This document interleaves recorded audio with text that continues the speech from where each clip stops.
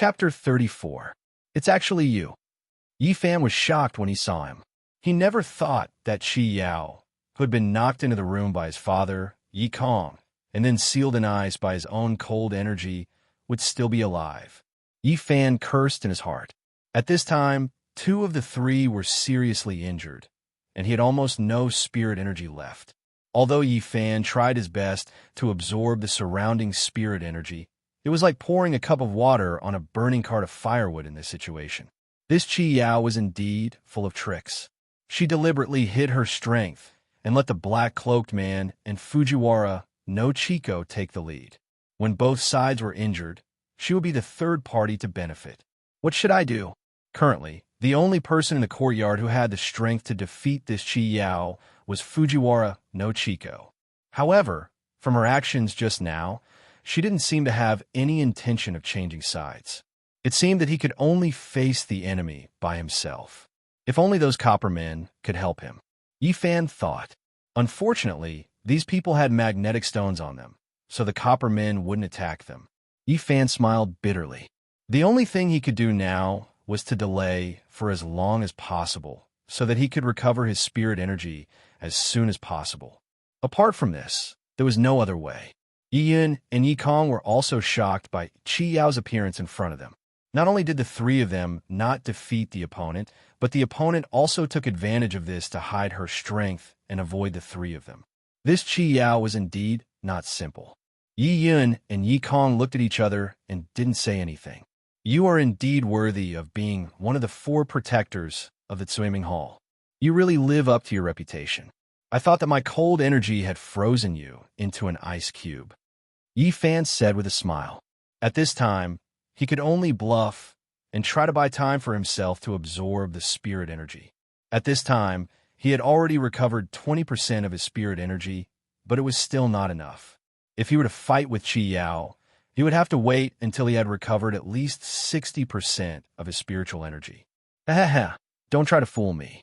If I'm not wrong, you don't have more than 30% of your spiritual energy left.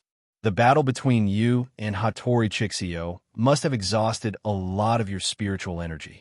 Otherwise, Miss Chico wouldn't have acted so rashly. Chiao turned around and looked at Fujiwara no Chico, who was covering her shoulder with her hand. Her left shoulder was already frozen. At this moment, she was sitting cross-legged with her eyes closed, circulating her energy to heal her injury.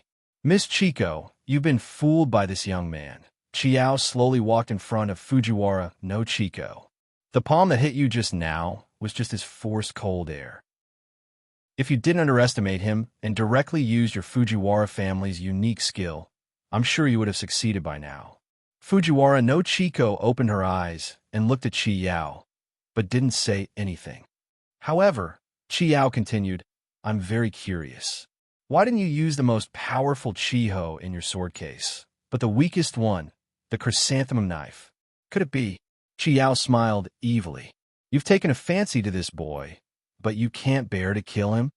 Fujiwara no Chico's expression changed greatly, and her beautiful eyes widened. Please watch your words, Mr. Qi Yao. Fujiwara no Chico said coldly. If you continue to make things up out of nothing, I will report this matter to your master Cui.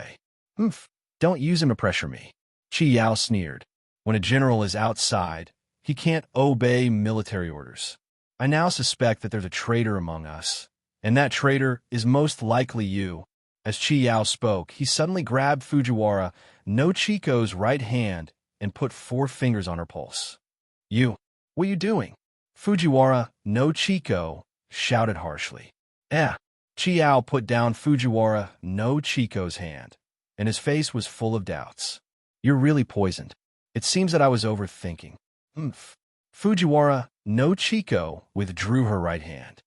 I will report this matter to your master Cui, and then you'll be punished. I like your shrewdness. Qi Yao suddenly put his face close to Fujiwara no Chico with a lecherous look. Although you're wearing a veil, I can see that you're a peerless beauty. Since you're seriously injured, you might as well not go back to that small island country of yours. Follow me in the future, and I promise you that you'll enjoy endless wealth. What do you think? Mr. Qi Yao, please conduct yourself with dignity. Fujiwara no Chiko said coldly. Conduct myself? Chiao said with an evil smile. Now that you're seriously injured, I can do whatever I want.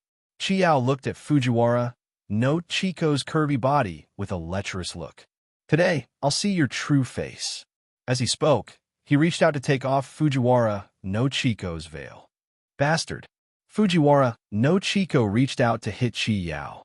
However, as soon as she reached out, Chiao sealed 3 of her acupuncture points. Chiao slowly reached out to take off Fujiwara no Chiko's veil. When he first saw Fujiwara no Chiko, he could tell that she was a beauty. However, he was afraid of Chui Zuin and Fujiwara no Chiko's swordsmanship. In addition, Hattori Chio was always by her side. Although he had been drooling for a long time, he did not dare to make a move. Now that Master Chui was thousands of miles away, Fujiwara no Chiko was seriously injured, and Hattori Chio had left in defeat. It was time for him to act recklessly. Fujiwara no Chiko's acupuncture points were sealed by Chiao. She could neither move nor speak. She could only watch as Chiao's hand came closer and closer. She closed her beautiful eyes tightly, and large drops of tears flowed out. Stop! Yi Fan roared. Ever since he was young, he hated to see people force others to do things that they did not want to do. Moreover, Fujiwara no Chiko had saved his life more than once. How could he bear to see her being molested? Ever since they parted at Mount Qingyun, Yi Fan could not forget her voice and her eyes. Now that he saw her crying, Yi Fan could not help but burn with anger. Chiao turned around and looked at Yi Fan with disgust. Then, he looked at Fujiwara no Chiko. He hated to be disturbed when he was doing this kind of thing. Fine. Chiao stood up and said to Fujiwara no Chiko, after I deal with this eyesore, I will accompany you. After he finished speaking, he slowly walked to a distance of 3 feet away from Yi Fan. What's wrong? Are you heartbroken? You've also taken a fancy to this beauty? Great minds think alike. Chiao smiled and said, in the future, when I'm tired of playing with her, I will give her to you. How about it? You really are a beast. Yi Fan wanted to cut him in 2 at this time. However, he had no spiritual power left, so he could only stall for time. Aren't you afraid that your sect leader, Chui Ziwen, will find out? Yi Fan said. Chui Ziwen? Humph, Chiao sneered and said, if it was before, I would still be afraid of him. But now, Chiao continued, I will first kill the 3 of you and take your weapon forging manual. Then, I will take your peerless god weapon. With the weapon forging manual and the peerless god weapon in hand, do I still need to be afraid of Chui Ziwen? What a joke. When the time comes, I will take this beauty to a secluded place and enjoy myself. Ha ha! Chiao looked up and laughed. Beast! Yi Fan could no longer endure his arrogance. He used the 30% of spirit energy that had just filled his body to activate his movement technique and quickly rush forward. Although he no longer had any spirit energy left to activate the cold air on the snake's shadow sword. As long as he was fast enough, just the sharpness of the snake's shadow sword would be enough to take this beast's life. This was a suicidal attack. If the attack failed, the spiritual power in his sea of chi would be completely exhausted, and he would be like an ordinary person. At that time, he could only resign himself to fate. Yi Fan made up his mind. Just as the demon was about to laugh at the sky and reveal his neck, he rushed over. An illusory figure instantly appeared in front of the demon Chi. The snake's shadow sword glinted with a cold light as it stabbed towards the demon Chi's vital points. Chiao was still laughing. He did not expect Yi Fan to suddenly attack at this time. While he was stunned, Yi Fan's snake's shadow sword arrived. The snake's shadow sword in his hand directly stabbed into Chi Yao's neck. Success. Yi Fan was secretly happy. However, the following scene made him unable to laugh. The Chiao in front of him instantly turned into a shadow and became fainter and fainter. In the blink of an eye, he disappeared. Not good, this is an illusion. Yi Fan shouted. He immediately turned around, but it was too late. Just as he turned around, the Chiao behind him kicked him in the chest. This kick was so powerful that it sent Yi Fan flying. Bang! Yi Fan directly hit the wall and fell to the ground. He spat out a mouthful of blood. The snake's shadow sword in his hand fell to the side. Chapter 35. Although the Tsuaming Hall wasn't a reputable sect, it still had its own set of rules. They didn't allow him to do this or that, but the rule he couldn't stand the most was that he was forbidden from having sex with other people's wives and daughters. A sex fiend like him couldn't stand this rule. Although he was one of the 4 great protectors, and no one would dare to do anything to him if he played with a few women, he still had to do it in secret. He didn't dare to do it openly. Shuizuan had also reminded him more than once not to indulge in women's charms in public, even though most of those women came knocking on his door because of his handsome appearance. However, he couldn't live under someone else's roof. Now that this was a once-in-a-lifetime opportunity, he would be a fool if he didn't seize it. Qiao laughed as he slowly walked towards Yifan. Snake's shadow sword, departing fire. These 2 god weapons now belong to me. Qiao walked up to the snake's shadow sword and bent down to pick it up. Yifan saw this and became anxious. However, there was nothing he could do. He could only watch as Qiao took the snake's shadow sword. Just as Qiao's hand was about to touch the snake's shadow sword, a golden light suddenly shot towards Qiao. Qiao had no choice but to retract his hand from the snake's shadow sword. He tapped the ground with the tip of his foot and leaped high into the air, dodging the attack. "It's you guys." Qiao was dumbfounded as he slowly landed on the ground. The people standing in front of him were none other than Yi Kong and Yi Yun, who had been severely injured by the departing fire sword. That golden light had come from Yi Kong's inverse scale sword. At this moment, Yi Kong and Yi Yun were full of energy and vigor. They didn't look like they were seriously injured at all. "Father, grandfather." Yifan was overjoyed when he saw that Yi Kong and Yi Yun had recovered. However, due to his injuries, he couldn't stand up at all. He could only lean against the wall and sit on the ground. "Father," Yi Kong said to Yi Yun, "you go and treat Fan Air first. Leave this beast to me." "All right, be careful," Yi Yun said. "This person is full of tricks. Be careful not to fall into his trap." Yi Yun then leaped in front of Yifan. "Fan Air, how are you?" Yi Yun asked as he prepared to treat Yifan's injuries. Yifan waved his hand. "There's no need, Grandpa. I'll heal myself. You should save your Jinshi to fight the enemy." After saying that, Yifan forced himself into a cross-legged position. He opened his pores and began to absorb the spiritual energy around him. The spirit jade on his chest also began to slowly release spiritual power. "How did you and Dad?" Yifan asked Yi Yun as he absorbed the spiritual energy. "Haha, can't you see it? Your father and I did it on purpose." Yi Yun was very satisfied with Yifan's performance tonight.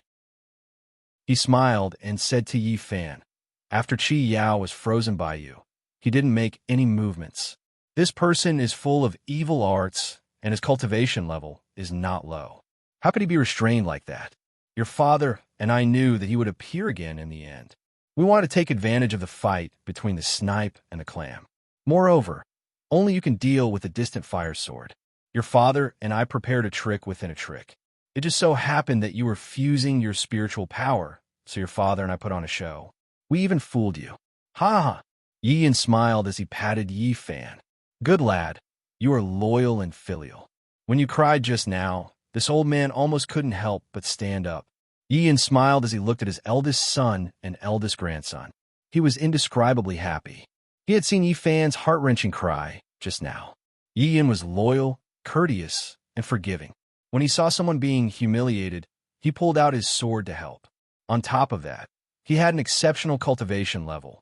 Yi Yun faintly felt that this grandson of his had a bright future ahead of him. He looked at Yi Kong and Qi Yao again. The two of them were already at daggers drawn. "Weren't the two of you severely injured by Hattori Qiangxiu's distant fire sword?" Qi Yao was shocked by the sudden appearance of the two. "How could? Weren't you also knocked back by my inverse scale sword? You were even sealed by Fan Er's frost chi." Yi Kong replied with a smile. "Aren't you still standing right here?" Qi Yao was rendered speechless by Yi Kong. They all say that I, Qi Yao, am full of tricks. I think I'm still inferior to the two of you. Cut the crap. I won't let you leave this place alive today." After Yi Kong finished speaking, he charged towards Qi Yao with the inverse scale sword. He didn't want to waste his breath on this bastard. Qi Yao's kick to Yi Fan had infuriated him, so he immediately used his killing move. Under Yi Kong's control, the inverse scale sword glowed with a golden light. It let out a roar like a tiger's or a dragon's roar, and charged towards Qi Yao with a golden light. Seeing this, Qi Yao also used her own killing move. She took out an item from her bosom. It was the size of a palm. With a shake of the wind, it turned into a 3-foot-long sword. However, it was different from normal swords. This sword was not made of gold, silver, copper, or iron. It was made of white bone. The sword was 3 feet long, and its blade was straight. Its entire body was the color of white bones. The hilt of the sword was made up of 32 tiny skulls. Each of the skulls' eyes were burning with green flames. The entire white bone sword was surrounded by evil energy, emitting an intimidating aura. Not only was this Qi Yao skilled in evil arts, she also had 2 mystic tools. The first was the ecstasy fan she had just used, and the other was the white bone sword she was currently wielding. It was called the bone eroding sword. Although the bone eroding sword and the ecstasy fan were refined in similar ways, there were also differences. The ecstasy fan was made from the bones of 32 virgins who died at the age of 18, who were born in the Een year, Een month, Een day, and Een hour. The souls of 32 young girls were sealed in the fan, and 100 ghosts were drawn on the fan to lure them into the fan. The bone eroding sword was the exact opposite. It was made from the bones of 32 youths who died at the age of 18, who were born in the year, month, and day of the 60-year cycle. The souls of 32 youths were sealed in the bone eroding sword. Although the bone eroding sword was made of white bone, it was extremely powerful. 32 Jiaxiang souls was no joke. After Qi Yao had refined the eroding bone sword, he had tested this sword in front of the people of the swimming department. The eroding bone sword, which was more than 10 feet tall, had been cut into 2 by the eroding bone sword, as if it was tofu, effortlessly. Even the succubus, the starved ghost, and the starved ghost were amazed after seeing it. The ecstasy fan and the bone eroding sword. The 2 were yin and yang. One was defensive and one was offensive. They were the protective mystic tools that Qi Yao never left her side. Now that the ecstasy fan was no match for the inverse scale sword, which was filled with tyrannical yang energy, Qi Yao took out the bone eroding sword. The white energy was dense and murderous. The bone eroding sword emitted an intimidating aura as it clashed with the inverse scale sword. Boom! The inverse scale sword and the bone eroding sword clashed. Unlike the ecstasy fan, the 32 yang souls sealed in the bone eroding sword were filled with yang energy. They forcefully blocked the inverse scale sword, which was also filled with tyrannical yang energy. The 2 swords were in a deadlock as they met each other. The inverse scale sword is only SOSO, Qi Yao sneered. Yi Kong's lips curled into a smile when he heard this. He suddenly retreated 3 meters back, pushed off the ground with the tip of his foot, and leaped into the air. While he was in the air, he executed his ethereal sword style. In an instant, more than 10 crisscrossing golden arcs of light slashed down from the sky. Qi Yao could only feel the overwhelming yang energy. She didn't dare to be careless. Activating the bone eroding sword in her hand, she danced with it in an airtight manner. The more Qi Yao danced, the faster the sword moved. The afterimages of the bone eroding sword were like a dome that completely enveloped Qi Yao. Boom, boom, boom, boom. The dozen or so golden arcs of light that descended from the sky struck the bone eroding sword that Qi Yao was dancing with. Golden light radiated everywhere, while white light filled the entire area. Shockwaves spread in all directions, and dust flew everywhere. When the dust gradually settled and settled, Yi Fan and the others finally saw the scene on the battlefield clearly. With a single glance, they were all shocked. Qi Yao's hairband had already been cut off by Yi Kong's ethereal sword style during the battle. Her long hair fluttered in the air, her handsome and elegant appearance, and the bone-eroding sword in her hand that was filled with evil energy. At this moment, Qiao truly lived up to the word demon in her name. She looked at Yi Kong again. His expression didn't change at all. He was calm and composed, holding his sword with one hand. The tip of the sword pointed to the ground. The long robe on his body fluttered slightly in the wind. He looked like a transcendent immortal. The ethereal sword style lives up to its name. Other than Shui Ziwen, you're the first person to force me to use my bone-eroding sword and cut off my hairband.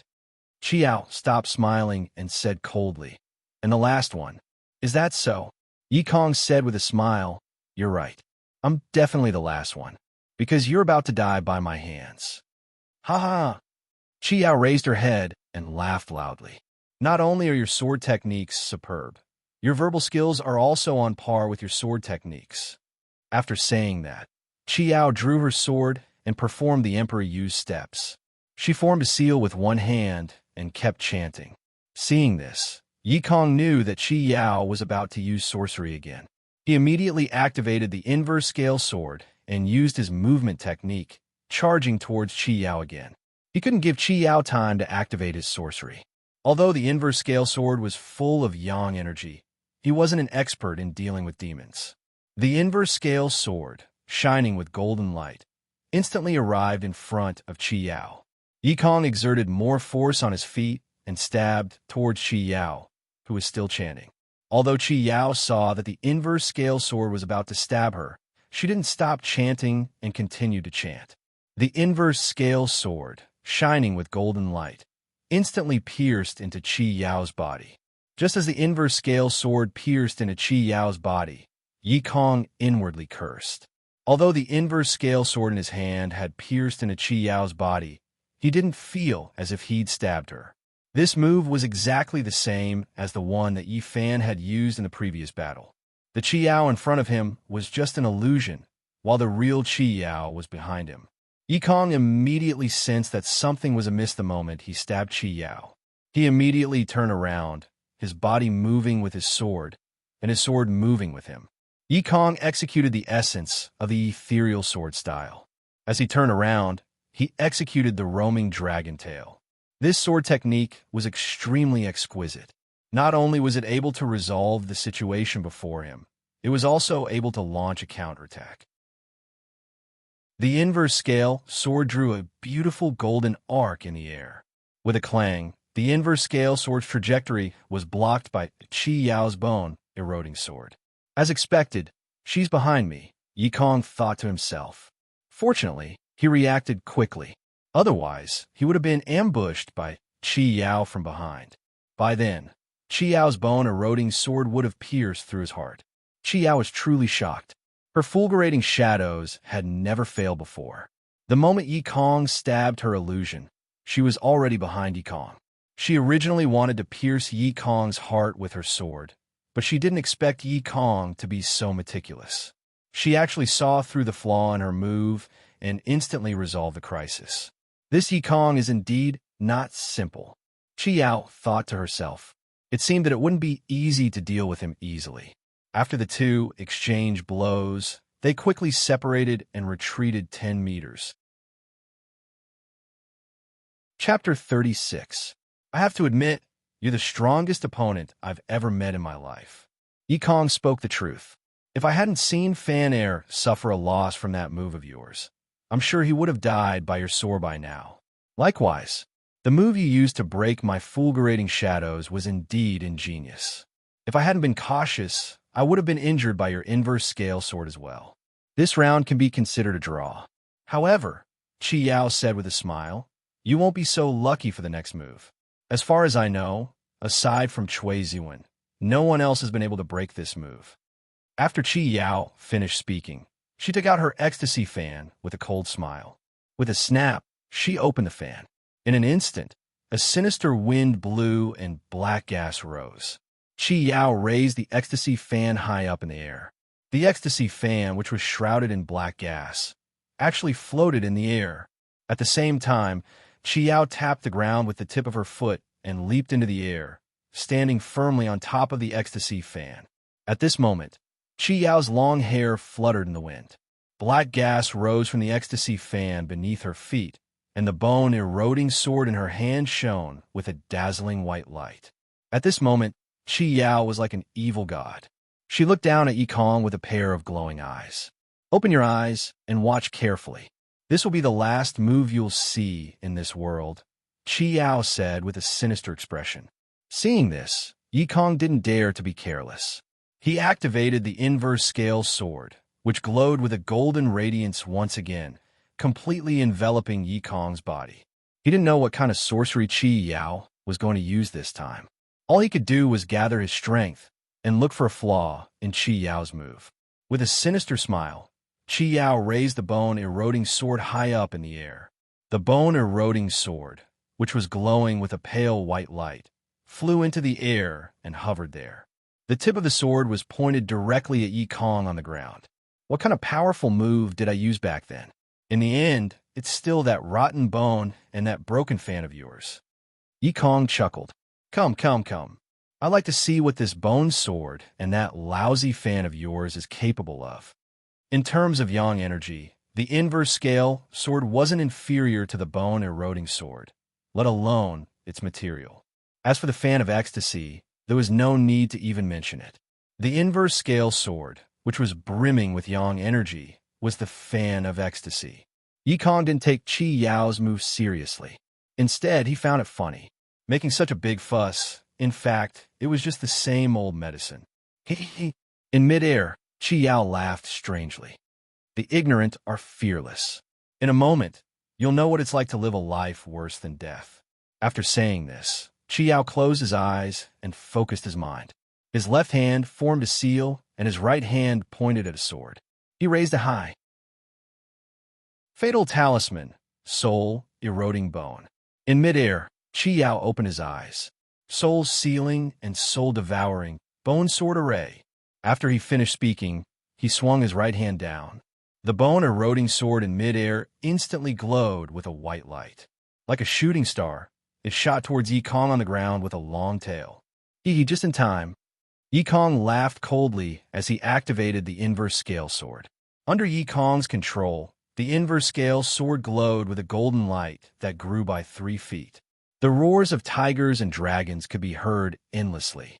When the golden light grew to 4 feet, Yi Kong used his movement skill and rushed towards the whistling bone-eroding sword. He focused all his strength on the inverse scale sword with only one goal in mind, and that was to completely shatter his opponent's bone-eroding sword. As long as the bone-eroding sword was destroyed, his opponent's strength would be greatly reduced. Naturally, his chances of victory would be greatly increased. Chi Yao cackled as she watched Yi Kong rush towards her. Yi Kong, your time has come. As Chi Yao spoke, she suddenly changed her hand seals. The moment the glowing white bone-eroding sword clashed with the golden inverse scale sword, it instantly split into 32 bone-eroding swords. A rain of swords poured down from the sky like a waterfall. Not good. Yi Kong cursed in his heart. He quickly withdrew his movement skill and changed his position. Unfortunately, it was all too late. Both sides were too fast. He didn't have the time to change his position at all. Boom! The 2 rays of light, one gold and one white, clashed together. The resulting shockwave pushed Yi Kong, who was covered in blood, to the ground. Just now, his inverse scale sword had only blocked a dozen or so of the bone-eroding swords. The other dozen had all pierced him. He never thought that a single bone-eroding sword could create so many clones. Originally, he thought that even if there were so many bone-eroding swords, they would all be illusions, just like Chi Yao's fulgurating shadows. There was only one real bone-eroding sword. As long as he blocked the real bone-eroding sword, the rest of the illusions would naturally collapse. However, he never thought that these 32 swords were all real. He had underestimated his opponent too much. Boom! Yi Kong landed heavily on the ground, kicking up a cloud of dust. Father! Yi Fan screamed at the top of his lungs. He had already recovered 40% of his spiritual energy. When he saw Yi Kong fall from the sky, he was about to get up and check on Yi Kong's injuries. Just as he was about to get up, Yin pulled him back. Don't go. Yin pressed down on Yi Fan's shoulder and said, Don't worry. Your father is fine. But Yi Fan didn't understand. His father, Yi Kong, was currently covered in blood. On top of that, he had fallen from such a high altitude. How could he be fine? Yi Fan was worried that his father, Yi Kong, would never be able to get up again. Nobody knows him better than his father, Yi Yun said calmly. He hasn't even used half of his true strength yet. What? Yi Fan was dumbfounded when he heard Yi Yun's words. Half. He just watch, Yi Yun said as he looked at Yi Kong, who was struggling to get up. At this moment, Yi Kong had already stood up. There were more than 10 sword wounds all over his body. His body was covered in blood, making him look like a bloody man. After Yi Kong got up, he didn't say a word. He just stood there and looked up at Chi Yao, who was in midair. Chi Yao was still smiling evilly in midair. The 32 bone, eroding swords were circling around him. After seeing Yi Kong injured, Chi Yao pointed at Yi Kong again. The 32 bone, eroding swords whimpered as they rushed towards Yi Kong, who was covered in blood. Looking at Yi Kong again, he didn't move at all. He just watched as the swords rained down from the sky. Boom! The 32 bone, eroding swords instantly hit the ground. White light covered the ground. The airwaves dispersed and dust flew everywhere. Dad! Yi Fan shouted again. Yi Yun was still expressionless. He held Yi Fan's shoulder tightly. Ha ha! Chi Yao, who was in midair, waved his hand. The 32 bone, eroding swords flew back to him from the ground. They gathered together and merged into a single bone, eroding sword before flying into Chi Yao's hand. How is it? Are you still making fun of my bone, eroding swords? Ha ha ha! Chi Yao looked up to the sky and laughed. Even if you are an immortal, if you are pierced by my bone, eroding swords, you will be skinned alive even if you don't die. Let alone a mortal like you. The Chi Yao, who had been laughing, suddenly stopped, a look of disbelief on his face. Suddenly, he felt an overbearing pure yang qi coming from the ground. This pure yang qi was extremely pure, and it was getting stronger and stronger. Impossible. Chi Yao was shocked.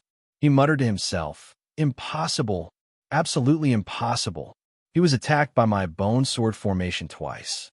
There is no way he can survive.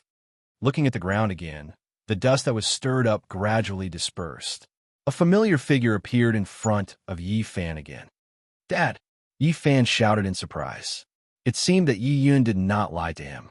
His father's strength had just begun to be revealed. I knew it. How can my son be so weak? Yi Yun said with a smile. Yi Kong, who stood up, was still standing in the same place. He still looked up at Chi Yao, who was in midair without any expression. His eyes were extremely empty, as if he could see through everything. Damn it, Chi Yao cursed. He was scared by Yi Kong's gaze. Other than Shui Ziwen, there was no other person who could make him feel this way. You are quite strong. Chi Yao raised the bone, eroding sword into the air again. This time, I will finish you with one move. Chi Yao finished speaking and pointed at the ecstasy fan under his feet with his right hand. A chilly wind blew from the ecstasy fan, and black chi billowed. Instantly, hundreds of black chi rushed out of the ecstasy fan. These hundreds of black chi did not stop and flew directly to the bone, eroding sword in the air. Chi Yao kept changing his hand seals. The hundreds of black chi quickly merged under the influence of Chi Yao's hand seals, forming a huge human figure. This human figure was formed by the hundreds of black chi. It was dressed like a general, wearing a helmet, armor, and boots. It was covered in black chi. It was a living example of a majestic black general. Lin Bing Doja Gli Jun forward move. Chi Yao chanted an incantation while changing his hand seals. 9 syllables mantra, Ian exclaimed. This Chi Yao is indeed not simple. 9 syllables mantra? Is it very powerful? Yi Fan asked. According to the book, Bio Pussy, Deng, it was recorded that when entering the mountains, one should know the secret of the 6 Jia Jia. The saying is Lin Bing Do Zhao Lai move forward. 9 times, it is often used as a secret, and there is nothing that cannot be avoided. The 9 syllables mantra was originally a Taoist secret technique used to exorcise demons and subdue demons. Who would have thought that someone as evil as Qi Yao would actually be an orthodox Taoist? Yi sneered as he explained. That's right. If you want to control the 100 ghosts in the fan, the 9 syllables mantra is the most suitable. Under the influence of Qi Yao's constantly changing hand seals, the black general formed by the 100 ghosts slowly reached out his right hand and grasped the bone-eroding sword that was floating in midair.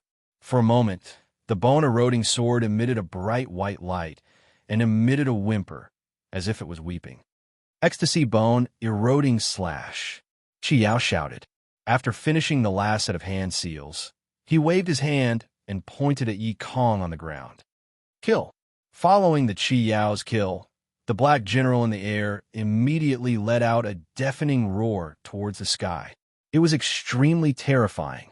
The black general held the white bone sword in front of his chest and moved. Instantly, black clouds rolled under his feet, and Yin Qi soared to the sky. The majestic black general held the bone-eroding sword in his hand and charged towards Yi Kong on the ground with a murderous aura like a demon, dragging a long black tail behind him. Before the person arrived, the strong wind arrived first. The strong wind brought about by the black general blew up the dust on the ground and scattered the airwaves. The rapidly descending dark general raised the bone-eroding sword high above his head as he descended. The shining white bone-eroding sword was instantly surrounded by a black aura. What was even more unbelievable was that the bone-eroding sword instantly split into 32 bone-eroding swords after being surrounded by the black aura. Other than the bone-eroding sword in Dark General's hand that was about to slash into the night sky, the other 31 bone-eroding swords circled around Dark General's back, dragging a long trail of light as they charged into the night sky. On the other hand, Yi Kong was still expressionless. He coldly raised his head and looked at the black general and the 31 bone-eroding swords that were following closely behind him. Fan Air, watch carefully. Your father is about to use his killer move, Yi said to Yi Fan from the side. Killer move? Yi Fan was very curious. At this moment, Yi Kong didn't make any moves. He really couldn't tell what kind of killer move his father was going to use. The highest level of the ethereal sword style isn't the sword technique, but the heart, Yi said. The heart is like dead ashes without any desires or desires. It's neither empty nor alive. It's extremely agile. This is the only way to unleash the ethereal sword style's full potential. Judging from your father's current state, he must have cultivated it to the highest level. Seeing that the bone-eroding sword in the black general's hand was about to strike Yi Kong suddenly raised the inverse scale sword in his hand and made a blocking stance. Boom! Shockwaves spread out in all directions. Dust flew everywhere and covered the sky. The black general rushed forward and used the bone-eroding sword in his hand to strike Yi Kong's inverse scale sword. The black general's figure was actually blocked by Yi Kong. On the other hand, Yi Kong was still expressionless. The ground beneath his feet had sunk under the black general's immense strength, forming a huge crater. Chapter 37. Boom! Boom! The 31 bone-eroding swords stirred up a cloud of dust that lingered in the air for a long time. He. Qi Yao, who was in the air, laughed strangely. You're going to die this time. Ha ha! Qi Yao looked up to the sky and laughed. He waved his hand, and the black general flew back to him from the dust on the ground. The 31 bone-eroding swords also flew back to the black general's bone-eroding sword and merged into one. Since he had already used his trump card, there was no way that Yi Kong could survive this. He was in a very good mood. It seemed that everything was going as he expected. But he was wrong. When the dust settled, he could no longer laugh. Instead, he was sweating profusely. Yi Kong, who was on the ground, was still standing in the wind. His cold and empty eyes were staring at Qi Yao in the air. Impossible. Qi Yao could not believe his eyes. This was the second time he said it was impossible. Just when he said it was impossible, Yi Kong, who was on the ground, moved. He closed his eyes and concentrated. His body began to emit an intimidating aura. As the aura became thicker and thicker, Yi Kong's body was gradually covered by a layer of translucent chi. This chi became bigger and fainter. Finally, it became extremely transparent. It was faintly discernible and was about 10 feet tall. Xiantian vital chi. Yi Yin said. Xiantian vital chi? Yi Fan asked. That's right. The purer the Xiantian vital chi, the more transparent it will become. Ordinary experts can only circulate their vital chi within their bodies. But your father's Xiantian vital chi has reached the realm of perfection.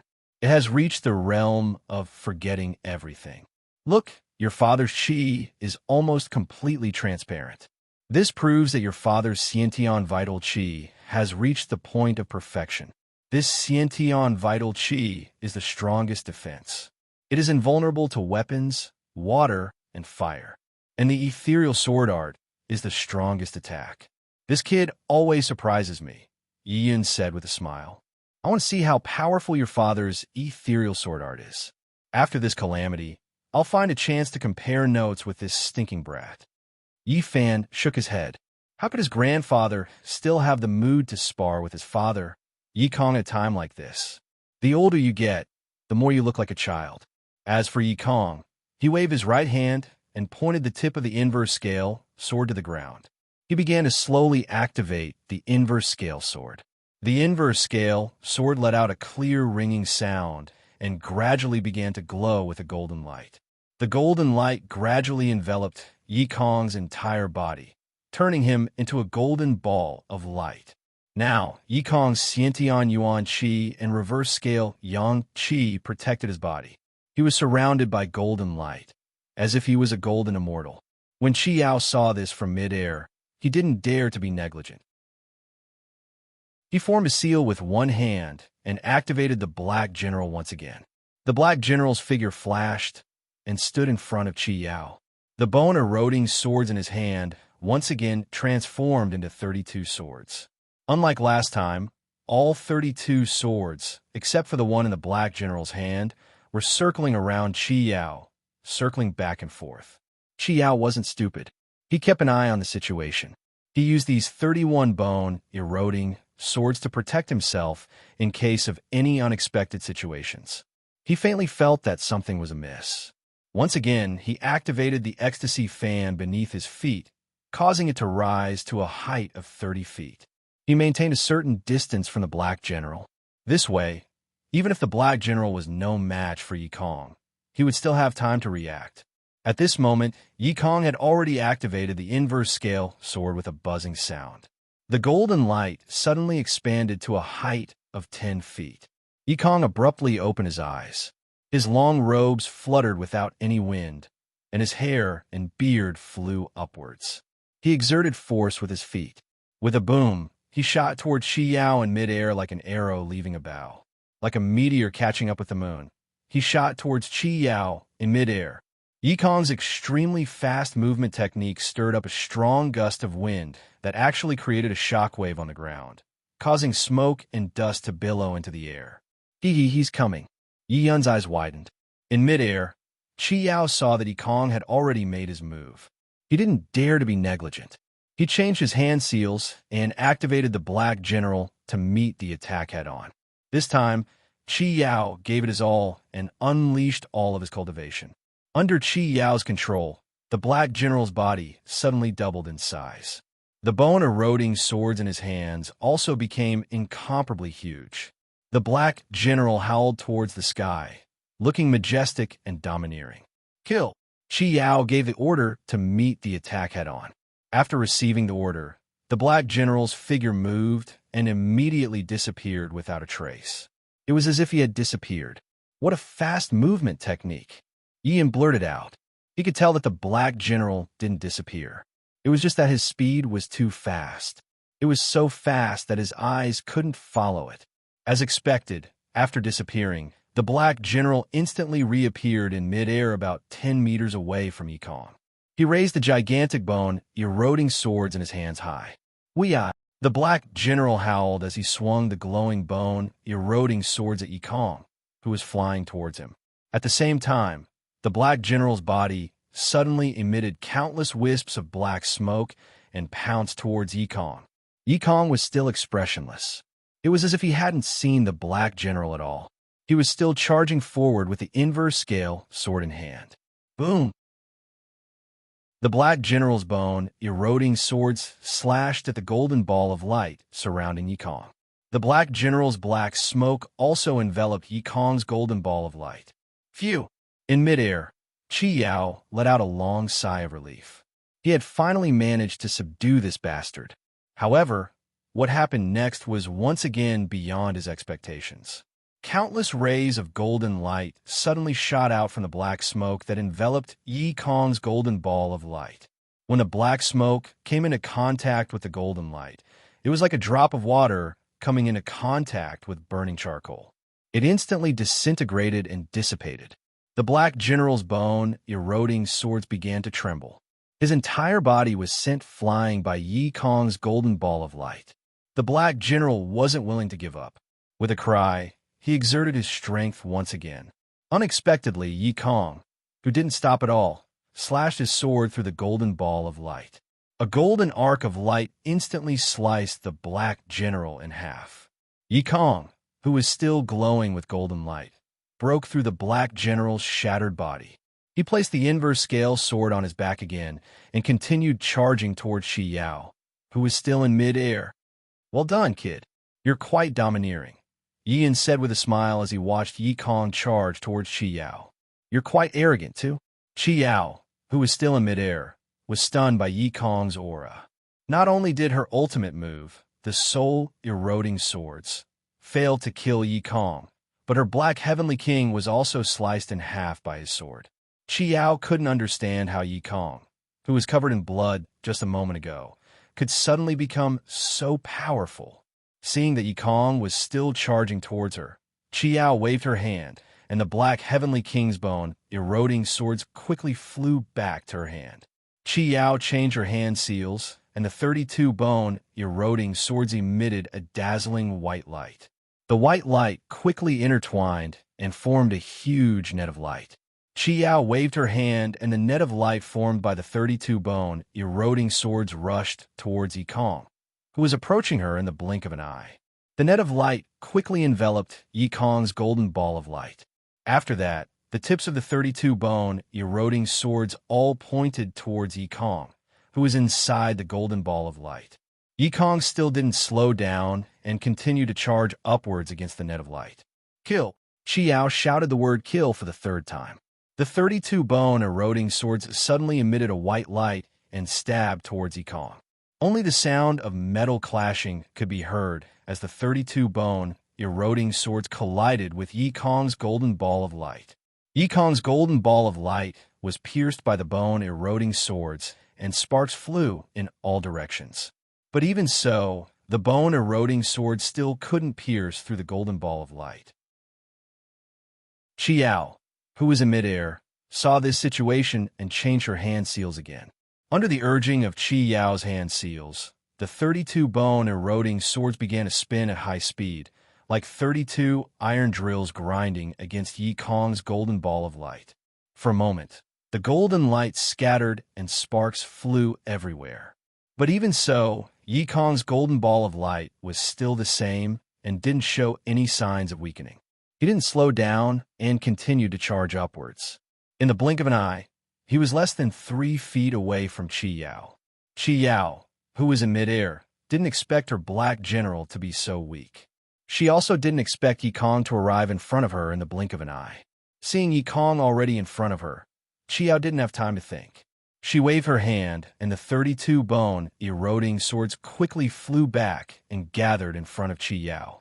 The 32 bone, eroding swords gathered together, and the sword tips extended outwards, forming a sword shield that spun at high speed. Qi Yao simultaneously urged her ecstasy fan to retreat quickly. Since attacking didn't work, she would use all her strength to defend. The ecstasy fan under Qi Yao's feet emitted black smoke as it supported Qi Yao to retreat while buffering Yikong's fierce attacks. The expressionless Yikong arrived in front of the sword shield in the blink of an eye. He waved the long sword in his right hand and drew a golden arc in the air. With a cracking sound, The sword shield that was more than 6 feet in diameter was cut into 2 pieces like tofu. After the golden arc cut the sword shield, it didn't slow down and continued to slash at Qi Yao, who was retreating. Yikong's figure also broke through the sword shield and rushed over. Qi Yao saw that the situation was critical and couldn't recall her bone-eroding swords in time. She could only urge her ecstasy fan to fly higher and avoid Yikong's golden arc. She was sweating profusely. She was in a passive position and could only defend herself. She didn't have the strength to fight back. As long as there was life, there was hope. Although she didn't want to give up, she still made an important decision. Run. Thinking of this, Qi Yao didn't stop at all. He waved his hand to summon back the bone-eroding sword and hurriedly urged the ecstasy fan beneath his feet to retreat. The ecstasy fan once again emitted billowing black smoke that surrounded Qi Yao and carried him away at high speed. Trying to run? Hee, it's too late. On the ground, Yi Yin chuckled. In the blink of an eye, Yi Kong, who was charging up at full speed, saw that Qi Yao was trying to escape and immediately pushed the inverse scale sword to its limits. The inverse scale sword let out a roar that sounded like a tiger's roar and a dragon's roar before it began to shine brightly. When the golden light reached a height of 3 meters, Yi Kong swung his arm, and the inverse scale sword swiftly left his hand. Like a golden dragon, it rushed into the escaping black cloud with a long golden tail. Void Spirit Slash. Ian blurted out. Boom! The black cloud trembled. The rapidly escaping black cloud was pierced by the inverse scale sword. It was as if the sun had pierced through the black cloud, emitting bursts of golden light. A scream of agony rang out as a rain of blood fell from the sky. Then, a bloody arm fell from the black cloud. Yi Kong waved his hand, and the inverse scale sword flew back into his hand. Although the black cloud was no longer in shape, it hadn't dispersed yet. Wisps of black smoke rose from it as it fled towards the southeast. Seeing this, Yi Kong continued to urge the inverse scale sword, wanting to use the Void Spirit Slash again. Don't chase a cornered enemy, Yi Yin shouted from the ground. Chapter 38. Kong. Just as he was about to praise Yi Kong, Yi Yin saw his son suddenly fall to the ground and immediately rushed over. Father. Yi Fan did not expect his father, who had been so domineering just a moment ago, to suddenly collapse. It's okay, Yi Yin said while taking Yi Kong's pulse. Your father just overdrafted his physical strength. Although his empty spirit slash was overbearing, but it consumed too much yuan qi. He will recover after a few days of rest. Yi Yin said as he helped Yi Kong to lie down on the ground next to Yi Fan. Grandfather, is this disaster over? Yi Fan asked. You will have to ask her, Yi Yin said as he walked over to Fujiwara no Chico and tapped her body 3 times, unlocking her acupuncture points. Fujiwara no Chico, whose acupuncture points were unlocked, loosened her body and regained her ability to move. After Yi Yin unlocked her acupuncture points, he returned to Yi Fan's side. He looked at Yi Fan, and the meaning was obvious. Since this Fujiwara no Chico had saved Yi Fan several times, then naturally he should let Yi Fan ask her. Yi Fan got up and walked over to her. At this time, his spiritual power had recovered by 10%, so moving was not a problem. Yi Fan walked over to Fujiwara no Chico and squatted down, looking at the mysterious savior in front of him. Are you all right? Are you all right? Yi Fan asked. I am now seriously injured. If you want to kill me, do as you please. Fujiwara no Chico opened her pair of beautiful eyes and said coldly while looking at Yi Fan. There really was an expert. Yi Fan understood what Fujiwara no Chico meant. That inhuman expert was definitely not that vixen. This Fujiwara no Chico seemed to have some unspeakable difficulties and was very afraid of this person. Otherwise, she would not have used this method to warn him. Humph, humph, you still dare to be stubborn when you're at death's door. Yi Fan deliberately put on a stern face and said coldly, Speak, how many people have come this time? Oomph. Fujiwara no Chico snorted and closed her eyes, ignoring Yi Fan. Looks like you won't tell me unless I make you suffer a little. Yifan suddenly reached out and tapped Fujiwara no Chico's neck. Fujiwara no Chico was stunned and stopped moving. His acting skills were quite good. Yifan thought to himself. He did not know how to tap her acupoints and only touched her neck lightly. He did not expect this woman to be so smart and immediately understood his real intention. Yifan's act of tapping her acupoints was fake, but the real thing was that he wanted to give her the spiritual jade. While he was tapping her acupoints, he threw the spiritual jade in his hand into Fujiwara no Chico's neckline. This spiritual jade had already saved her life. When she was attacked by Chi Yao, she was seriously injured. If it were not for this spiritual jade, she would not have been able to recover in such a short time. This spiritual jade was originally hers. Now that she was seriously injured, she needed the help of this spiritual jade. Fujiwara no Chico's face turned red. Since she was sensible, this was the first time a man touched her, let alone threw something into her chest. When the silly Yifan saw Fujiwara no Chico's red face, he thought that the spiritual jade had taken effect. He turned around and left with satisfaction. When he returned to Yi Yun's side, he gave Yi Yun a meaningful glance. When Yi Yun saw this, he frowned. It seemed that the most powerful expert had not appeared yet. After Yifan returned to Yi Yun's side, he sat cross-legged and began to absorb spiritual energy. Right now, among the three of them, his father, Yi Kong, had fainted and his own spirit energy had dried up. The only one who could fight was his grandfather, Yi Yun. The only thing he could do now was to focus on absorbing spirit energy and make use of the time to recover his spirit energy in case of an emergency. Yi Yun remained silent.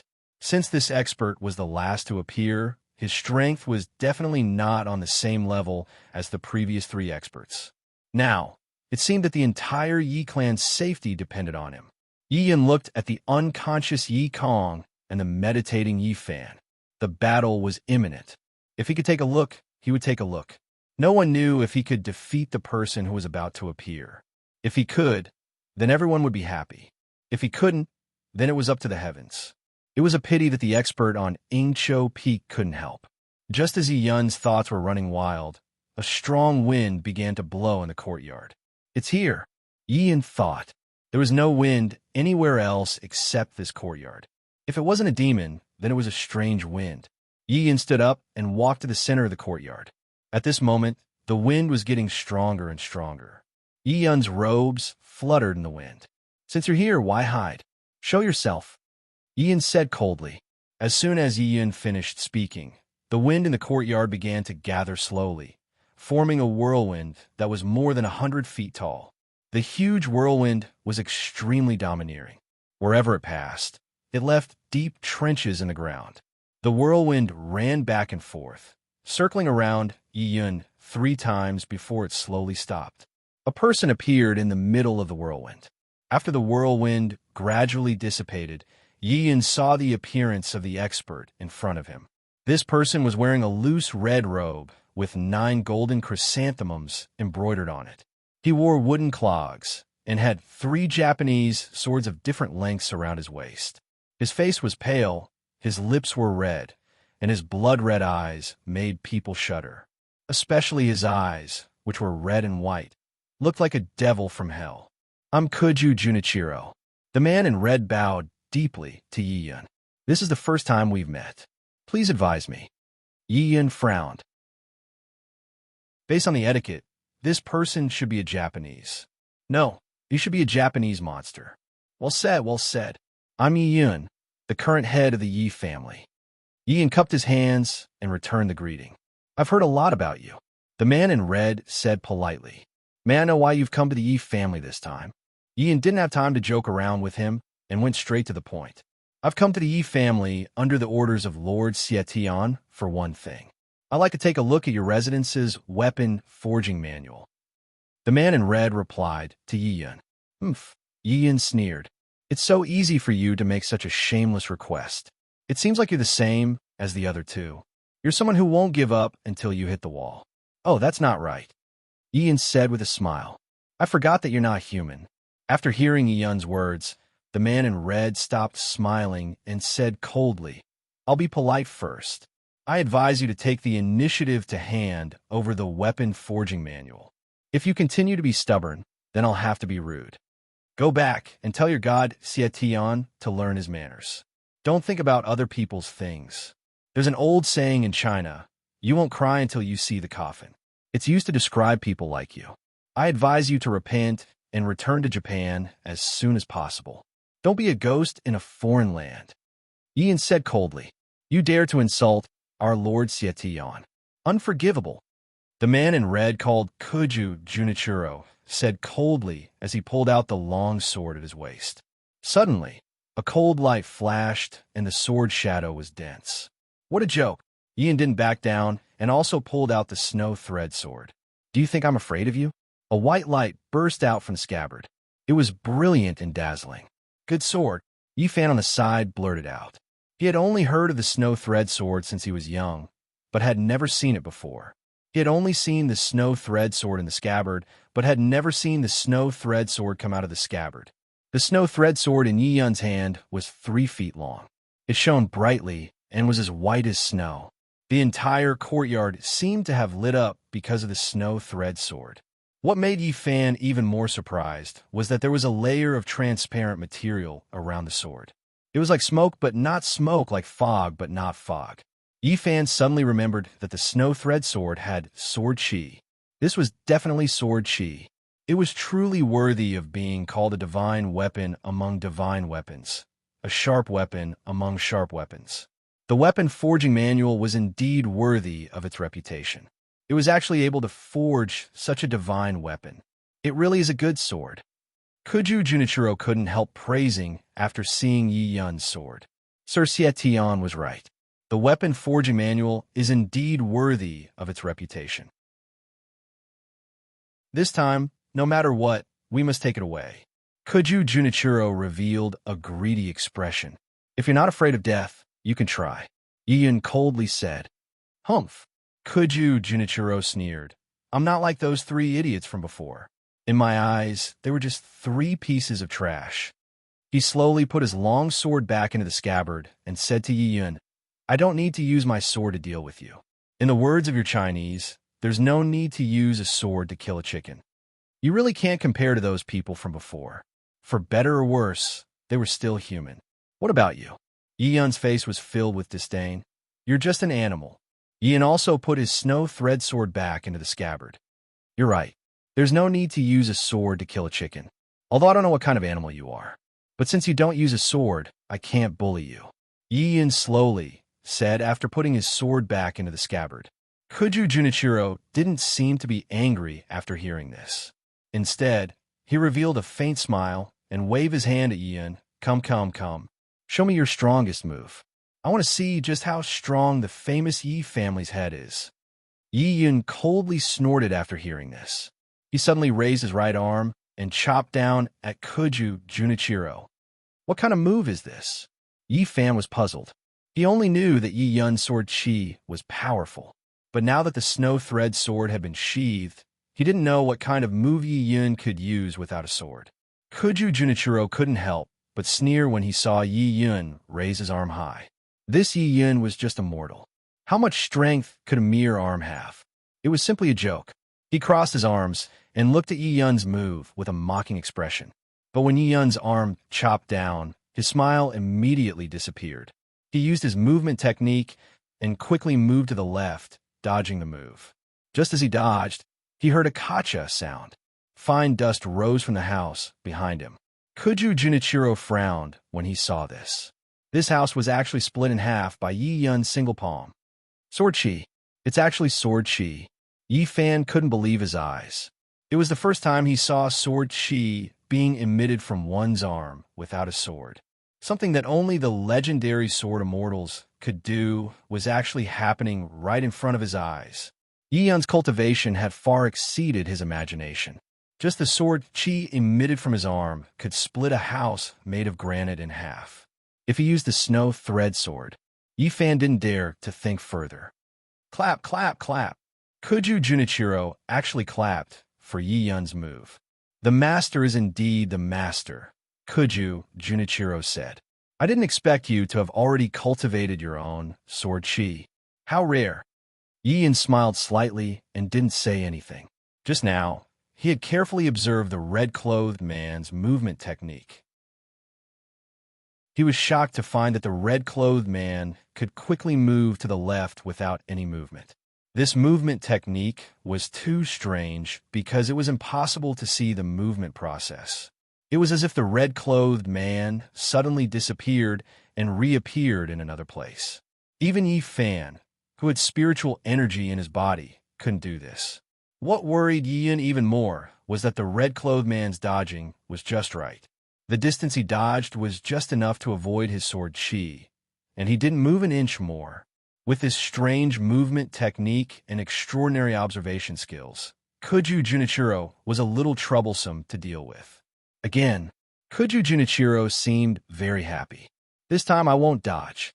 What an arrogant tone. What shameless boasting. Yin raised his right arm again. Unlike before, he didn't raise it above his head this time. Instead, he stretched it out horizontally with his palm, facing the red-clothed man in front of him. Hee, you've changed your move? Interesting. Kuju Junichiro stood still. Yin smiled as he watched him stand still. Suddenly, his hair stood on end, and his eyes widened.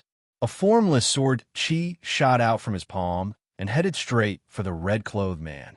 When the red-clothed man saw the incoming sword chi, he sneered. With a flick of his right sleeve, Yun's formless sword chi was immediately deflected. With a boom, the house behind the red-clothed man completely collapsed, and dust flew everywhere. What a powerful sword chi! What a profound cultivation! Yi Fan watched from the side with trepidation. He couldn't see Yun's sword chi at all.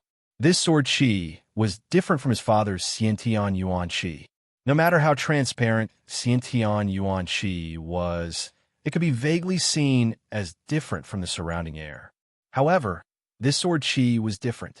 It was no different from air. Once it was used, it couldn't be seen with the naked eye. It could truly kill without leaving a trace.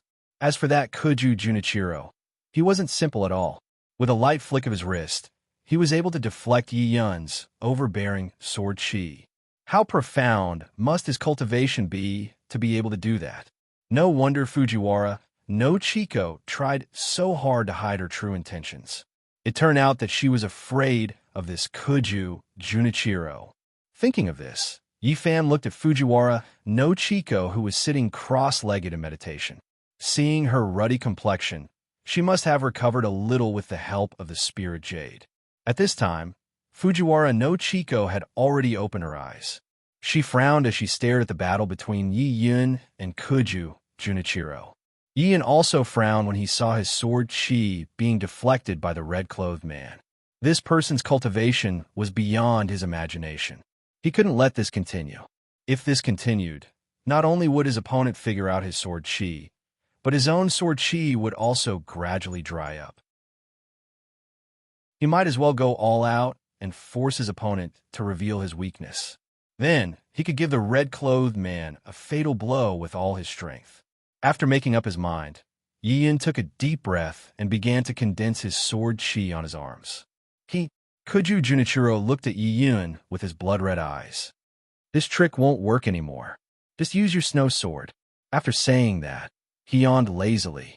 However, the moment Kuju Junichiro yawned, Yi Yun made his move. Both of his arms were rapidly extending and retracting back and forth, constantly shooting out sharp sword chi at the red-clothed man who was yawning. Unlike the sword energy from before, the sword energy that Yi Yun sent out this time was more than twice as fast and powerful as the sword energy from before. Swoosh, swoosh, swoosh. Yi did not stop. Sword chi continued to shoot out from his palms, not giving Kuju Junichiro any chance to counterattack. Boom, boom, boom. Soon, the dust and smoke completely surrounded Kuju Junichiro. This is my chance, Ian thought to himself. Thinking of this, he stretched out both of his arms and stopped retracting them back and forth. Countless sword chi continued to shoot out from his palms. Yi Yin shouted and shot all the sword chi in his body at the red-clothed man, without holding back. Boom, boom, boom, boom. The explosions became more frequent and louder. The smoke also became thicker and thicker. Within the smoke, Kuju Junichiro gradually stopped moving. Now's the time. This was an opportunity that couldn't be missed. Now was the time to finish him off. Yi Yin maintained a large amount of sword chi in his left hand and continued to attack the red-clothed man, while his right hand pulled out the snow sword. After pulling out the sword, Yi Yin did not stop. Using his movement skill, he activated the snow sword and shot towards Kuju Junichiro like an arrow released from a bow. The brilliant snow sword emitted a dazzling white light. Under the guidance of Yi Yun's movement skill, the sword pierced into the smoke with a long tail behind it. Boom! Shockwaves spread out in all directions as the white light flashed. The huge shockwaves blew away the dust and smoke surrounding Kuju Junichiro. Looking back at Yi Yun, the snow sword in his hand had pierced straight into Kuju Junichiro's heart. The bright red blood dyed the golden chrysanthemum on Kuju Junichiro's body red. Yi Yin slowly pulled out the snow sword from Kuju Junichiro's body and sheathed it. Then, he turned around and prepared to leave. "Do you think you've won?" Kuju Junichiro said as his body went limp and fell to the ground. Yi Yin stopped and turned around to look at the dying red-clothed man. "What do you think?" Yi Yin said. Chapter 39. This was going on. Yi Yin was confused by the scene in front of him. Where is Kuju Junichiro? How did he suddenly disappear into thin air? Why is he nowhere to be found? Could it be? Yi Yin suddenly recalled the shadow shift that Chi Yao had just used. He quickly turned around, but he discovered that there was no one behind him. What the hell is going on? Yi Yin couldn't figure it out. He clearly stabbed Kuju Junichiro's heart with his snow thread sword, but since he was fatally injured, why did he disappear? Could it be that this was all an illusion? Impossible. The collapsed house in front of him and the Shakti fan told him that this was not an illusion. This Kuju Junichiro really disappeared. Yi Fan was also stunned by all this. Yi Yun's earth-shattering sword energy shocked him again. The power of the snow thread sword also left a deep impression on him. The disappearance of the red-robed man was even more inconceivable. Everything that happened today was too big of an impact on him. Yi Yin slowly walked to the place where the red-clothed man disappeared and squatted down to take a closer look. Since it wasn't an illusion, there might be some clues left behind.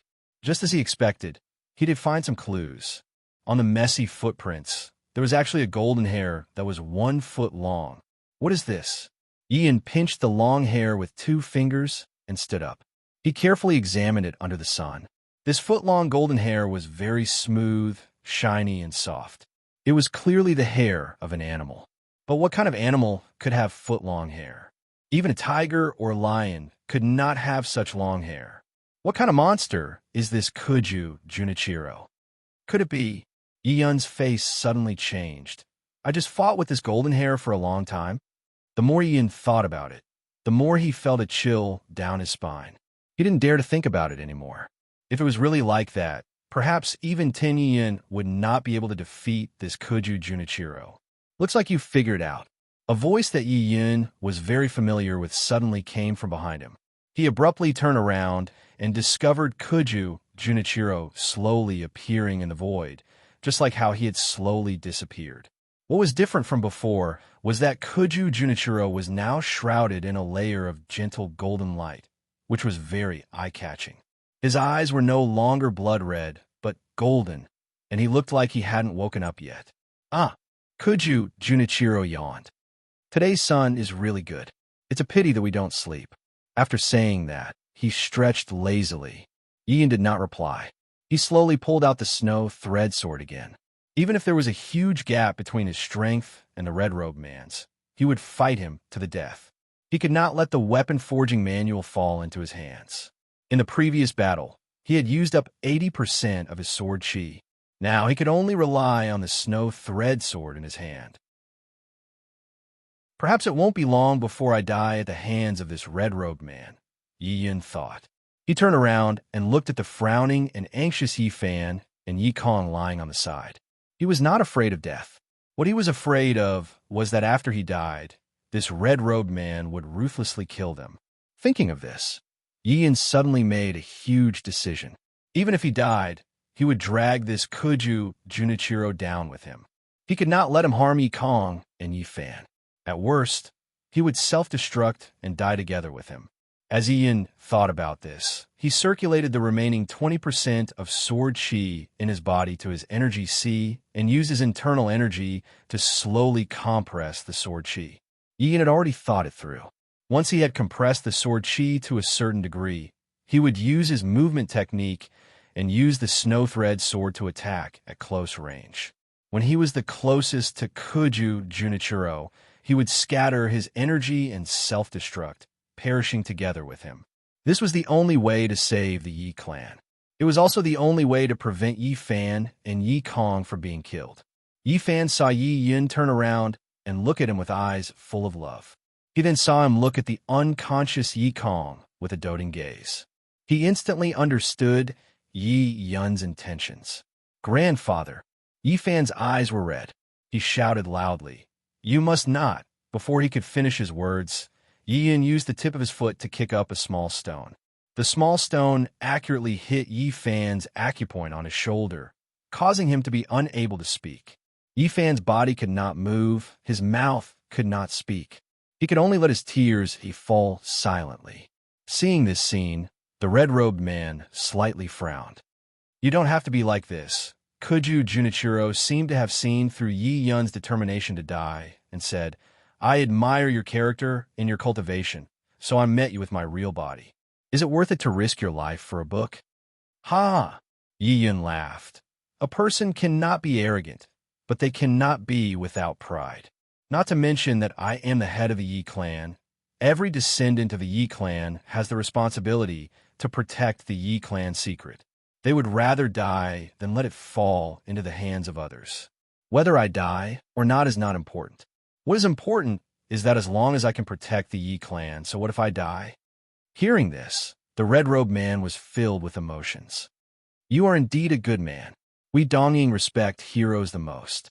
I promise you," Kuju Junichiro said, "after you die, I will not make things difficult for the father and son.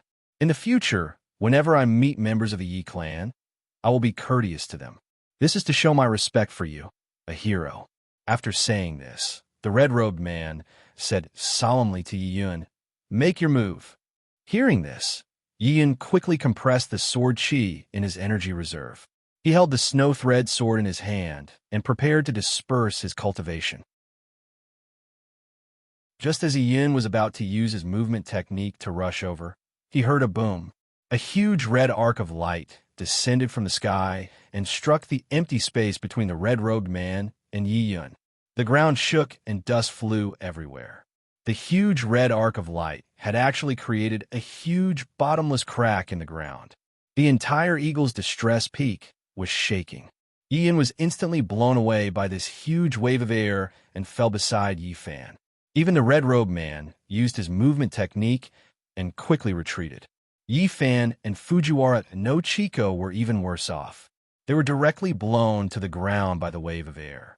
After stabilizing himself, Yi Yun quickly helped the two of them to the wall. He stood in front of them, holding his sword with one hand and looking around vigilantly. What a powerful move! Yi Yun sighed in his heart. Even if he was at his peak and gathered all his sword chi, he would not be able to create such destructive power. Yi Yun did not know if the person who came was a friend or foe. His heart was pounding. If it was a helper, it would be fine. If it was an enemy, Yi Yun shook his head. Chapter 40. It would be great if all the heads of the Yi clan were like you, Yi Ming said to Yi Yun as he slowly walked in front of Yi Fan. "You're right.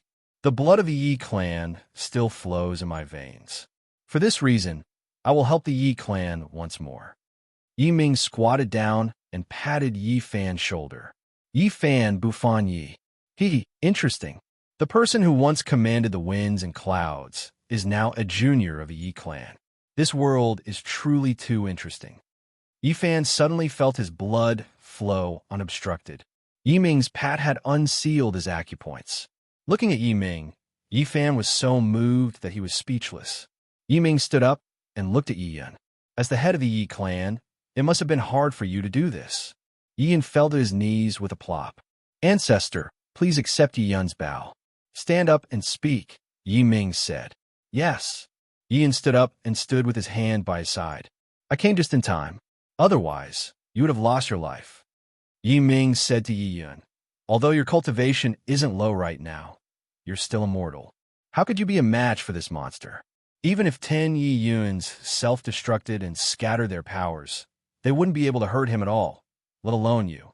If you do this, you'll just be throwing your life away. What? 10 Yi Yun self-destructed. They would not be able to harm him? Yi Fan was shocked when he heard this. He had clearly seen his grandfather Yi Yun's strength. Without using the snow thread sword, he could cut down a granite house like tofu. Such strength was not even a tenth of Juju Junichiro's strength. He secretly rejoiced that he had been able to goad this Yi clan ancestor into coming. Otherwise, Yi Fan did not dare to think any further. Yi Yun's face was full of disbelief. Fortunately, Yi Ming came in time.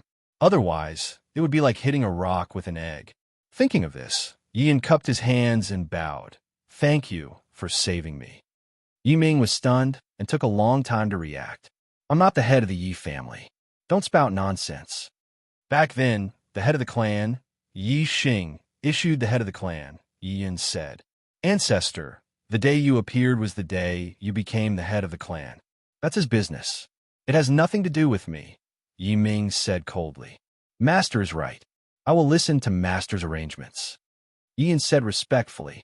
Yi Fan tried his best not to laugh out loud when he heard that. Yi Yun's move was too ruthless. He had directly pushed Yi Ming to the position of the head of the clan. Yi Ming glared at Yi Yun and did not say anything. He turned and walked toward Juju Junichiro. Juju Junichiro squinted his eyes and looked at Yi Ming lazily. I didn't expect the Yi family to have such an expert like you. Juju Junichiro said, This Eagle's Distress Peak is indeed a place of crouching tigers and hidden dragons. Of course, it's a place of crouching tigers and hidden dragons. Otherwise, what else could it be hiding? A cat? Yi Ming said expressionlessly. Juju Junichiro's expression changed when he heard Yi Ming's words. His lazy expression disappeared and became serious. A cat? Yi Yun muttered to himself. A cat? He suddenly understood what Yi Ming meant. Could it be that he's... Yi Yun suddenly remembered the golden hair. No wonder he found it familiar, yet unfamiliar. He did not know what kind of animal it was. It turned out that Juju Junichiro was a cat. Grandpa, Yi Fan seemed to understand Yi Yun's meaning and asked in shock, He's a cat? Yi Yun's face turned pale, and he nodded slowly. It's just a little cat, Yi Ming said. It only grew a few more tails, yet it dares to come here and stir up trouble. It's quite bold. After Yi Ming finished speaking, he looked at Koju Junichiro with an icy gaze. So it was... That foot-long golden hair was indeed a cat's hair. Yi Yun broke out in cold sweat. Just the hair on its body was already a foot long. How big was this cat? You really are an expert. Juju Junichiro said. No wonder Sir Xietian warned me to be careful of the people on the Eagle's Distress Peak. So he was talking about you. Juju Junichiro slowly said, It seems like I really have to be careful. Juju Junichiro saw that Yi Ming could see through his disguise with a single glance and was shocked. It seemed like Xietian was right. This person in front of him was not simple. He slowly pulled out the medium-length saber from his waist. The saber was 2 feet long and was wrapped in a green light. It was filled with a murderous aura and cold air. This saber was called Azure Doctrine. It was a saber that he would not easily pull out. At most, he would pull out the short saber at his waist, White Doctrine. Now that he had met a person like Yi Ming, he did not dare underestimate him. The bottomless ditch in the ground reminded him that Yi Ming was not a normal member of the Yi family. I want to see just how strong Sir Xietian's expert is. Juju Junichiro held the Azure School in front of him as he said this. Draw your blade. Yi Ming did not say anything after hearing this. He slowly reached out his right index finger and made a hooking motion towards Gyuju Junichiro. The meaning was clear. He was telling Gyuju Junichiro to make his move. There was no need for him to draw his blade, or rather, he was not worthy. You will regret this, Gyuju Junichiro said with a cold smile. As soon as his voice fell, his figure instantly disappeared. In the blink of an eye, he appeared 3 feet above Yi Ming's head. What kind of movement technique is this? Yi Fan felt his scalp turn seeing this. He could not see Gyuju Junichiro move at all before instantly appearing above Yi Ming's head. He had never heard of this kind of movement technique before. His movement technique was simply heaven and earth compared to his. Yi Yan on the side was also stunned by Gyuju Junichiro's strange movement technique. With this kind of movement technique, just his speed alone could instantly take his opponent's life. It seemed like Yi Ming was right. Even if 10 of him self-destructed, he would not be able to harm him at all. He was very happy that Yi Ming had stopped him from self-destructing, otherwise he really would have been seeking his own death. Gyuju Junichiro, who was in the air, raised the azure sword in his hand high up in the air. In an instant, he slashed it down from the sky. A huge arc of azure light was emitted from the azure sword. It tore through the air, making hissing sounds as it rushed towards Yi Ming. Looking at Yi Ming, he was still expressionlessly looking up in the face of this attack. He slowly reached out his right hand, and his 5 fingers opened, quickly grabbing at the azure light. What? He's actually grabbing with his hand? Yi Fan was completely shocked by Yi Ming's actions. No matter how strong Yi Ming was, he was still just a physical body. Using his physical body to block the sword energy. Wasn't this just courting death? Yi Fan looked at Yi Yan. However, he realized that not only was Yi Yan not nervous, he even had a smile on his face. Grandpa is actually smiling at a time like this. Yi Fan was somewhat stunned. It seemed like no one here was normal except for him. The azure light arrived in the blink of an eye, and the strong wind it generated caused Yi Ming's black robe to flutter in the wind. Boom! The azure light collided with Yi Ming's right hand. It's over. Yi Fan closed his eyes tightly, not daring to look directly. Yi Ming must have become stupid on Eagle's distress peak. Otherwise, he wouldn't have done such a stupid thing. He had a sword, but he didn't use it. If he wasn't a fool, what was he? However, reality was not as he had imagined. After the loud noise, Yi Fan turned his head to take a closer look. He was so shocked that his jaw almost dislocated. Yi Ming was actually holding that gigantic green arc of light in his hand. The azure light in Yi Ming's hand hissed and became smaller and smaller. In the end, it completely turned into a puff of azure smoke and disappeared. Yi Ming clapped his hands and stood with his hands behind his back, expressionless.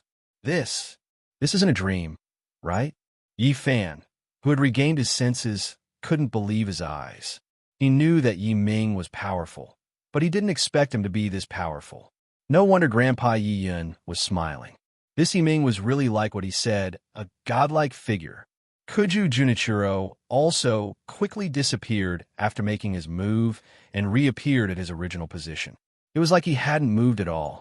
What confused Yi Fan was that not only did Gyuju Junichiro not have a shocked expression, he even had a faint smile on his face. This allowed Yi Fan to confirm that the people here weren't normal people. Gyuju Junichiro clapped his hands. Powerful, truly powerful. He clapped his hands while saying with a smile, I finally understand why the arrogant Sir Xietian told me to be careful of you. You really are powerful. I'm very busy.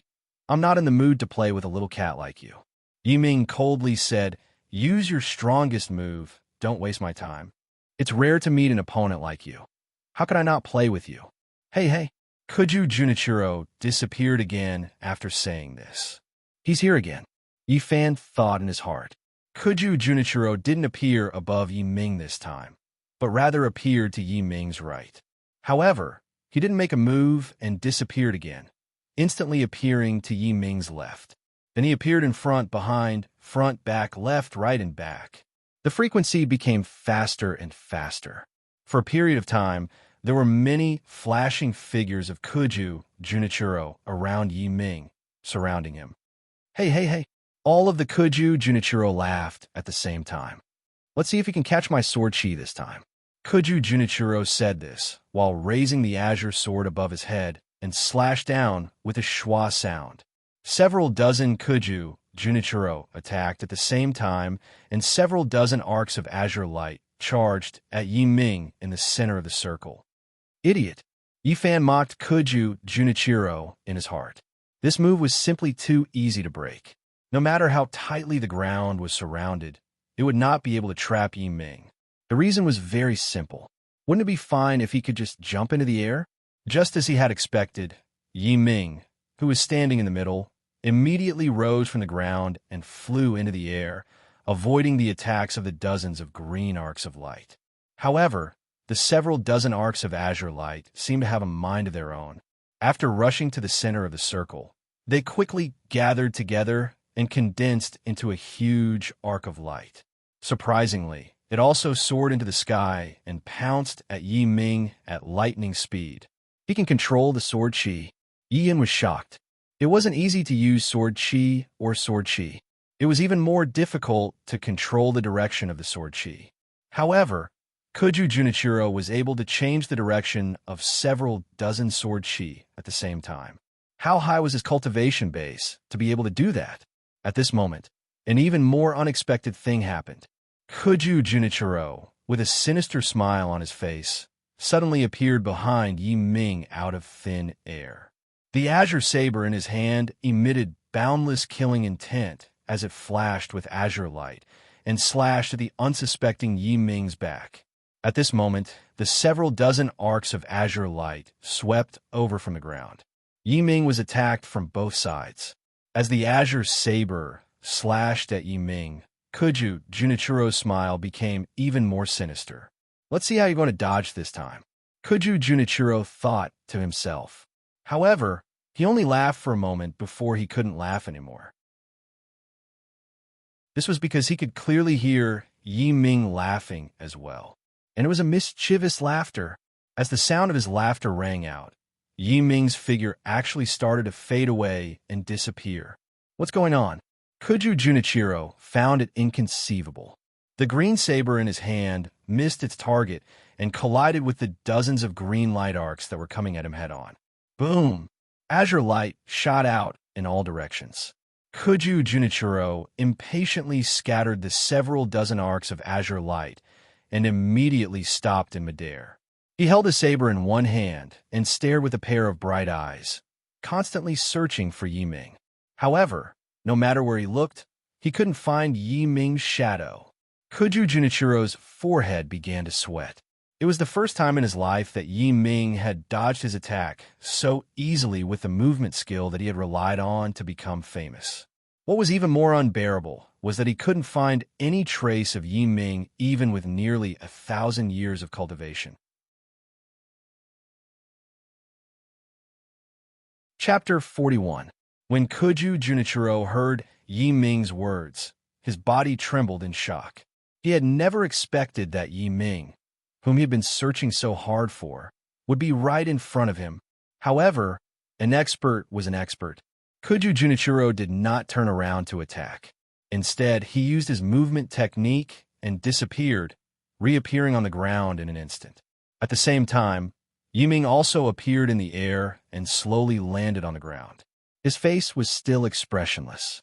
Kuju Junichiro no longer had a smile on his face. Instead, he looked serious. He slowly sheathed his green sword. Then he tightened his arms, put his feet together, lowered his head, and bowed deeply to Yi Ming. I apologize for my arrogance just now. Yi Ming Kuan. After that, he bowed to the ground. What's going on? Is he admitting defeat? Yi Fan was stunned by the red-robed man's behavior. He did not know why his attitude had suddenly changed 180 degrees. Yi Fan glanced at Yi Yun. Yi Yun, who had been smiling a moment ago, was now frowning and looking worried. This made Yi Fan even more confused. It was so dangerous just now, but his grandfather was smiling.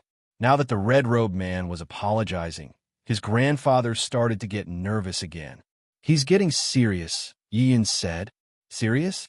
Yi Fan seemed to understand Yi Yun's meaning. Could it be that just now? Was it just a small test? Yi Yun nodded and did not say anything. Hiss! Yi Fan sucked in a breath of cold air. It seemed that Kuju Junichiro was holding back his strength. The fight just now was just to test Yi Ming's strength. After hearing Kuju Junichiro's words, Yi Ming remained silent. He did not comment on his apology. Sure enough, after Kuju Junichiro bowed, he took a deep breath and slowly pulled out the longest sword at his waist. Less than an inch after the saber was unsheathed, several rays of red light burst out from the scabbard. Kuju Junichiro's face was illuminated by the red light. What a strong killing intent. What a strong fighting spirit. Yi Fan was completely stunned by the scene in front of him. Yi Yun's frown deepened. Kuju Junichiro's current state was completely different from his previous state. If he was a sleepy kitten just a moment ago, then he was now a war tiger ready to attack at any moment. As the saber was completely unsheathed, the dazzling red light emitted from the saber illuminated the ground beneath Kuju Junichiro's feet. The entire courtyard seemed to be draped in a layer of red. "Good blade," Yi Ming said. After hearing Yi Ming's praise, Kuju Junichiro nodded slightly. "Yi Ming Kuin is too polite," he said slowly. Then, "Yi Ming Kuin, please draw your sword as well." "What's the name of your saber?" Yi Ming asked. "Blood Chrysanthemum," Kuju Junichiro calmly replied. "Blood Chrysanthemum." Yi Ming actually laughed. "It seems that our battle today is destined." "So be it," Yi Ming said. "Today, I'll use my blood saber to meet your blood chrysanthemum." Blood saber? Yi Fan and Yi Yun couldn't help but feel shocked when they heard this. They knew Yi Ming's story. It was said that when Yi Ming's blood saber was forged, a red mist covered the sky and covered the sun. Yi Ming had used this blood saber to defeat Yi Huan in a single move. Later on, after living in seclusion on agonizing Eagle Peak, Yi Ming stripped off his demonic nature and sealed it in this blood saber, making it a true demonic saber. Yi Fan and Yi Yun widened their eyes. They wanted to see the demonic saber in action. "I'll let you out now. Don't play any tricks," Yi Ming said as he held his saber horizontally in front of his chest. "What? He's actually talking to his saber?" Yi Fan looked at Yi Yun. He wanted to hear Yi Yun's explanation. However, Yi Yun was also confused. He had a look of disbelief on his face. At the same time, Kuju Junichiro also stared at the saber in Yi Ming's hand that was about to be unsheathed. If he wasn't wrong, the move Yi Ming used when he appeared was probably unleashed by the blood saber in his hand. The huge gap was right in front of him. The domineering power left a deep impression on him. He didn't understand why Yi Ming was talking to his saber. Perhaps he's treating my weapon as a friend, Kuju Junichiro thought. Yi Ming slowly unsheathed his saber. Red light, a dazzling red light. Less than an inch after the saber was unsheathed, a dazzling red light surged out. Yi Fan and Yi Yun immediately turned their heads when they saw the red light. They didn't dare to look directly at it. Even Kuju Junichiro immediately covered his eyes with his long sleeves. What a domineering aura. Kuju Junichiro thought to himself. This blood saber is indeed extraordinary. The three of them heard a sound that sounded like the roar of a tiger or dragon. They narrowed their eyes to look at the demonic saber in Yi Ming's hand. At this moment, Yi Ming had completely unsheathed the demonic saber. The blood saber was 4 feet long. It had a simple design. It was straight and wedge-shaped. Red light surrounded it. It emitted a dazzling light and a murderous aura. The saber's body was extremely smooth. One side of the scabbard was engraved with the Qilin, who was known for its benevolence. The other side was engraved with a vengeful Yazi. The 2 spirit beasts were vivid and lifelike. What was even more impressive was that there were 2 eyes engraved on both sides of the saber. The eyes on one side were golden. They were clear and kind, like the eyes of Bodhisattva in a painting. The eyes on the other side were blood red. They were sinister and filled with blood veins. They emitted a murderous aura, like a demon from hell. Is this the legendary demonic saber-blood saber? It is indeed worthy of the word demon, Yi Fan thought to himself. After unsheathing the demonic saber, Yi Ming casually threw the scabbard into the air. The scabbard immediately floated in the air and stood there. Yi Ming held the saber with one hand and pointed it towards the ground. The red light shone on his cold and handsome face, making him look like a deity. Kuju Junichiro also held the saber with both hands. He held the blood chrysanthemum in front of him. With his red robe and the red light emitted by the blood chrysanthemum saber, he looked like an Azura from the heavens. The entire courtyard was illuminated red by the light emitted by the sabers in their hands. It was as though a red carpet was laid out. It was extremely beautiful. One of them was wearing a black robe, and the other was red. The two sabers shone with red light. A huge battle was about to erupt. Yi Yun and Yi Fan were completely stunned by the scene in front of them. The strength of the two was too strong. It could not be considered a battle between humans, but a battle between gods and demons. The only thing they could do now was to obediently stand by the side and watch this unprecedented battle.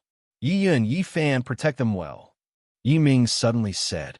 Yes. Yi Yun immediately carried the unconscious Yi Kong to Yi Fan's side. Yi Fan also immediately stood up and helped Fujiwara no Chiko, who was immobilized by his acupuncture point. No matter what, she was still his savior. She had even risked her life to help the Yi family survive this calamity. Whether it was for public or private reasons, he had to ensure her safety. Furthermore, she was heavily injured. He could not leave her alone. Thinking of this, Yi Fan directly carried Fujiwara no Chiko and placed her beside Yi Kong. Fujiwara no Chiko was unable to move or speak because her acupuncture point was sealed. She could only widen her eyes and watch in shock as Yi Fan carried her by the waist. Looking at the red-faced Fujiwara no Chiko in his arms, the silly Yi Fan could not help but sigh in his heart.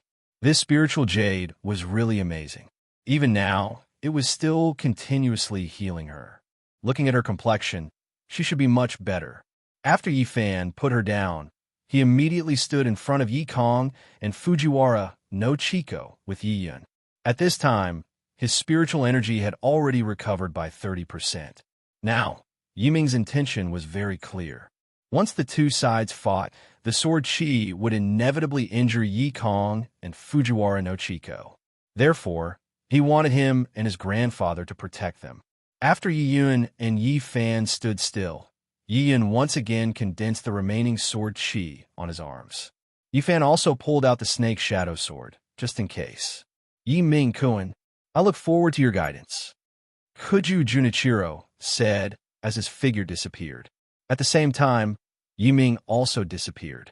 What a fast movement technique, Yi Fan thought in his heart. Boom!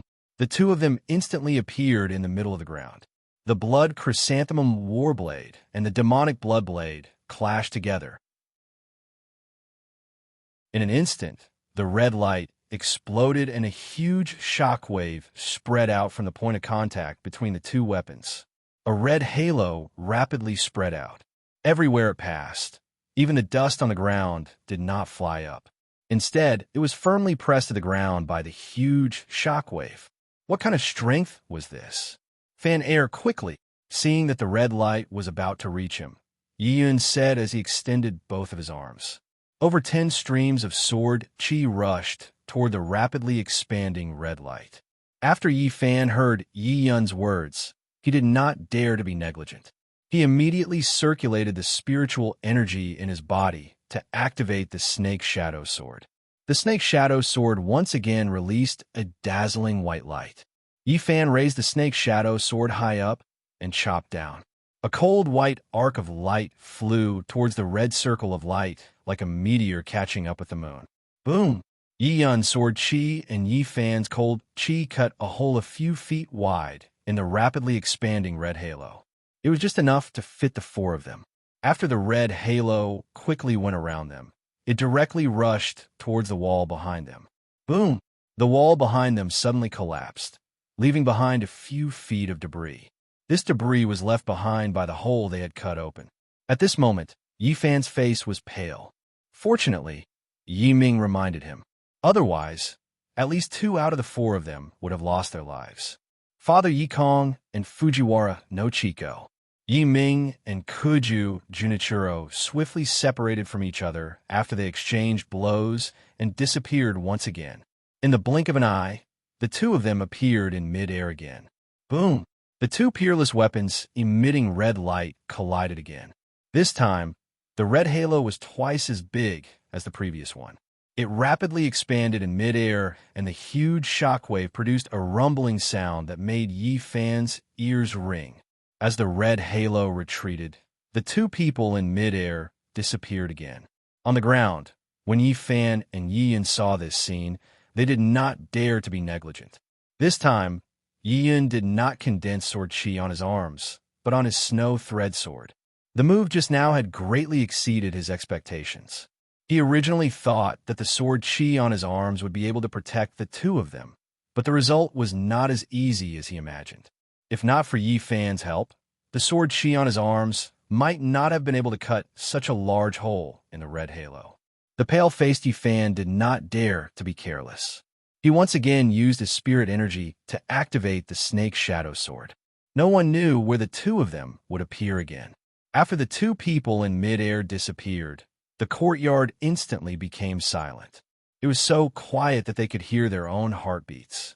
Yi Yun and Yi Fan both opened their eyes wide and did not dare to be careless. Boom! Yi Ming and Kuju Junichiro once again appeared in the middle of the courtyard. Bloodblade and Blood Chrysanthemum met again. This time, the red halo produced by the shockwave was much more powerful than the previous 2 times. The color was much denser, and the entire courtyard was instantly dyed in blood red. The red halo expanded at an extremely fast speed this time. In the blink of an eye, it rushed in front of Yi Fan and Yi Yun. The snow thread sword and snake shadow sword emitted a dazzling white light under the activation of Yi Yun and Yi Fan. The 2 of them swung their divine weapons at the incoming blood-red halo. 2 balls of white light shot out like 2 shooting stars, leaving a trail of white light behind them as they charged towards the incoming blood-red halo. Boom! Boom! Yi Yun's sword chi and Yi Fan's cold chi collided with a rapidly expanding red halo. However, even so, the red halo only paused for a moment.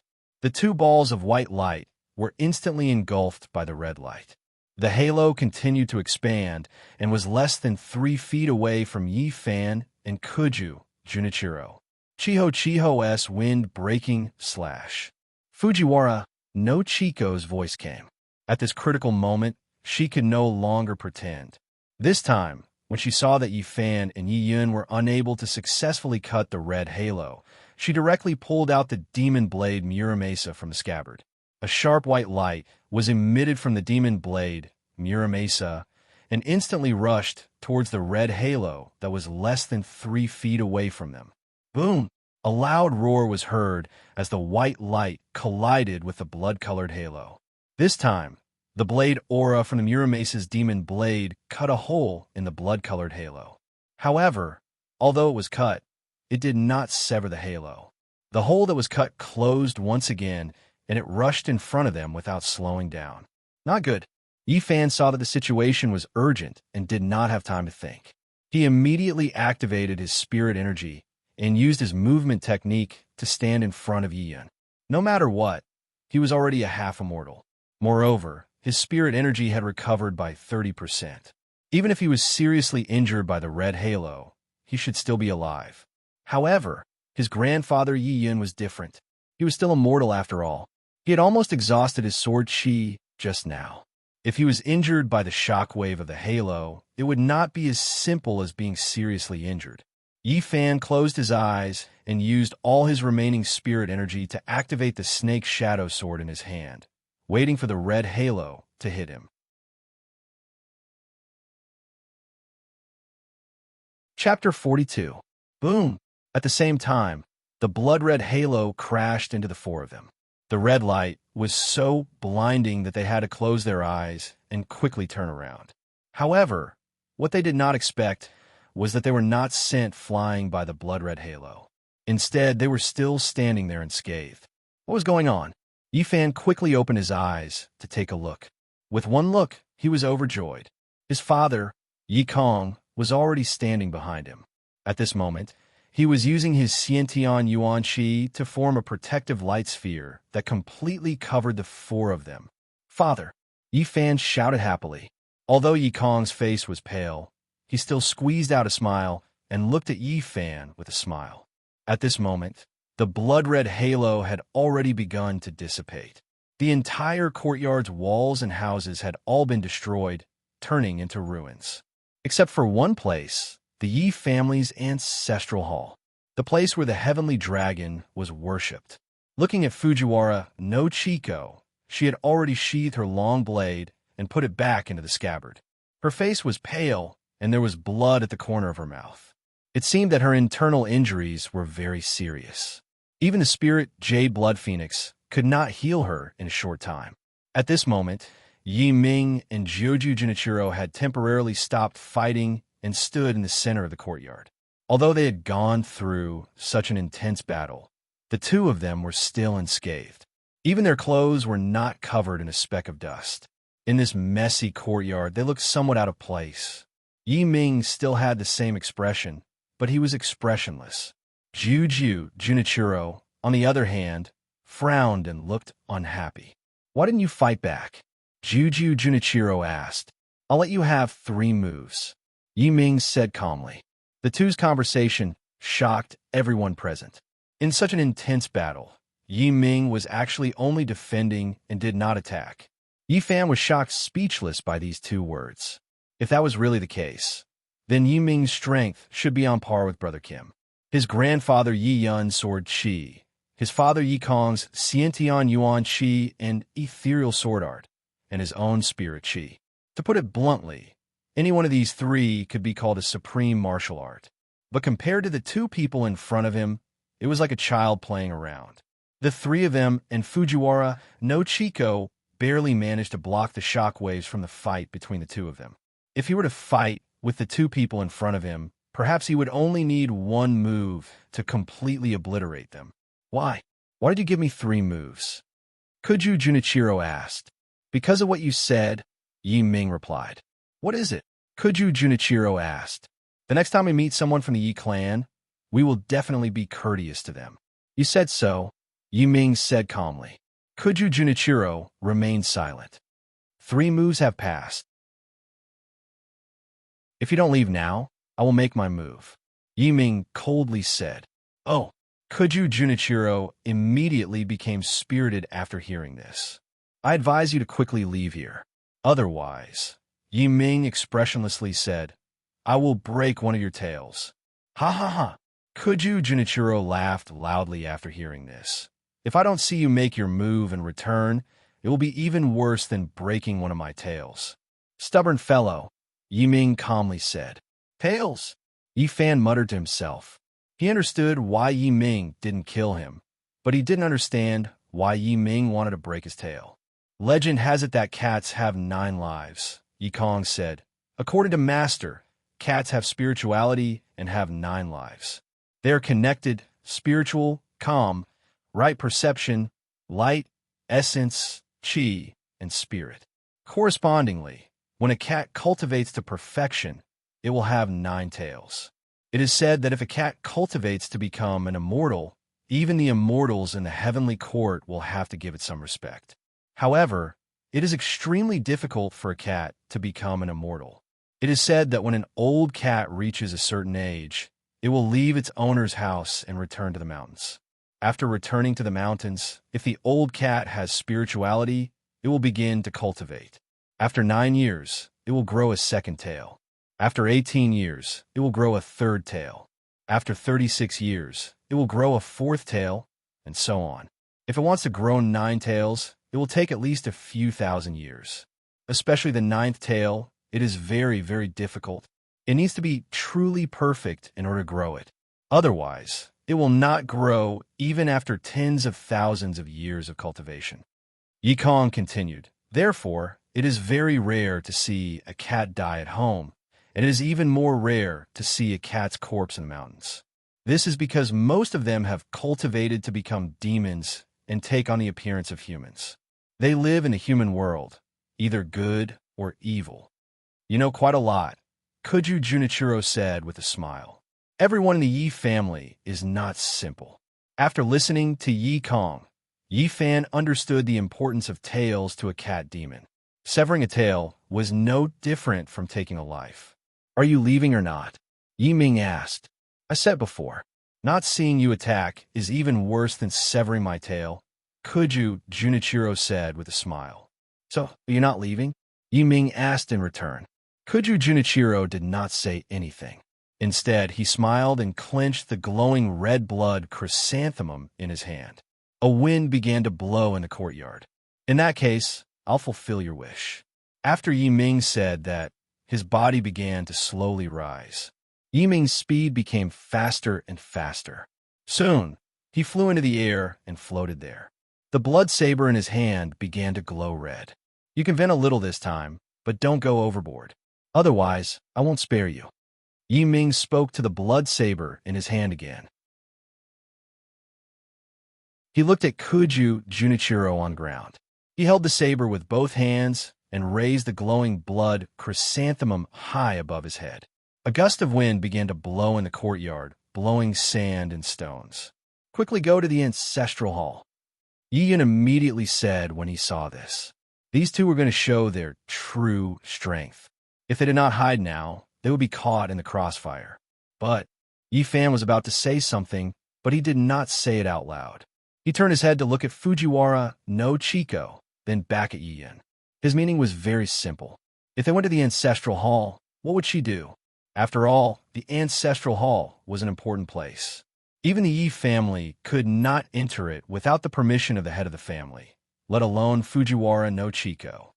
"You guys go," Fujiwara no Chiko said when she saw Yi Fan's dilemma. She was already seriously injured, and she had just used the Chiho's wind-breaking slash. She was on the verge of collapse. "I'll go with you," Yi Fan said as he helped the stunned Fujiwara no Chiko back to her original spot. He then stood in front of her. "Father, you guys go in." Yi Yun frowned when he heard this. He stared at Fujiwara no Chiko and Yi Fan without saying a word. Whoosh! The wind in the courtyard was getting stronger. The four of them stood there and looked at each other without saying a word. "All of you go in," Yi Yun said as he turned around and walked towards the ancestral hall. "What are you waiting for? Let's go," Yi Kong reminded Yi Fan. Sigh. Yi Fan came back to his senses. The meaning of "all of you go in" was obvious. Fujiwara no Chiko could go in as well. He quickly supported Fujiwara no Chiko and followed behind Yi Yun and Yi Kong into the place where the Yi family worshipped the heavenly dragon, the Yi family's ancestral hall. As soon as the four of them entered the ancestral hall, Fujiwara no Chiko was stunned by the huge jade snake worshipped in the ancestral hall. She did not recover from her shock for a long time. At this moment, the sound of the wind outside was getting louder and louder. The roaring wind felt like it was going to tear the entire courtyard apart. Yi Fan and his granddaughter immediately used their fingers to poke holes in the paper window. They observed every movement in the courtyard. Unfortunately, the entire courtyard was covered in dust, and they could not see anything at all. Even so, the three of them still kept their eyes on the outside, not daring to let their guard down. Back then, when Kuju Junichiro appeared, there was also a strong wind blowing sand and pebbles. It was exactly the same as the current situation. Sure enough, the strong wind in the courtyard began to gather slowly, forming a huge tornado. There was a red glow in the tornado. Kuju Junichiro was inside. "Yi Ming Kun, please give me your guidance." Kuju Junichiro's voice came from the wind. The tornado grew bigger and faster. The red glow in it became brighter and brighter. Finally, it formed a red tornado that was more than 100 feet tall. Yi Ming, who was in midair, did not say anything. The demonic blood blade in his hand began to emit a soft, buzzing sound. What was even more unbelievable was that the entire blade was trembling slightly.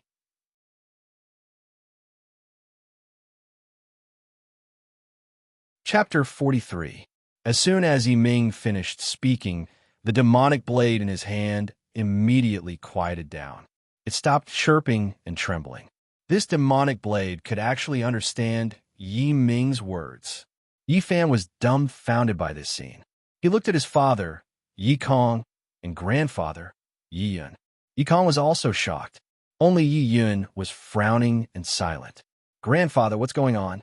"This demonic blade can actually understand what he's saying," Yi Fan asked. He knew that Yi Yun had come into contact with the most divine weapons. In addition, he studied the weapon forging manual, so he should know the answer to this question. "The person sealed in that demonic blade is not someone else," Yi Yun said slowly. "It's another Yi Ming." Yi Yun looked at the shocked faces of Yi Fan and Yi Kong. It can also be said to be the dark side of Yi Ming. The blade trembled just now because that demonic blade was too excited.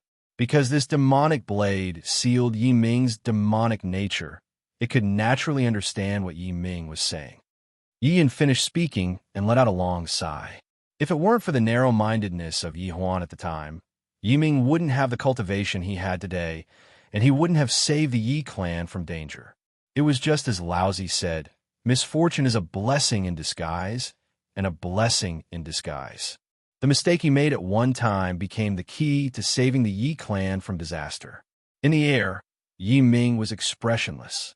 He held the blade with one hand and raised it above his head. Blood tornado. Kuju Junichiro's roar came from the huge red tornado on the ground. Following his roar, the huge red tornado suddenly soared into the sky. The red tornado wrapped around Kuju Junichiro like a huge, spinning red comet with a long blood-colored tail as he charged towards Yi Ming in the air. One overbearing move. Yi Yun sighed in his heart. Kuju Junichiro was indeed smart. He used the power of the tornado to rotate the blade chi released by the blood chrysanthemum blade, creating an extremely powerful force. Furthermore, he had cleverly wrapped himself up so that he could both attack and defend.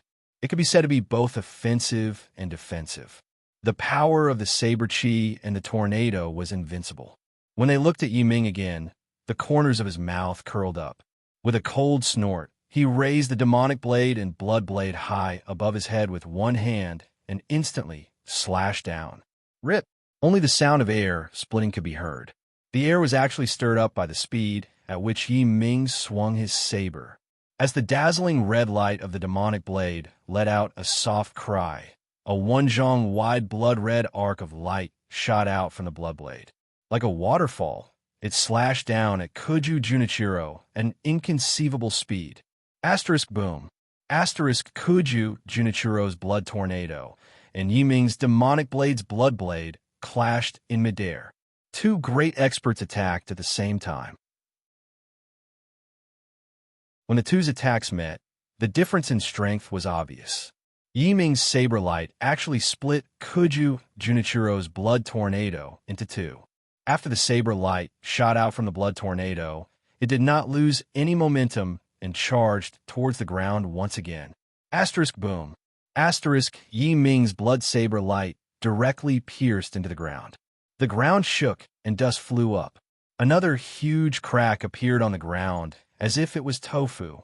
This time, the might of the attack was even stronger than when Yi Ming had first appeared. The crack that was still emitting a red light was a whole foot wider than the previous one. The two cracks on the ground intersected, as if a huge cross had been drawn on the ground. This immense might even cause the entire Eagle Distress Peak to tremble slightly. At this time, the four people in the ancestral hall were so shocked by the scene before them that their faces turned pale. They looked at Kuju Junichiro, who was falling rapidly from the sky. In their hearts, they were deeply shocked by Yi Ming's cultivation and the demonic blade in his hand. Kuju Junichiro's shocking blood tornado was actually split into two by Yi Ming's saber. Moreover, the remaining power did not lose any momentum and once again split the ground. How shocking was this? Kuju Junichiro, who was in midair, fell heavily to the ground like a stone, stirring up a cloud of dust. When the dust settled, the scene in front of them caused the four people who had not yet recovered from their shock to be shocked once again. Kuju Junichiro, who was on the ground, had actually sunk half a foot into the ground. The blood chrysanthemum in his hand broke into two with a pa sound, and the red light disappeared. Kuju Junichiro's mouth was bleeding. His golden eyes were wide open as he lay there motionless with a shocked expression. In the air, Yi Ming raised his saber with one hand and pointed at the saber scabbard above his head. The saber scabbard flew back as if it had a mind of its own and returned to the saber scabbard. Yi Ming sheathed his saber and slowly descended, landing beside Kuju Junichiro.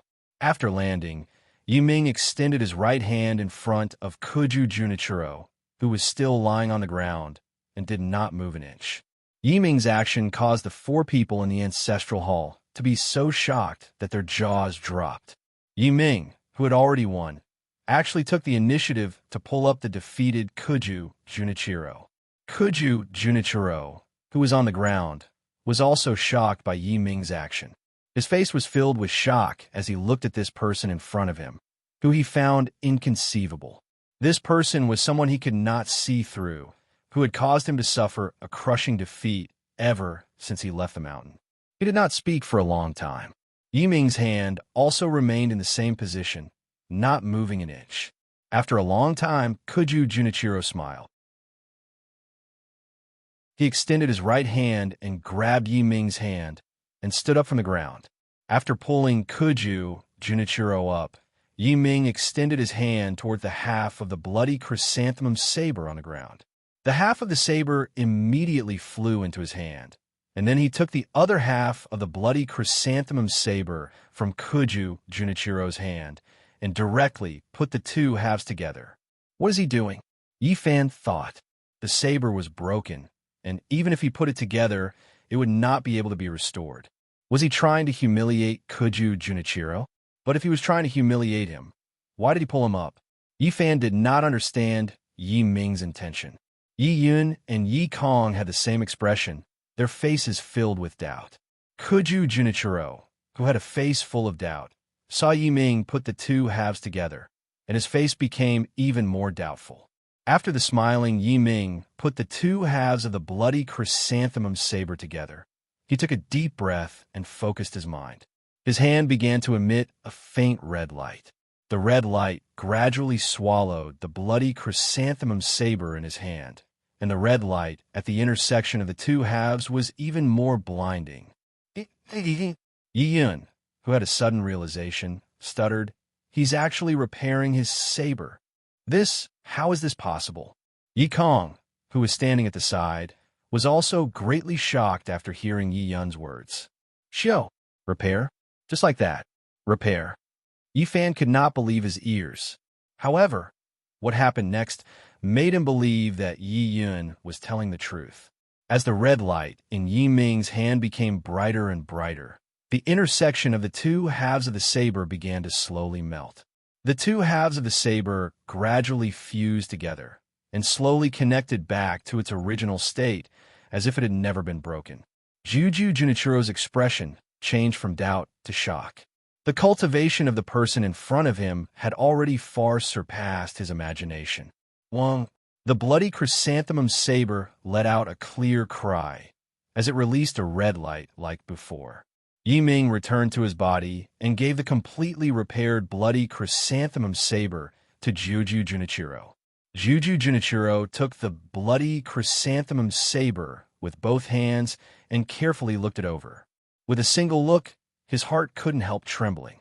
Not only had the bloody chrysanthemum saber been restored, its spiritual energy had increased by at least 10%. "What?" Kuju Junichiro said in a soft voice. "Didn't you want to break my tail?" "It's already been broken," Yi Ming said with a faint smile. "If my guesses aren't wrong, you have 6 tails, and this bloody chrysanthemum saber was refined by you using one of them." Kuju Junichiro's body trembled when he heard this, but he did not say anything for a while. This Yi Ming seeing through his true form with a single glance was already unbelievable, but now he could even see through his secret of refining the bloody chrysanthemum saber with a single glance. He finally understood what Xietian had said to him before coming here. Then why are you still helping me? Juju Junichiro continued to ask. Although you're on the wrong path, your nature isn't bad. If you can realize your mistakes soon, you'll have hope of passing your tribulation. Other than that, consider yourself lucky. Yiming turned around after saying this. I hate seeing weapons being destroyed the most. The problem is with the person, not the weapon. Yiming finished speaking and slowly turned to walk back to the ancestral hall. Yiming Lord, Joju Junichiro called out to Yiming from behind. Yiming stopped when he heard this, but he did not turn around. Thank you. Juju Junichiro bowed to the ground. Yiming did not say anything after hearing this and walked back to the ancestral hall.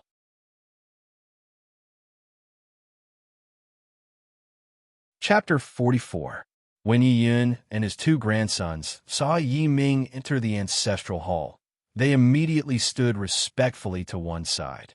They had done so not only because of Yi Ming's profound cultivation and his efforts to save the Yi family, but also because Yi Ming was currently the head of the Yi family.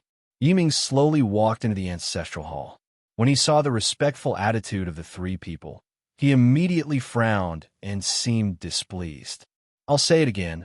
I'm not the head of the Yi family. You don't have to be like this, Yi Ming said. We can't disobey the ancestral teachings, said Yi Yun. You're the ancestor and the head of the family. No matter what, it's only right for us to salute you. Once Yi Yun had finished speaking, he immediately took out the armaments forging manual and the bronze man diagram, which had been passed down through the generations in the Yi family. He then presented them to Yi Ming with both hands. Please have a look, head. Yi Ming lowered his head and looked at the items in his hands. If he had not been fighting for the position of head of the family, he would not have been wronged by Yi Huan and would not have been chased out of the family. Then again, if it had not been for Yi Huan, he would not have been able to reach his current level of cultivation. Perhaps he would have been reduced to a pile of bones a long time ago. Misfortune could be a blessing in disguise. Who could say for sure what was going on in this world? Yi Ming did not say anything. He took out the head of the family token, which Yi Xing had left him all those years ago, and walked straight to the enshrined jade serpent statue. He then placed the token, along with the items that Yi Yun had given him, on the offering table. Are you satisfied this time? Yi Ming said coldly to the jade serpent statue. Listen well, I've done my job and I've handed over the token. From now on, I have nothing to do with the Yi family, including you.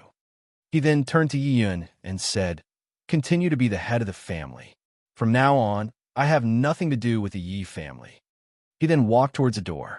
When he reached the door, he paused and turned around to face Yi Fan. You'd better let her leave this place. Otherwise, someone else will come to the Yi family home to kill her. You'd better behave yourself. He then pushed the door open and walked out of the ancestral hall. Night Ancestor. Yi Yun chased after Yi Ming out of the door. He wanted to stop Yi Ming again, but he found that there was no trace of Yi Ming outside the door. He only saw a red light quickly cut through the sky. Yi Yun had no choice but to return to the ancestral hall. No matter what, the Yi clan had safely survived this life and death calamity. At this moment, in the ancestral hall, Yi Fan did not feel relieved. Yi Ming's words were very clear. No matter what, Fujiwara no Chiko could not stay in the Yi family. However, the Fujiwara no Chiko in front of him was seriously injured. Coupled with the fact that she had forcefully used her Zhenqi to attack, she was now extremely weak. Even walking would be a problem for her. Not to mention being hunted down by an expert, even an ordinary person could easily take her life. Letting her leave the Yi clan was tantamount to sending her to her death. However, if she was allowed to stay in the Yi clan, once a strong enemy appeared, the three of them would not be able to withstand it. When that time came, not to mention Fujiwara no Chiko, even the Yi clan would be implicated. Yi Fan did not know what to do now. Yi Yun, who walked into the ancestral hall, saw Yi Fan's expression and guessed his thoughts. He walked straight to the extremely weak Fujiwara no Chiko and reached out to feel her pulse. Yi Yun had a sense of propriety. He did not touch Fujiwara no Chiko's skin directly. Instead, he took Fujiwara no Chiko's pulse through her long sleeve. Fujiwara no Chiko saw this and did not say anything. After a while, Yin put down her hand. He frowned and shook his head. How is it? Seeing this, Yi Fan was anxious and quickly asked. She has been poisoned by the parasite, and her Jin Qi is almost exhausted. Coupled with the fact that she had forcefully used her Jin Qi, it has accelerated the spread of the parasite in her body. Yi Yun said, in my opinion, she won't last more than 3 days. Won't last more than 3 days. This sentence was like a bolt from the blue that struck Yi Fan's heart. He could not accept this fact. Although he and Fujiwara no Chiko had only met twice, both times, Fujiwara no Chiko had saved him at a critical moment. He had yet to thank her properly, but now he was hearing such bad news. Yi Fan suddenly felt like the sky was falling and his heart was inexplicably aching to the bone. He looked at the extremely weak Fujiwara no Chiko and felt like his heart was being cut by a knife. Fujiwara no Chiko did not react after hearing Yi Yun's words. She already knew that her injuries were incurable. Her expression was calm, and she did not say a word. Grandfather, can she be saved? Yi Kong asked. From her pulse, the way the parasite was planted is very strange and definitely not ordinary. I think the person who planted the parasite should not be from the Central Plains, Yi Yun said. Curing the parasite is both difficult and easy. As long as you know what kind of parasite it is, there will be a way to cure it. But this is the difficult part. There are thousands of types of parasite. Finding the source of the parasite is like finding a needle in a haystack. It is easier said than done. After Yi Yun finished speaking, he walked straight into the inner room of the ancestral hall. After a while, he came out with a box in his hand. I have a foundation fortifying pill here. Celestial Master Zhang gave it to me when I was forging a sword for the Celestial Master of Mount Longhu. Regardless of your injuries, as long as you take this pill, your life will be saved for 7 days. My Yi family is indebted to you, so take this pill, Yi Yun said as he handed the pill to Fujiwara no Chiko. I appreciate your kindness. Fujiwara no Chiko lowered her head slightly to express her gratitude. Since there is no cure, what difference does it make to live for 7 days more or less? You should keep this pill to save others. When Yi Fan saw this scene, he immediately took the foundation fortifying pill from Yi Yun's hand without saying anything. He reached out and pinched Fujiwara no Chiko's mouth open. Before Fujiwara no Chiko could understand what was going on, the pill entered her mouth. Fujiwara no Chiko's beautiful eyes widened as she looked at Yi Fan angrily. Yi Fan also glared at her fiercely after seeing this. We shouldn't stay here for long, or else enemies will come and kill her, Yi Yun said. Fan Air, you have spiritual power and your body movement is fast. Taking her to avoid enemies is the best choice. You should set off now and take her to Miaojiang. Find a person named Jinshan. She may be able to cure Fujiwara's poison. If even she is helpless, Yi Yun didn't continue. Jinshan? Yi Fan said. Okay, I'll remember. I'll leave now. As he spoke, he was ready to help Fujiwara no Chiko. Wait a minute, Yi Yun said as he took off an object from his neck and handed it to Yi Fan. Jinshan has a strange temper. When you find her, you must be obedient and not offend her. If she is unwilling to help you, give this to her. This? Yi Fan looked at the object in his hand, his face full of doubts. He didn't understand why the dignified head of the family, Yi Yun, would wear a longevity lock that only children would wear. Don't ask, just do as I say, Yi Kong said as he walked in front of Yi Fan and handed Yi Fan a stack of banknotes and dozens of gold leaves. Be careful on the road. Use money if you can. If you encounter a strong enemy, just run away. Don't try to be brave, Yi Kong said to Yi Fan.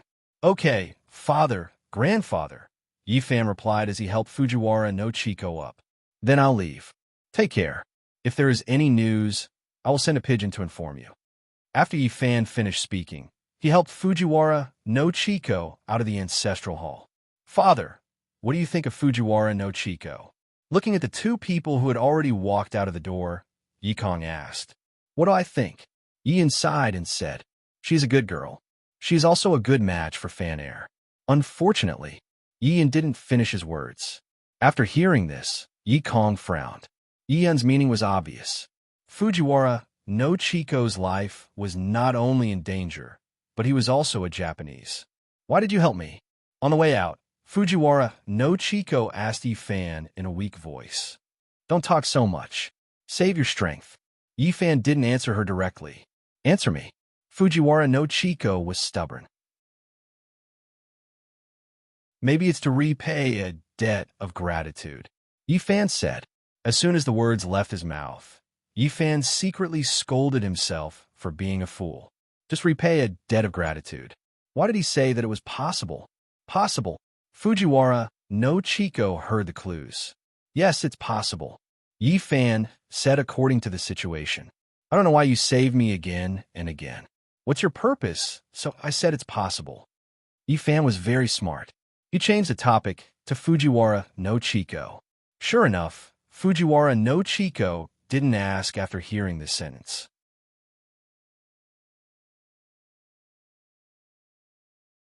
Chapter 45. In less than the time it took to drink a cup of tea, the two had already arrived at the foot of the mountain.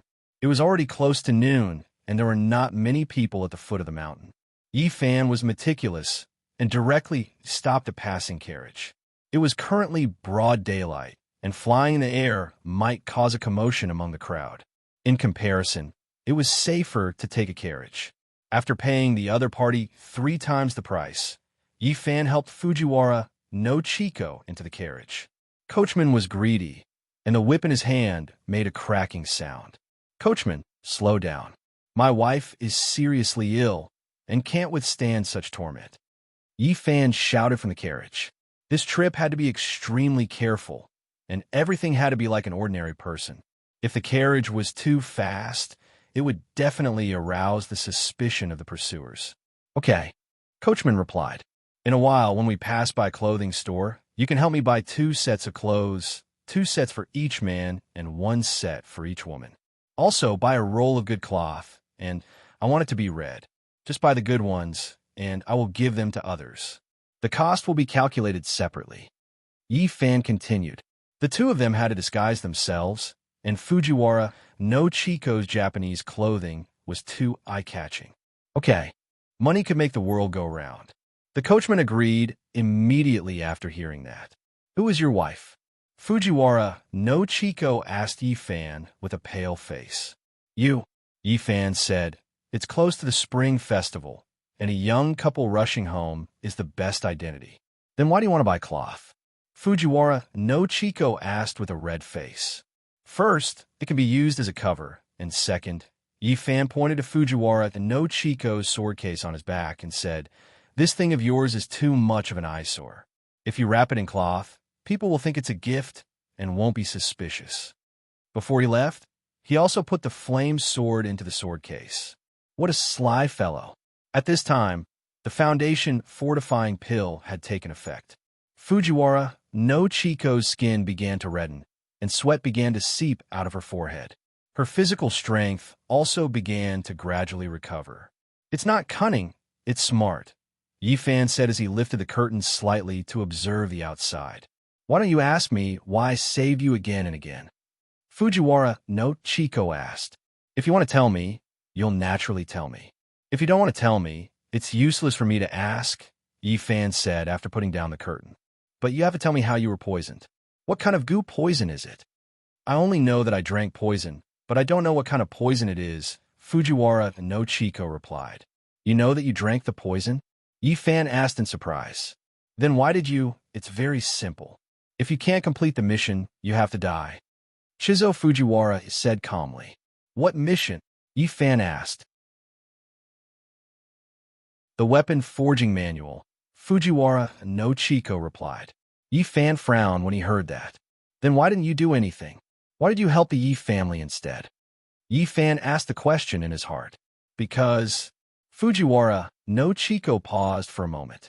"Because I want revenge." "Revenge?" Yi Fan asked. "What kind of revenge?"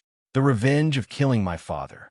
Fujiwara no Chiko gritted her teeth and said. Yifan wanted to ask more, but at this time, the carriage stopped. Gongzi, we've arrived at the clothing store. Coachman's voice sounded. Oh, Yifan replied as he lifted the curtain to look outside. Sure enough, they had arrived at the famous clothing store, Rue Fuxiang. I have to take care of my wife. You go buy it, Yifan said as he handed 2 golden leaves to Coachman.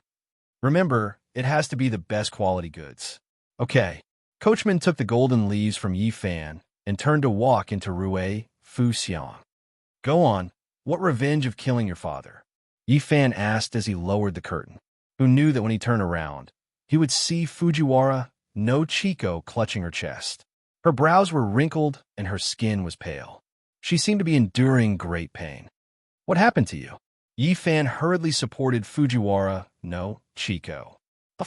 Fujiwara no Chiko's throat was sweet, and she suddenly spat out a mouthful of blood.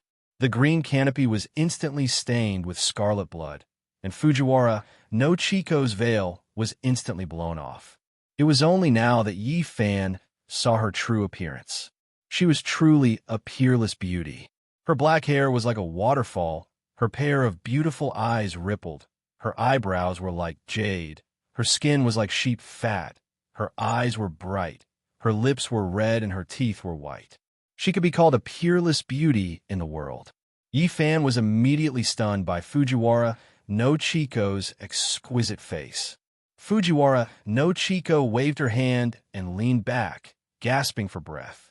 After a while, she suddenly stood up and used her hand to wipe her face. Only then did she discover that her veil had fallen off. She angrily glared at Yifan, and her face instantly turned red. Are you all right? Yifan finally reacted and spoke to break the awkwardness. The fuming Fujiwara no Chiko didn't speak. Her pair of beautiful eyes continued to glare at Yifan. She wanted to throw a tantrum, but she couldn't do anything. She was the one who had taken off her veil, so she couldn't blame anyone else. Yifan didn't know what to say under her glare. He could only stare blankly at her. Have you looked enough? Fujiwara no Chiko said, while looking at the stunned Yifan. Yifan finally reacted and moved his gaze away from the exquisite face in front of him. It was simply too rude of him to keep staring at her. Are you okay? Yifan changed the topic. It will act up at this time every day. Fujiwara no Chiko leaned her head heavily against the back and weakly said, It's only a little better at night. Yifan understood a little after hearing this. It was noon, when the yang energy was at its strongest. It seemed that the poison in Fujiwara no Chiko's body would become abnormally active when it encountered the yang energy. On the contrary, it would only calm down during the cold night. Yifan was thinking about this when he heard Coachman's voice from outside the carriage. Young master, everything has been bought. I wonder if young master is satisfied with it. Oh, it's here, Yifan said as he pulled open the curtain and took the things that Coachman handed over. Fujiwara no Chiko immediately used her long sleeves to cover her mouth and nose, covering her face. Clothes and cloth were all available. The clothes were all made of the finest silk, exquisitely crafted. The cloth was also of the highest quality. Yifan was very satisfied after seeing it. Young master, this is the rest of the money. Coachman handed the remaining gold leaf to Yifan. Forget it, Yifan waved his hand. Keep these first. When we pass by the inn later, help me buy some food. My wife is seriously ill and can't stand the cold. I have to take care of her in the carriage. Yes, young master. Coachman agreed and got on the carriage again. He waved the whip and continued on their way. You rest first. Yifan unfolded the cloth and began to roll up Fujiwara no Chiko's sword sheath. I'll call you later. Fujiwara no Chiko nodded and closed her eyes. The carriage moved at a moderate pace. Yifan recovered his spiritual power while thinking about what to do next. Fujiwara no Chiko's body was too weak now, and she couldn't walk at all. It seemed that he could only carry her at night and fly in the air to reach Miaojiang as soon as possible. But he had already promised Brother Kim to meet at Fengming Mountain's Lingyun Cave in 3 days. What should he do? Looking at the sleeping Fujiwara no Chico, Yi Fan made up his mind. He decided to carry Fujiwara no Chico to Fengming Mountain's Lingyun Cave to see Brother Kim at night. With Brother Kim's unfathomable cultivation, he might be able to save Fujiwara no Chico. Anyway, he would pass by Fengming Mountain on his way to Miaojiang. Let's do it this way. Yi Fan, who had made up his mind, began to concentrate on absorbing spiritual energy. In less than the time it took to burn a stick of incense, the carriage stopped. Yi Fan opened his eyes and looked outside. It turned out that they had arrived at the famous Moon Gain restaurant. This coachman was really considerate.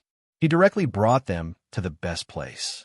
Anyway, he didn't have to spend any money. On the contrary, he could get more tips.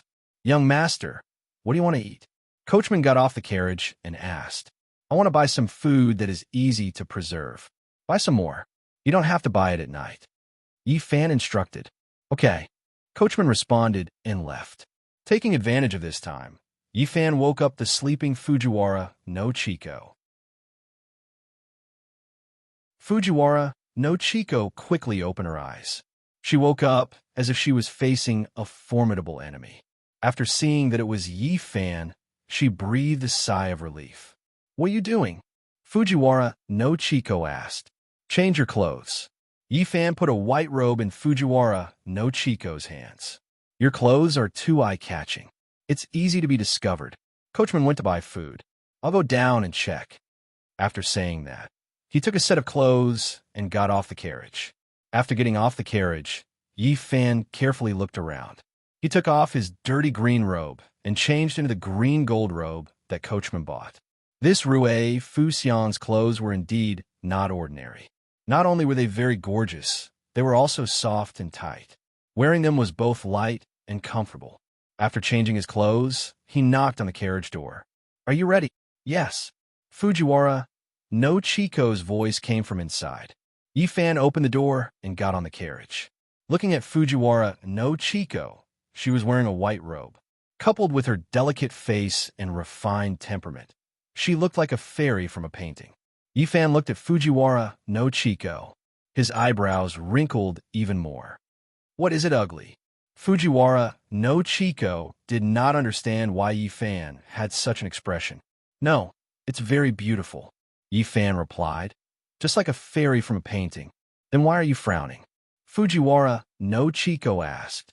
"This time, no matter what, I have to cure you." Yi Fan looked at Fujiwara no Chico and said, "No matter what the cost." Fujiwara no Chico's body shook. Then she turned her head to the other side and did not say a word. "I bought the food. You should eat more." Yi Fan saw the coachman not far away walking towards them with a box of food. "Yes," Fujiwara no Chico replied. Yi Fan took the food box from coachman and opened it. Immediately, the aroma hit his nose and whetted his appetite. It was filled with easy-to-store jerky, preserved fruit, roast chicken, and braised duck. At the bottom, there was also a bottle of wine and a water bag. Yi Fan did not say anything. He tore off a large drumstick and handed it to coachman. "You must be hungry. Fill your stomach first." "Young master, you are too polite." Coachman was flattered. "How would I dare to eat your food? Eat when I tell you to. Otherwise, how would you have the strength to drive the carriage?" Yi Fan stuffed the drumstick into Coachman's mouth. "Eat." Coachman saw this and thanked him. Then he gnawed on the drumstick as he got into the carriage and continued on his way. Yi Fan only felt slightly relieved when he saw the coachman munching on the drumstick in big bites. No matter what, it was better to be safe than sorry. He put down the curtain and took out a silver needle from his pocket. He carefully pricked all the food and then observed the reaction of the silver needle against the light. The silver needle was normal and still shone brightly. Fujiwara no Chico looked at Yi Fan's actions and did not say anything. When Yi Fan saw that the silver needle did not react, he tore off a small piece of each food and put it in his mouth. He even drank a mouthful of wine. He had no intention of letting Fujiwara no Chico eat. Fujiwara no Chico looked at Yi Fan's actions in confusion. She did not understand why Yi Fan would do this. "I am hungry. Eat first." Yi Fan opened the water bag and drank a few mouthfuls, You can eat after the time it takes to burn a stick of incense. He then began to stuff himself with food. He was testing for poison. Fujiwara no Chiko suddenly understood Yi Fan's intention. She widened her eyes and looked in disbelief at Yi Fan, who was stuffing himself with food and drink. Tears began to well up in her eyes. Ever since her mother had passed away prematurely and her father had been harmed by a scoundrel, no one had ever risked their life for her. Those aristocrats who had come to propose marriage, and those licentious and lecherous young masters, which one of them had not come for her beauty? This young man in front of her was not only putting himself in danger, he was wholeheartedly trying to cure her. He was even willing to risk his life to test for poison. After revealing his true appearance, she did not see lecherousness in Yi Fan's clear eyes. Instead, she saw shock and concern. Every action of this man in front of her was beating her heart. Fujiwara no Chiko thought of this and snatched the food box. She stood up and snatched the water bag from Yi Fan's hand. Then, she used her hand to dig at Yi Fan's mouth. "Spit it out!" Fujiwara no Chiko shouted as she stretched out her hand. "Ugh!" Yi Fan, who was stuffing himself with food, was shocked by Fujiwara no Chiko's sudden action. He grabbed Fujiwara no Chiko's hand and swallowed the food in his mouth. "Cough!" Yi Fan coughed and said, "Are you crazy?" "Cough, cough, cough, I'm choking." After saying that, he drank another mouthful of water. "Are you trying to murder your husband?" Yi Fan said after drinking the water. Fujiwara no Chiko looked at Yi Fan, who was pretending to be stupid. Without saying anything, she picked up a piece of jerky from the food box and stuffed it in her mouth. "Are you crazy?" Yi Fan quickly snatched the jerky from Fujiwara no Chiko's hand. "Are you tired of living? Then why are you still eating?" Fujiwara no Chiko looked at Yi Fan angrily and shouted, "I don't want you to die." Yi Fan put the jerky back in the food box and said calmly. Fujiwara no Chiko's eyes turned red and big drops of tears came out. "I'm a dying person. I'm not worth it." Fujiwara no Chiko wiped away her tears and said slowly, "I know very well whether it's worth it or not." Yi Fan said, "Don't think so much now. You just need to do 3 things well and leave the rest to me." "3 things?"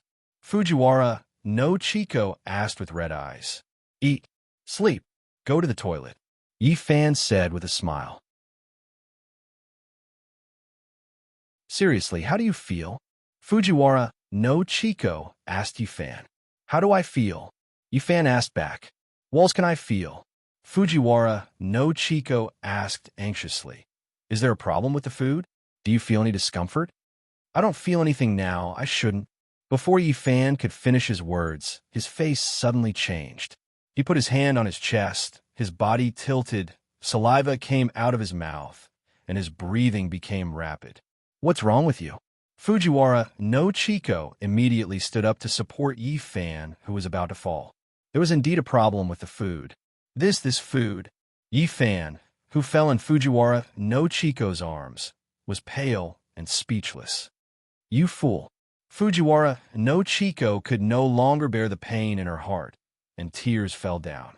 Looking at the man in front of her who was willing to give up his life for her, Fujiwara no Chiko felt like a knife was twisting in her heart, and it was painful. This food. Yi Fan gasped for breath. "I know." Fujiwara no Chiko nodded while crying. She wiped Yi Fan's saliva away with her hand, and the tears in her eyes fell on Yi Fan's face. This food. Yi Fan panted as he spoke. "It made me choke." After saying that, he made a face at Fujiwara no Chiko, who was heartbroken. After that, he quickly stood up and looked at Fujiwara no Chiko with a smile. Fujiwara no Chiko was stunned, and she understood Yi Fan's prank. Fujiwara no Chiko was so angry at the scene in front of her that her chest heaved up and down violently. You're a bastard. It's just a joke. Don't take it seriously," Yi Fan said with a smile. "Okay, I won't tease you anymore. This food should be fine. Hurry up and eat." After saying that, he directly put the food box in front of Fujiwara no Chiko. "I'm not eating," Fujiwara no Chiko said angrily. "If you don't eat, Yi Fan put his face in front of Fujiwara no Chiko, who was blushing. "I'll feed you, okay?" Yi Fan said as he picked up a drumstick from the food box and put it in front of Fujiwara no Chiko's mouth. Fujiwara no Chiko, who was blushing, grabbed the drumstick and said, "I can eat it myself." After saying that, she took a big bite of the drumstick. "That's more like it," Yi Fan said as he looked at Fujiwara no Chiko, who was eating the drumstick. "Just now, you were worried about me." Fujiwara no Chiko spat out the chicken in her mouth, and her beautiful face was instantly covered with grease. She turned her head and looked at Yi Fan angrily, as if she wanted to eat Yi Fan alive.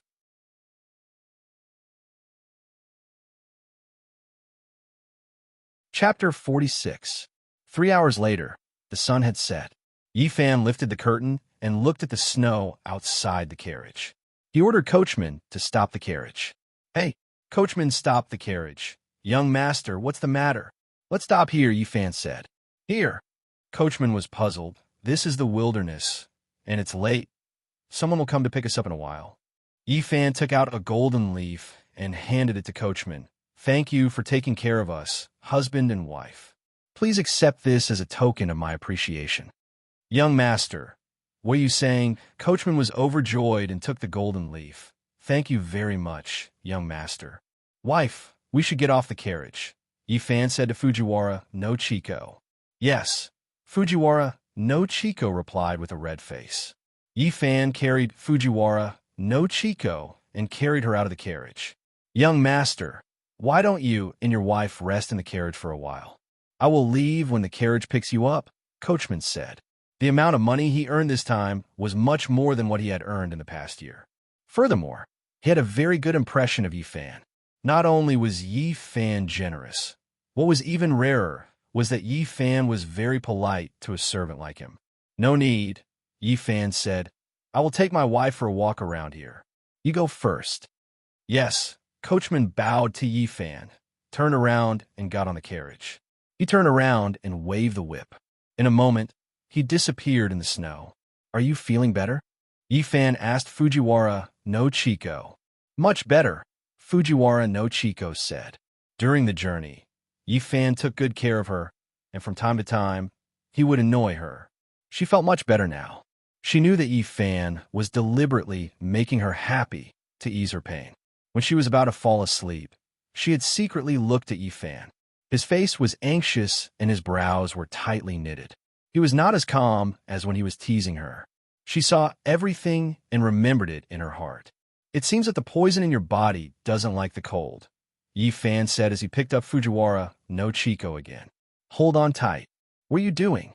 Fujiwara no Chiko asked hurriedly. "Up the mountain." After saying that, Yi Fan activated his movement technique and leaped into the sky. At this time, he had already recovered 40% of his spirit chi, so flying in the air was no longer a problem. "Ah!" Fujiwara no Chiko shouted. "This!" Fujiwara no Chiko looked at Yi Fan, who was floating in the air, and was stunned. She knew that Yi Fan's cultivation was not the same as before, but she did not expect that Yi Fan could actually fly in the air. Looking at the road that had become like sheep's intestines and listening to the sound of the wind, Fujiwara no Chiko felt like she was in a dream. She thought that her movement technique was not bad, and she was also a first-class expert in terms of speed. But compared to him, it was like the difference between heaven and earth.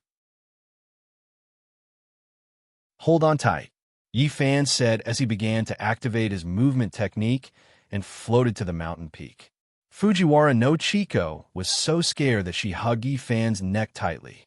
Yi Fan only felt that Fujiwara no Chiko's body was soft to the touch, and a delicate fragrance assailed his nostrils. The hands that hooked around his neck made Yi Fan's heart ripple. He really wanted to hold her like this and fly like this for the rest of his life. But when he thought about the condition of Fujiwara no Chiko in his arms, he immediately calmed down. Grandpa Yiyun said that the spirit-fortifying pill could only last for 7 days. Within these 7 days, she must be cured. Otherwise, Yi Fan thought of this and looked down at Fujiwara no Chiko in his arms, who was staring at him with wide eyes and a look of shock on her face.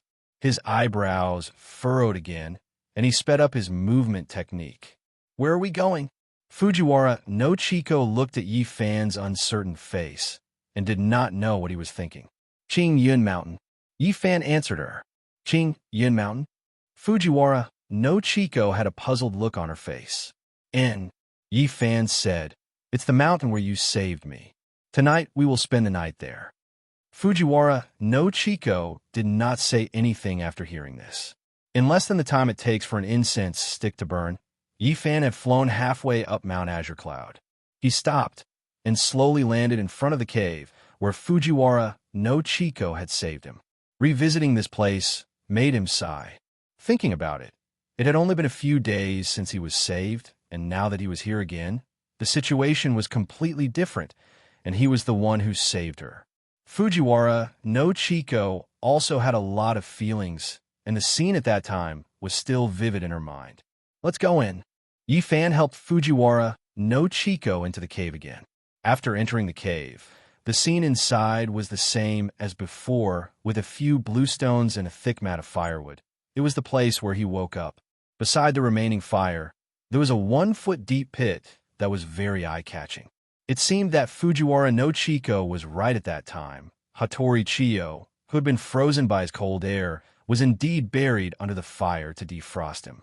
Yi Fan put down the food box and the cloth-wrapped sword case, and began to check if there were any wild beasts in the cave.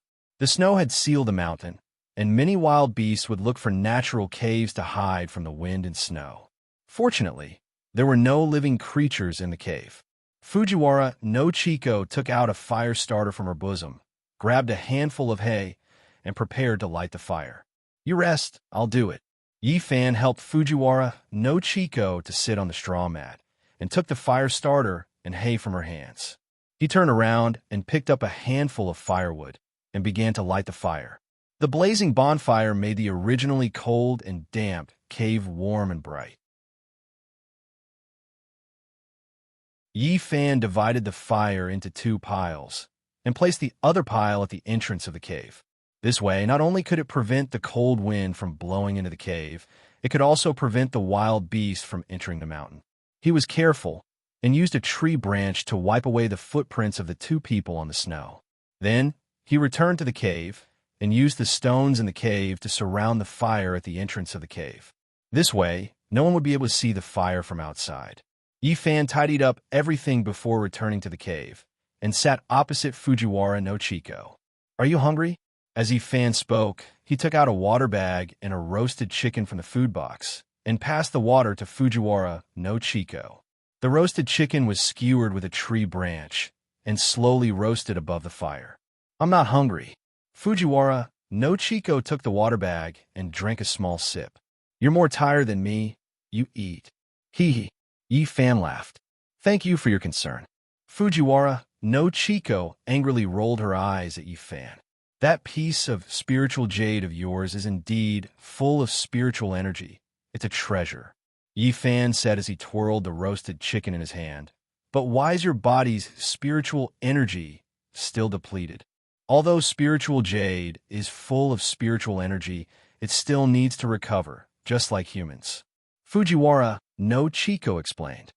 "After you wore it, the spiritual energy in the spiritual jade was almost completely absorbed by you, so it naturally needs to recover. So that's how it is." Yi Fan finally understood why the spiritual jade did not have any reaction when his spiritual energy was almost depleted in the Yi clan's ancestral home. "It's about time to eat." Yi Fan passed the fully heated roasted chicken to Fujiwara no Chiko. "Even if you're not hungry, you still need to eat. Now that your body is weak, you need to eat more." "Okay." Fujiwara no Chiko took the roasted chicken from Yi Fan's hand. Ever since Yi Fan pretended to be poisoned, her personality changed greatly. She listened to Yi Fan's every word. Yi Fan also felt this change. Although he kept calling her his wife, she was only pretending to be angry. She did not have the cold and unapproachable appearance that she used to have. Yi Fan got up and walked to the sword sheath wrapped in red cloth. He took out the sword sheath, opened it, and took out Fujiwara no Chiko's Chiho sword. With a swish, he pulled the sword out of the sheath. Cold and murderous aura filled the air. Yi Fan held the shining Chiho sword and walked in front of Fujiwara no Chiko. Fujiwara no Chiko looked puzzled as Yi Fan approached her with a long sword in hand. Put this sword beside you. Use it to defend yourself. Yi Fan bent down and put the sword beside Fujiwara no Chiko. If someone comes near you, just hack at them. No matter who it is, don't show mercy. Yi Fan said and turned around. Where are you going? Fujiwara no Chiko asked. I'm going to guard the entrance of the cave. You just sleep peacefully. Yi Fan said, I'll call you when the time comes. Is it not safe here? Fujiwara no Chiko said, there shouldn't be any problem. It's better to be safe than sorry. Yi Fan said, if you hear a sound at the entrance of the cave, quickly put out the fire and take the opportunity to escape. Yi Fan continued, the people who can hunt you down are not ordinary people. Yi Fan said and was ready to leave. Wait a minute. Fujiwara no Chiko called Yi Fan. What other orders do you have? Yi Fan smiled and turned around. You take the Lihua sword. Fujiwara no Chiko said, first of all, you have spiritual power. If you encounter a strong enemy, you can use the power of the Lihua sword. Second of all, Fujiwara no Chiko whispered, the Lihua sword is also very warm. It's too cold at the entrance of the cave. Wife is right. Husband will do as you say. Yi Fan said jokingly while taking out the Lihua sword, turned around and walked to the entrance of the cave.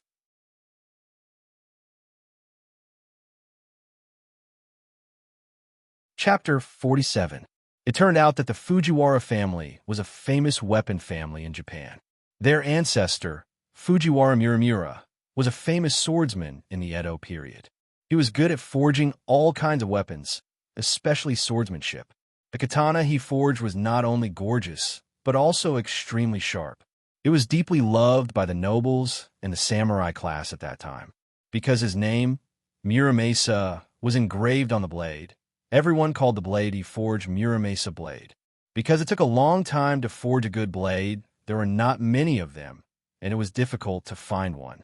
As a result, many people who could not afford the blade he forged carved the word Muramasa on their cheap blades to express their love for the Muramasa blade. Fujiwara Muramasa's most famous blade was called Chiko Muramasa.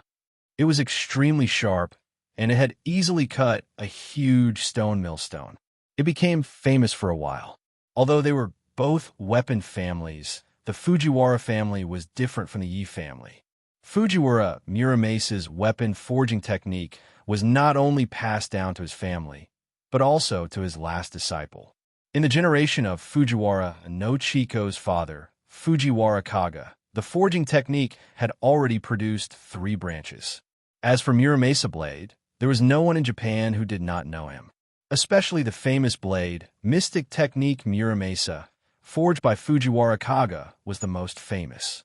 Fujiwara Kaga believed in Buddhism, so when he was forging the blade, he asked his good friend, Hualien, to recite the Lotus Sutra for 3 days and 3 nights beside the knife furnace to resolve the hostility of the blade. On the day the blade was completed, auspicious clouds shrouded it. When the blade was unsheathed, white light was everywhere. There was a clanking sound, and a faint dragon pattern was wrapped around it. Fujiwara Kaga was overjoyed when he saw it. Unexpectedly, Hualien frowned slightly and told Fujiwara Kaga that although the blade was supported by his chanting, it was still a blade after all. It still had a trace of murderous intent. It was best to carve a sutra on the blade to suppress this murderous intent. Fujiwara Kaga listened to Hualien's opinion and carved a sutra of the Lotus Sutra on the blade. He named the blade Mystic Technique Muramasa. After Fujiwara Kaga obtained the blade, he played with it every day and was very happy. Unexpectedly, this matter was found out by Tokugawa Ieyasu's retainer, Matsumoto Takeyoshi. This Matsumoto Takeyoshi was an expert in sabers and swords. After learning about this matter, he personally paid a visit, hoping to have a look. When he saw the mystic arts Muramasa, he was immediately fascinated by the blade. On the spot, He wanted to buy it with a lot of money, but Kaga Fujiwara was unwilling to part with it. Even in the face of Matsumoto Takeyoshi's sky-high price, he was unmoved. When Matsumoto Takeyoshi saw that he had failed to buy a knife, he suppressed his anger and left resentfully. After returning, Matsumoto Takeyoshi stayed up all night. His eyes were filled with the shadow of the mystic arts Muramasa. He was a narrow-minded person who would seek revenge for the smallest grievance. This time, he had come in high spirits but returned in disappointment, which made him very angry. He pondered for a moment and came up with a plan. Matsumoto Takeyoshi immediately wrote a letter and sent it to Tokugawa Ieyasu's hands overnight. In the letter, he said that Fujiwara Kaga had the intention of usurping the throne and was forging a demon sword at home, preparing to assassinate Tokugawa Ieyasu. After Tokugawa Ieyasu read the letter, he was furious. He had been disgusted with the Muramasa blade for a long time. He once called the Muramasa blade demon sword. The reason was very simple. First of all, when his grandfather Matsudara Kyoyasu was fighting with his archenemy Oda family, he was cut in half from his right shoulder to his left abdomen by his retainer, Abe Mishikuro, who suddenly went crazy for no reason. After the investigation, the long sword in the hands of his retainer, Abe Mishikuro, was the famous Chico Muramasa of the Fujiwara Muramasa. Since then, the nightmare of the Tokugawa family began. In the 14th year of astronomy, Tokugawa Ieyasu's father, Matsudara Hongjong, was cut in the thigh by his retainer, Iwamatsu Bami. Blood flowed like a stream. Coincidentally, Tokugawa Ieyasu's son, Nobuyasu, was suspected of colluding with the Takeda family, Tokugawa Ieyasu's archenemy, and committed seppuku. The knife he used to commit suicide was also the Muramasa. Even Tokugawa Ieyasu's finger was cut by the Muramasa spear in the hands of the enemy's general when he was resisting the enemy. All signs indicated that the Muramasa blade was an ominous object, an evil blade. Since then, Tokugawa Ieyasu was very disgusted with the Muramasa blade and called it the Muramasa demon sword. When those who opposed Tokugawa Ieyasu heard about this, they all asked to buy the Muramasa blade. Those who couldn't get it carved the word Muramasa on their blades, hoping to be able to kill Tokugawa Ieyasu in the future. Tokugawa Ieyasu originally wanted to find an opportunity to ban the forging of the Muramasa blade. Now that he knew that Fujiwara Kaga wanted to rebel and kill the emperor, he was furious and immediately issued an order to put Fujiwara Kaga in prison and immediately execute him after interrogation. The mystic art Muramasa was destroyed. In addition, the name of the Muramasa was abolished, and no one was allowed to use the Muramasa blade. Otherwise, they would be killed without question. Tokugawa Ieyasu's order was like a stone that stirred up 1,000 waves. The top officials, the middle noble warriors, and the bottom civilians all handed in the Muramasa blade and destroyed it. Even those who secretly carved the word Muramasa on the blade immediately erased these two words. At that time, Fujiwara Chico was only 8 years old. Because she was too young, she was spared the death penalty. However, she could not escape punishment. At such a young age, she was still sent to the palace to be a servant. Tokugawa Ieyasu ordered people to compile a story and spread it out, saying that the Muramasa demon sword was extremely ominous. There was a person who got the Muramasa demon sword and sleepwalked in the middle of the night to kill his sleeping wife. There was a thief who stole a Muramasa demon sword and was found dead at home the next day with a Muramasa demon sword in his body. There were countless similar stories. In short, the Muramasa blade was a demon sword. Under the nurturing of the shogunate and the people, the Muramasa blade was crowned as a demon sword and became a taboo in everyone's mouth. After this great change, Fujiwara Chico had also changed from a spoiled rich girl to a lowly servant. At such a young age, she had to clean the toilet and wipe the floor every day. Not only did she have to do tiring work like emptying the toilet and wiping the floor, but she was also bullied by those senior servants. Every night, she washed her face with tears. There were several times when she wanted to die. However, when she thought of her father, Fujiwara Kaga, who usually regarded her as the apple of his eye, being framed and killed, her young heart was filled with the flames of revenge. She couldn't die. She had to live. One day, she would avenge her father with her own hands and kill the enemy with her own hands. Since then, the young Fujiwara no Chiko began a life of enduring humiliation. No matter how bad the food was, she had to eat it. No matter how much scolding and beating she received, she had to endure it. In the blink of an eye, 2 spring and autumn passed. However, God was fair. When he closed the door for you, he would naturally open a window for you. By chance, she met someone in the imperial palace, an acquaintance. The appearance of this person ignited hope in her heart. This person was dressed in a monk's robe and had a dignified appearance. This person wasn't anyone else. He was the tantric expert who discovered the blood phoenix spirit jade. Her father, Fujiwara Kaga's close friend, Master Kongwan. Because Fujiwara no Chiko was a lowly servant, she had to stop in her tracks and bow when she saw an important guest. When she saw Master Kongwan, she immediately stopped in her tracks. Suppressing her thumping heart, she retreated to the side and bowed her head. When Master Kongwan passed by, she said something that made him extremely shocked. "I'll let Master take 9 pieces, how about that?" Fujiwara no Chiko said this sentence in an extremely low voice. However, this sentence made Master Kongwan's heart truly shocked.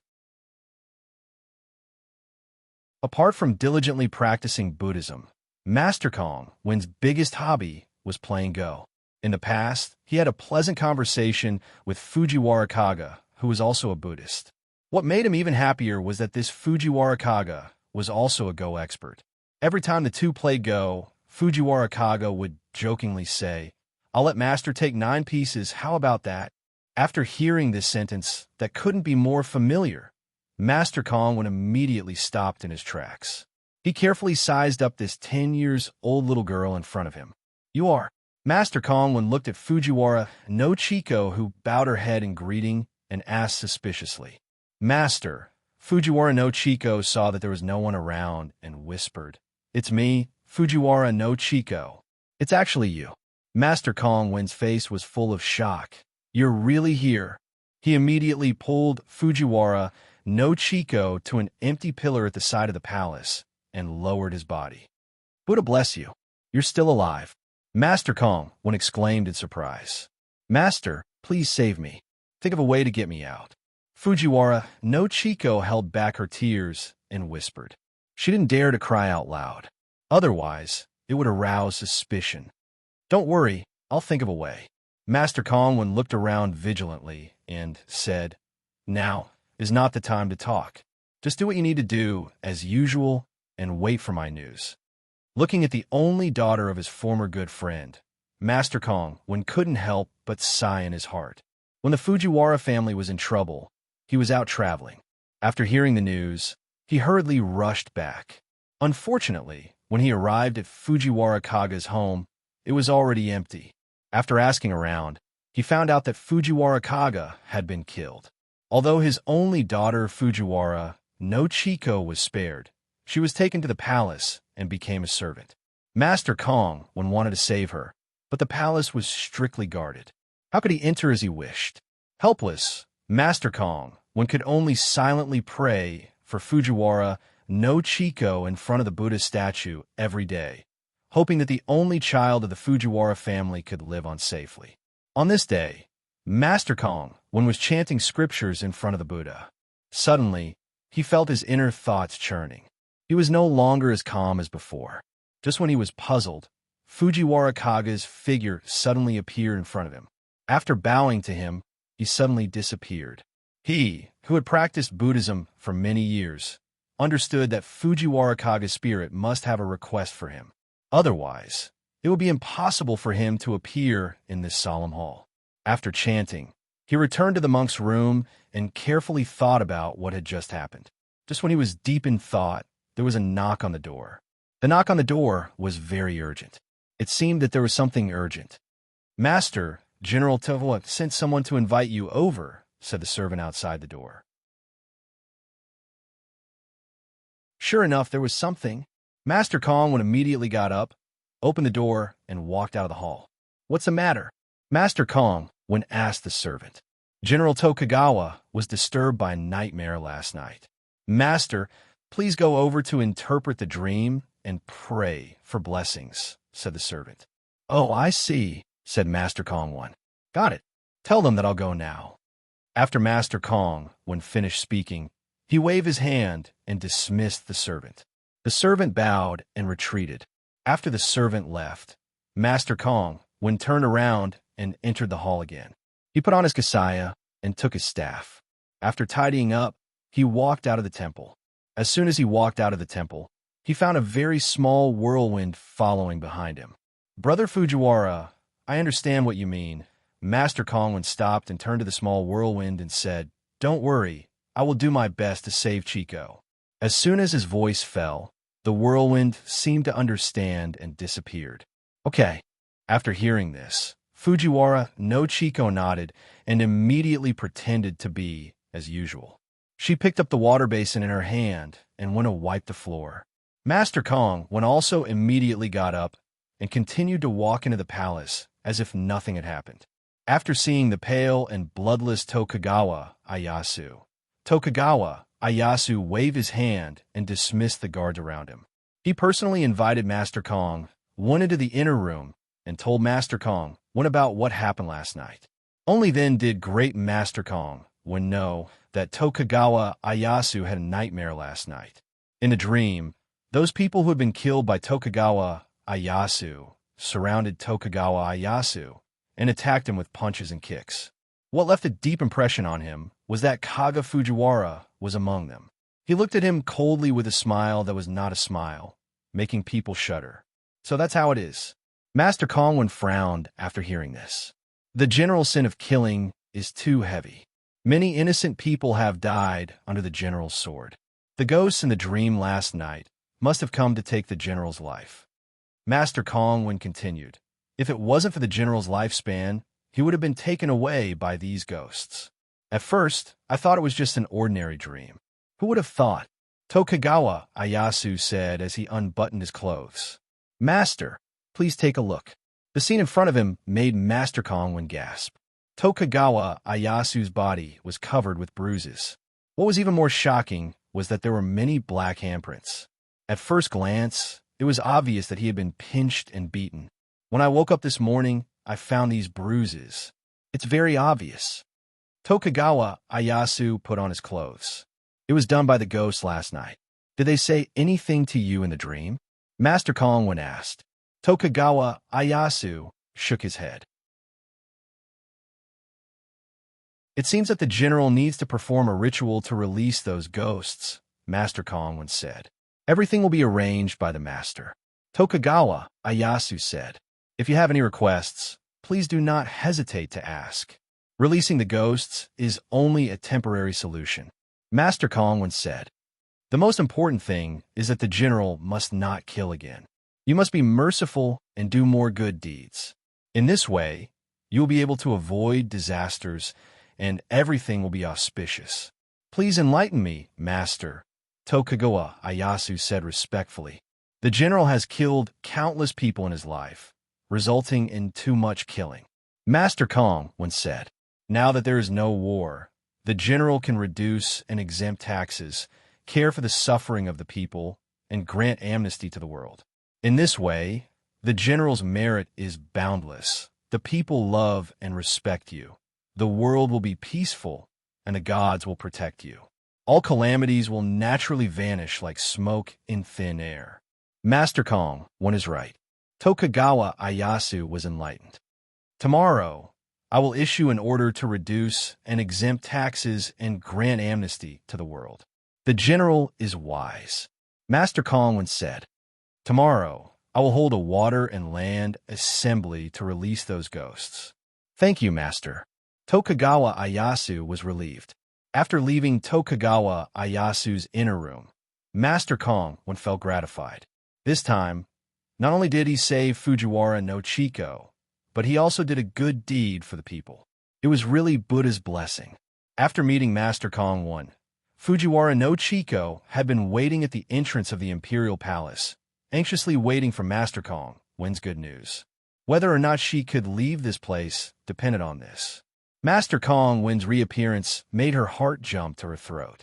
She suppressed her beating heart and once again retreated to the side and bowed. I will come to pick you up tomorrow. When Master Kong Wen passed by her, he whispered something that made her extremely excited. Free. I will be free tomorrow. Fujiwara no Chico couldn't hold back her excitement. She secretly ran to a place where no one was around and burst into tears. 2 years, 2 whole years. She had been starving and being bullied in this place for 2 winters and summers. Now that Master Kong Wen had saved her from the abyss of suffering, all the grievances in her heart suddenly came out. After crying, she once again pretended as if nothing had happened and went back to work. Although she didn't know how Master Kong Wen did it, she knew that Master Kong Wen was an eminent monk. Since he said that he would pick her up tomorrow, he would definitely do it. Today was the first day that she felt the happiest in 2 years. When she went to bed at night, she tossed and turned, unable to sleep, anxiously waiting for the arrival of the next day. The long night finally passed.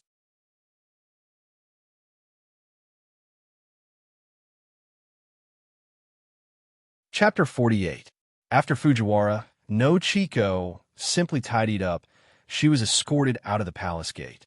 The moment she stepped out of the gate, she felt an unprecedented sense of relief. She was only 10 years old. 10 years old. Children of the same age didn't know how to take care of themselves, but she had already taken care of others for 2 years. Fujiwara no Chico didn't even turn her head and directly walked towards the smiling Master Kong Wen. What made her feel strange was that there was a person she didn't recognize standing beside Master Kong Wen. This person was dressed in white, with a veil over his face and a long sword at his waist. Thank you for saving my life, Master. Fujiwara no Chico walked in front of Master Kong Wen and knelt down on the ground with a thump, giving him a big bow. Chico, you've suffered. Quickly get up.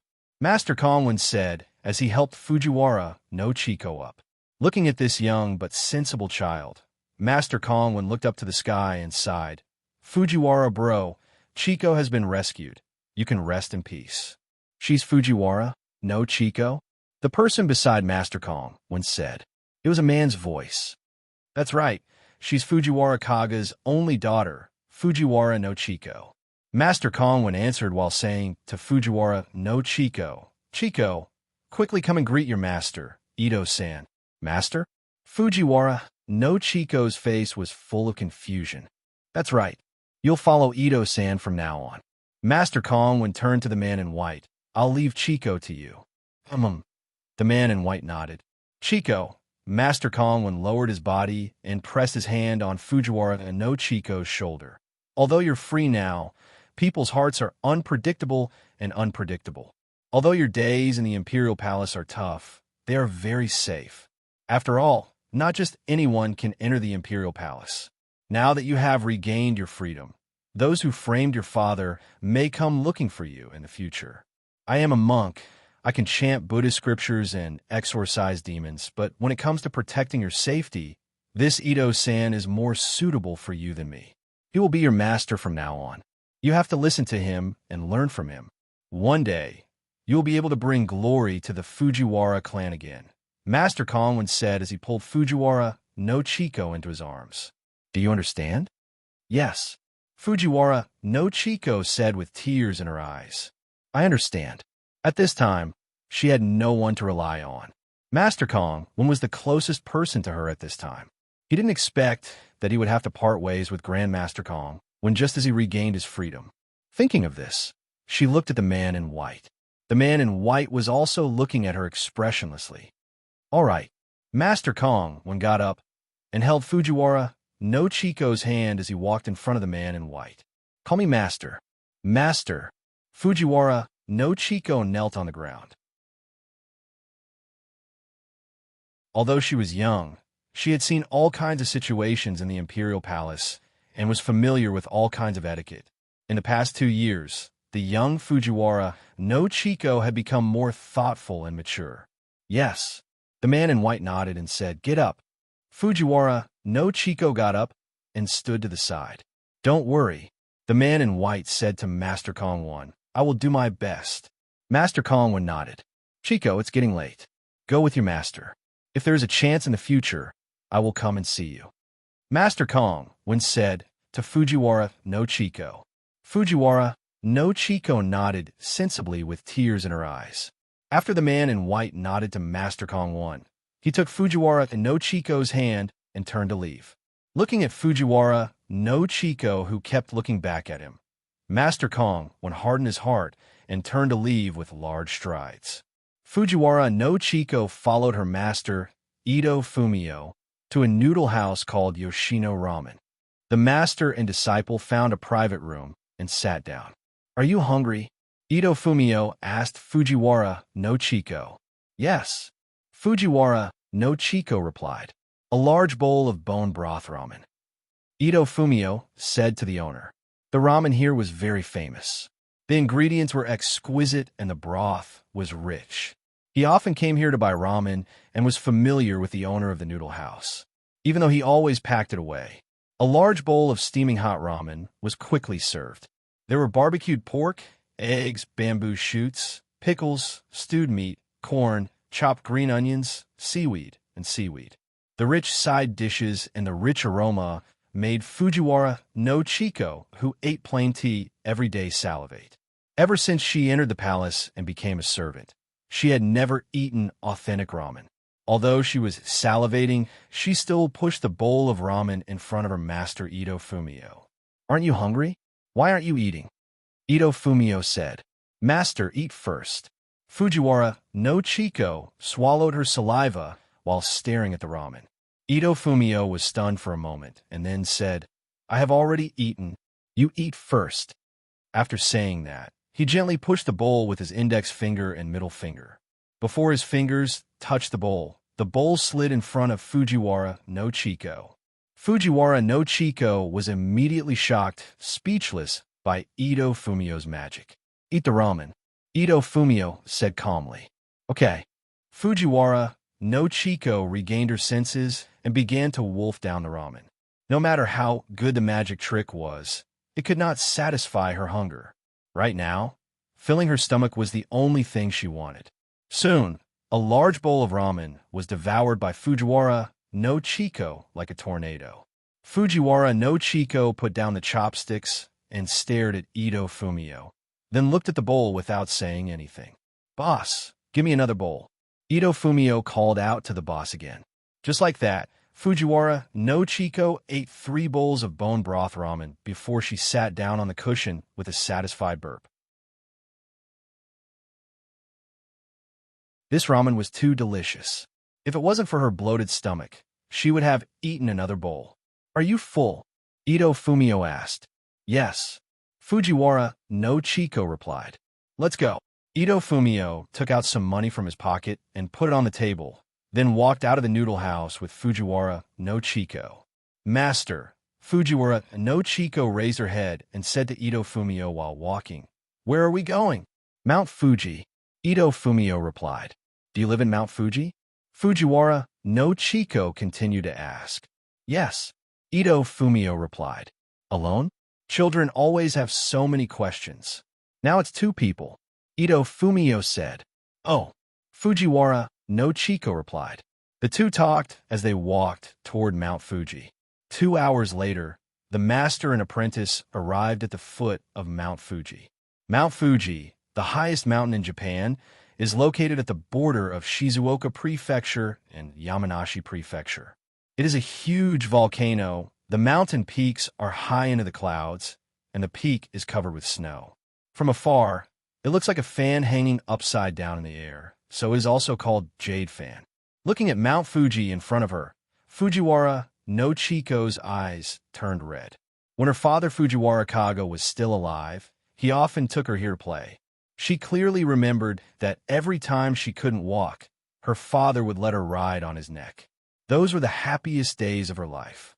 Now that her father has passed away, the beautiful scenery in front of her didn't make her happy. Instead, it made her feel nostalgic. Fujiwara no Chico looked at the beautiful scenery in front of her, thinking of the past, and tears flowed down in pairs. She wiped her tears with her small hands, bit her lower lip, and tried not to cry out loud. If you want to cry, then cry, Ito Fumio said calmly. He already learned about Fujiwara no Chiko's life from Master Kongwen. To be honest, such a big ordeal shouldn't happen to such a young Fujiwara no Chiko. Wah! After hearing Ito Fumio's words, Fujiwara no Chiko could no longer control the grief in her heart and burst into tears. Ito Fumio was silent, letting Fujiwara no Chiko cry to her heart's content. Such a big pain in her heart. If she doesn't vent it out, she will get sick. Fujiwara no Chiko cried for half an hour before she slowly calmed down. Looking at Fujiwara no Chiko, whose eyes were swollen like peaches, Ito Fumio touched Fujiwara no Chiko's head. "Chiko, follow me up the mountain," Ito Fumio said. "Okay." Fujiwara no Chiko sobbed as she wiped her tears and replied. Ito Fumio held Fujiwara no Chiko's small hand and slowly walked towards the top of Mount Fuji. The two walked for less than an hour and arrived at the mountainside of Mount Fuji. At this time, the air has become very cold, different from the warm climate at the foot of the mountain. Fujiwara no Chiko, who was wearing thin clothes, began to shiver from the cold. Seeing this scene, Ito Fumio immediately stopped and bent down to pick up Fujiwara no Chiko with one arm. "Master, I can walk by myself," Fujiwara no Chiko replied. "Hold on tight," Ito Fumio said to Fujiwara no Chiko. "We'll be there soon." After saying that, he used his movement technique and dashed on the rugged mountain road. Ito Fumio's feet did not touch the ground, as if he was floating on the ground. He quickly flew towards the top of the mountain. At this time, Fujiwara no Chiko, who was in his arms, was surprised and happy. She was surprised because she had never flown like this before, and happy because her master was so powerful. In the future, if she learned this skill, she would be able to personally avenge her father. Sure enough, as the two got closer to the top of the mountain, the temperature of the air became colder and colder. Although the young Fujiwara no Chiko was in Ito Fumio's arms, she was still shivering from the cold, and her nose was running. Ito Fumio, who was rushing up, felt Fujiwara no Chiko in his arms shivering. He immediately slowed down and stimulated the true chi in his body. An invisible true chi was slowly released from his hand and directly flowed through his palm into Fujiwara no Chiko's body. The shivering Fujiwara no Chiko suddenly felt a warm current flowing from Ito Fumio's palm into her body, and the cold in her body immediately disappeared. Although the young Fujiwara no Chiko did not understand what was going on, she knew that her master was helping her to expel the cold. The sensible Fujiwara no Chiko immediately took off the scarf around her neck and put it on Ito Fumio. Ito Fumio frowned and did not say anything. Just as the master and disciple were slowly drifting, they suddenly heard the sound of something breaking through the air, and 3 cold lights shot towards them from the top of the mountain. Master Kongwen was right. As soon as they left the palace, someone came to eliminate them. Ito Fumio thought to himself as he abruptly leaped into the air, dodging the 3 cold lights. He slowly landed on a huge rock and coldly stared at the top of the mountain. Boom! The 3 cold lights hit the rock on the ground, and in an instant, the rock shattered and snow fluttered in the air. Fujiwara no Chiko was frightened by the scene in front of her and immediately hugged Ito Fumio's neck tightly, not daring to breathe.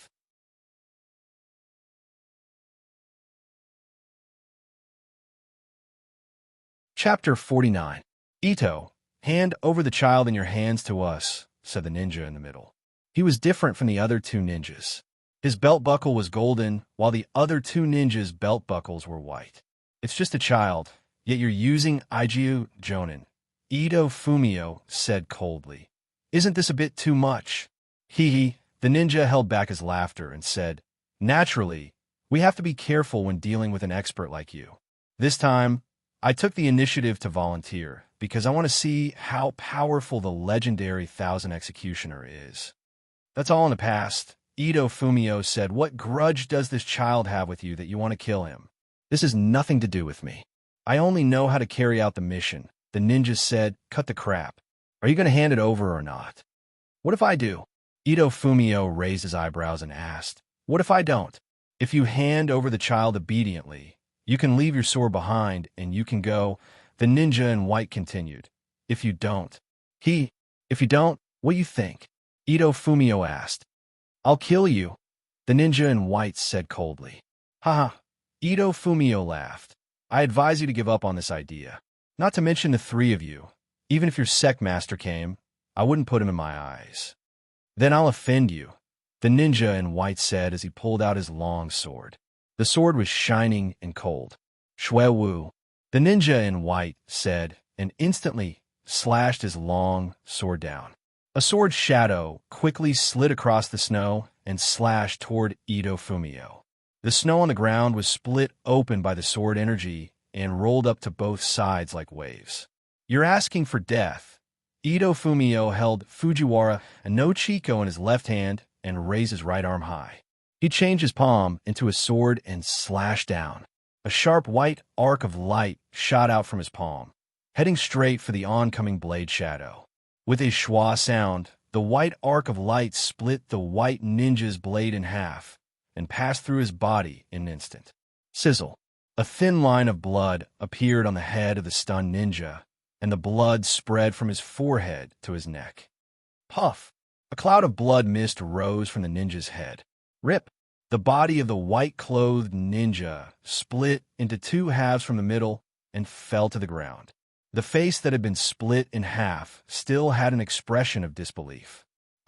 Fujiwara no Chiko screamed and turned her head around.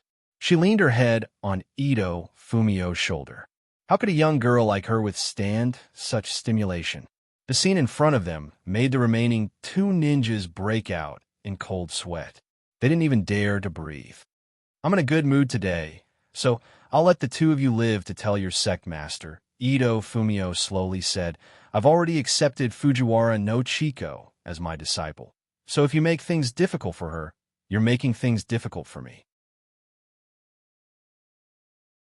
If you dare to harass me again, I'll have your sect annihilated in one night. Ito Fumio coldly shouted, get lost. The two ninjas looked at each other.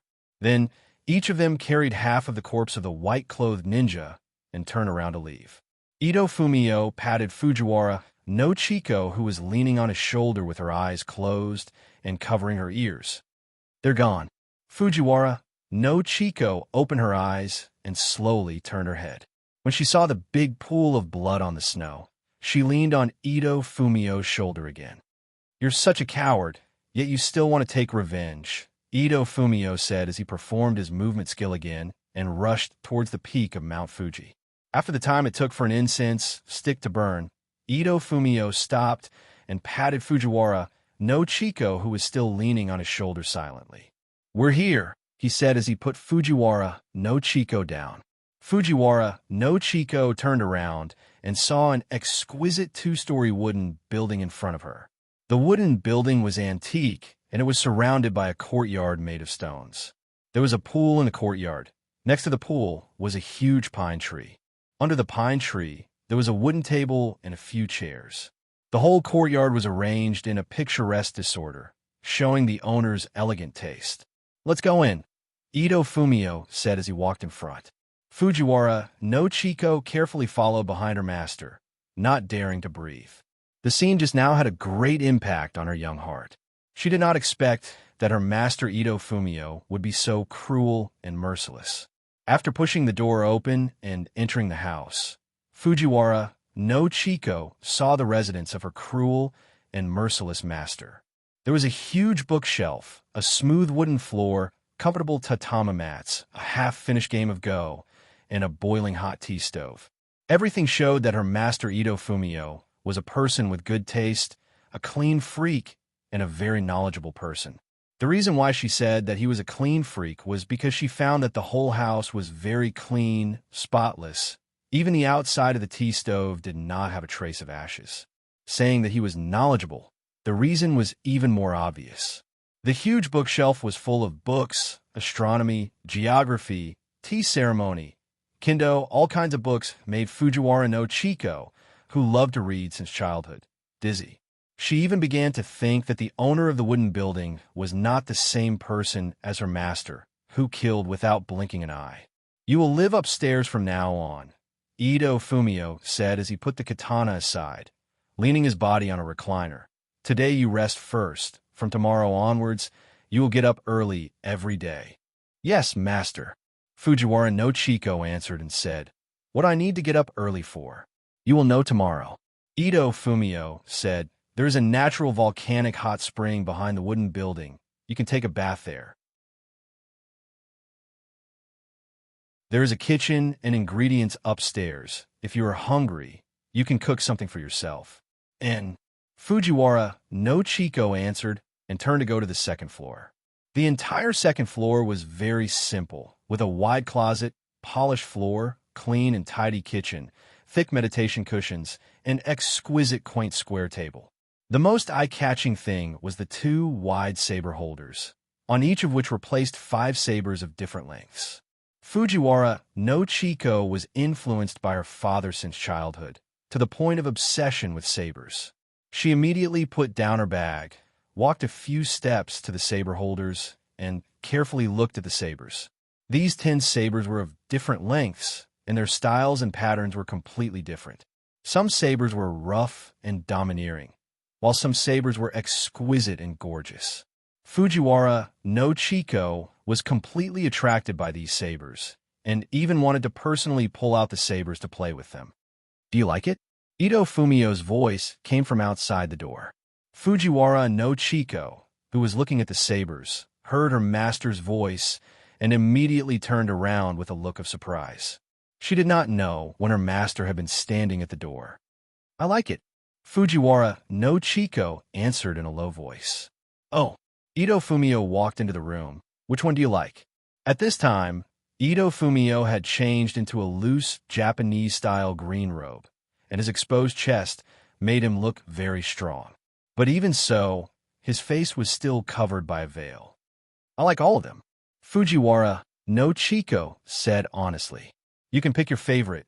Ito Fumio walked to the saber holders and gently stroked the sabers. "I will give you the one you pick as a gift for our first meeting." "Really?" Fujiwara no Chiko asked in surprise. "Of course, as your master. How can I lie to you?" But Ito Fumio said, "When you choose, you can only look at them, but not touch them." "Okay." Fujiwara no Chiko answered happily. She had watched her father forge swords countless times since she was a child, so she was influenced by him.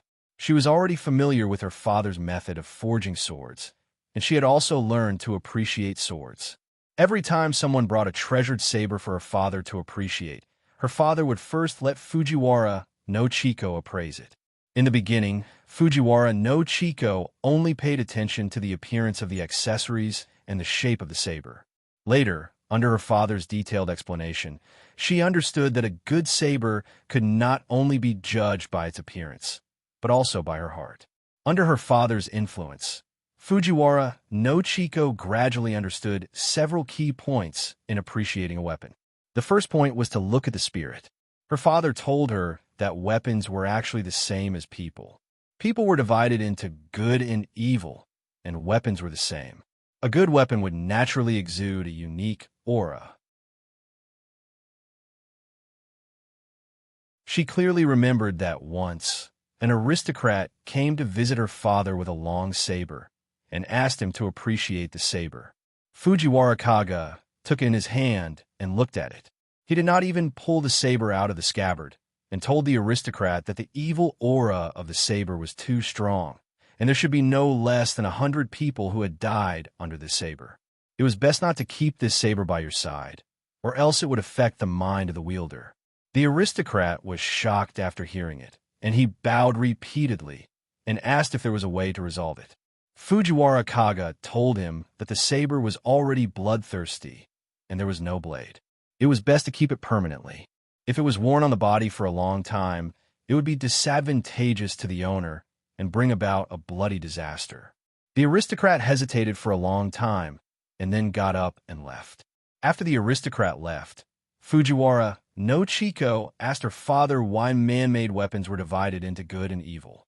Fujiwara Kaga told her that weapons were also made by people. When they were made, they were integrated with the spirit, chi, and spirit of the person who made them. Naturally, they also had spirituality. The evil and good of weapons were the same as people, divided into innate and acquired. Innate depended on the character of the person who made the weapon. If a person was righteous, the saber would be righteous. If a person was evil, the saber would be evil. The second was acquired. If a weapon fell into the hands of an evil person, it would be eroded by evil aura for a long time. In addition, it was stained with human blood for a long time. After a long time, it would naturally become an evil saber, a demon saber, and a bloodthirsty demon that killed without batting an eyelid. However, there were exceptions to everything. Some righteous weapons would not fall into evil hands, even if they fell into the hands of evil people. Instead, they would affect people and dispel the evil aura of the evil person. If this person had the heart to repent, he would naturally walk on the right path. There were righteous weapons, and naturally, there were evil weapons that were full of evil aura. This kind of weapon would gradually devour the mind of the owner, causing him to lose his reason and walk on the path of evil. However, these two kinds of weapons were one in a million and could only be found by chance. All in all, people were the most important. As long as they were righteous, they would naturally be invulnerable to evil. In addition, don't be overconfident in your determination and think that you can touch those evil weapons with righteousness. You must know that good and evil are only a matter of thought. You must not do something that you will regret for the rest of your life. After Fujiwara Kaga finished speaking, he told Fujiwara no Chiko that when the person entered the house, he felt very uncomfortable. When he took the long saber, his heart was overturned and his blood rushed up.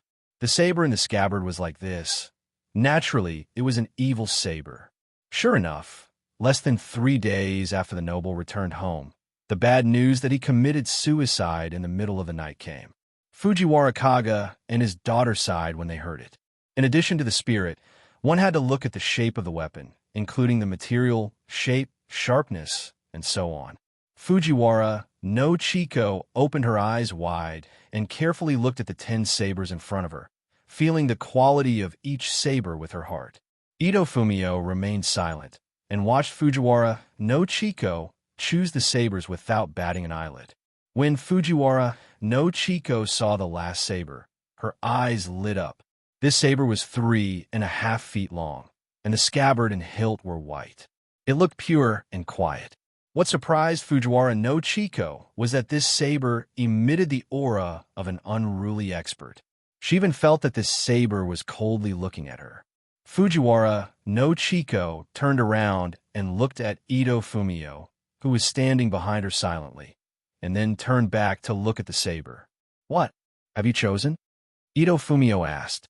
"Yes," Fujiwara no Chiko answered while pointing at the white saber. "I want this one." "Are you sure?" Ito Fumio's voice was filled with surprise. "Yes," Fujiwara no Chiko answered. "I want this one." "All right," Ito Fumio said. "I'll give this Chiho to you.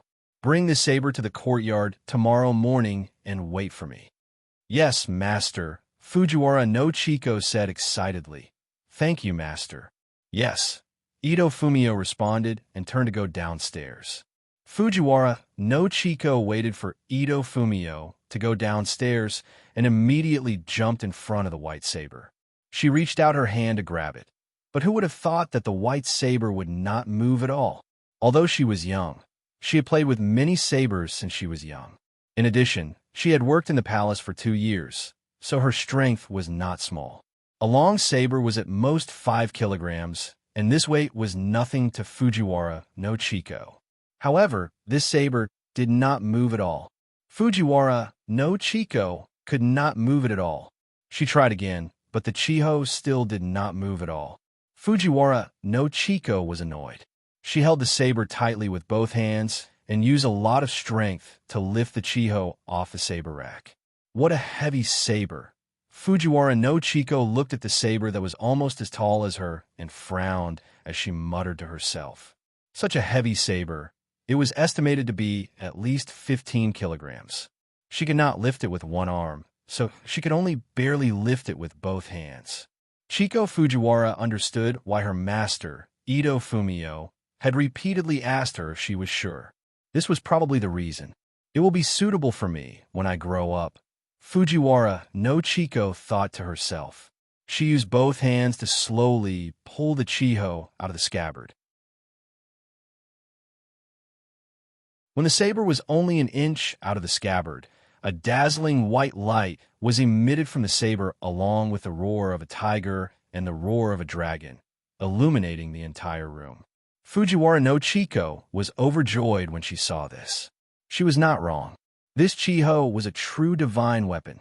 When the saber was completely pulled out of the scabbard, Fujiwara no Chiko saw the true appearance of the chiho that was covered in white light. The saber was straight and white like snow. There are no patterns on it, and the light shone from it. It is really a good saber. Fujiwara no Chiko liked it more and more. She finally had a saber that belonged to her.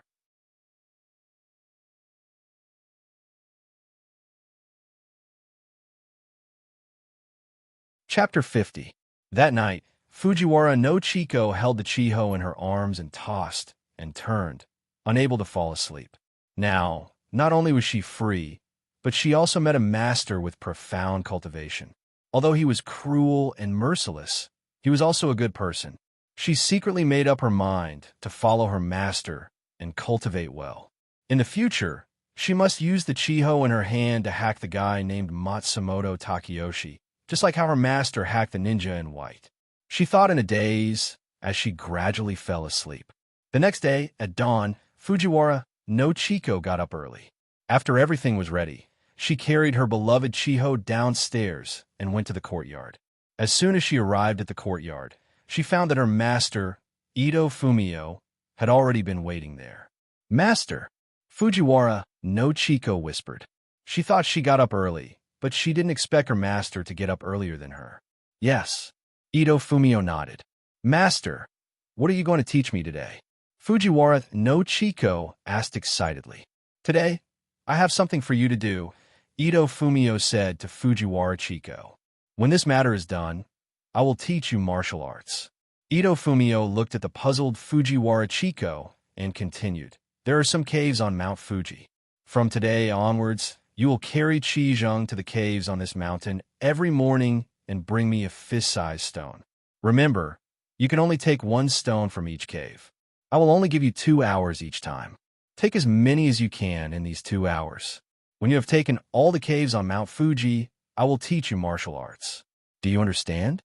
Fujiwara Chiko's heart sank when she heard what her master said. There were thousands of caves on Mount Fuji, big and small.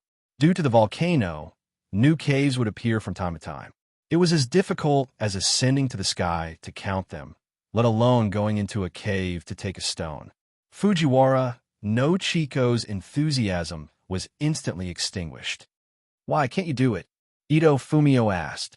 "I can do it," Fujiwara no Chiko said word by word. In order to learn real skills, she had to persevere no matter how hard and tiring it was. "Yes." Ito Fumio waved his hand. "Go. Come back in 2 hours.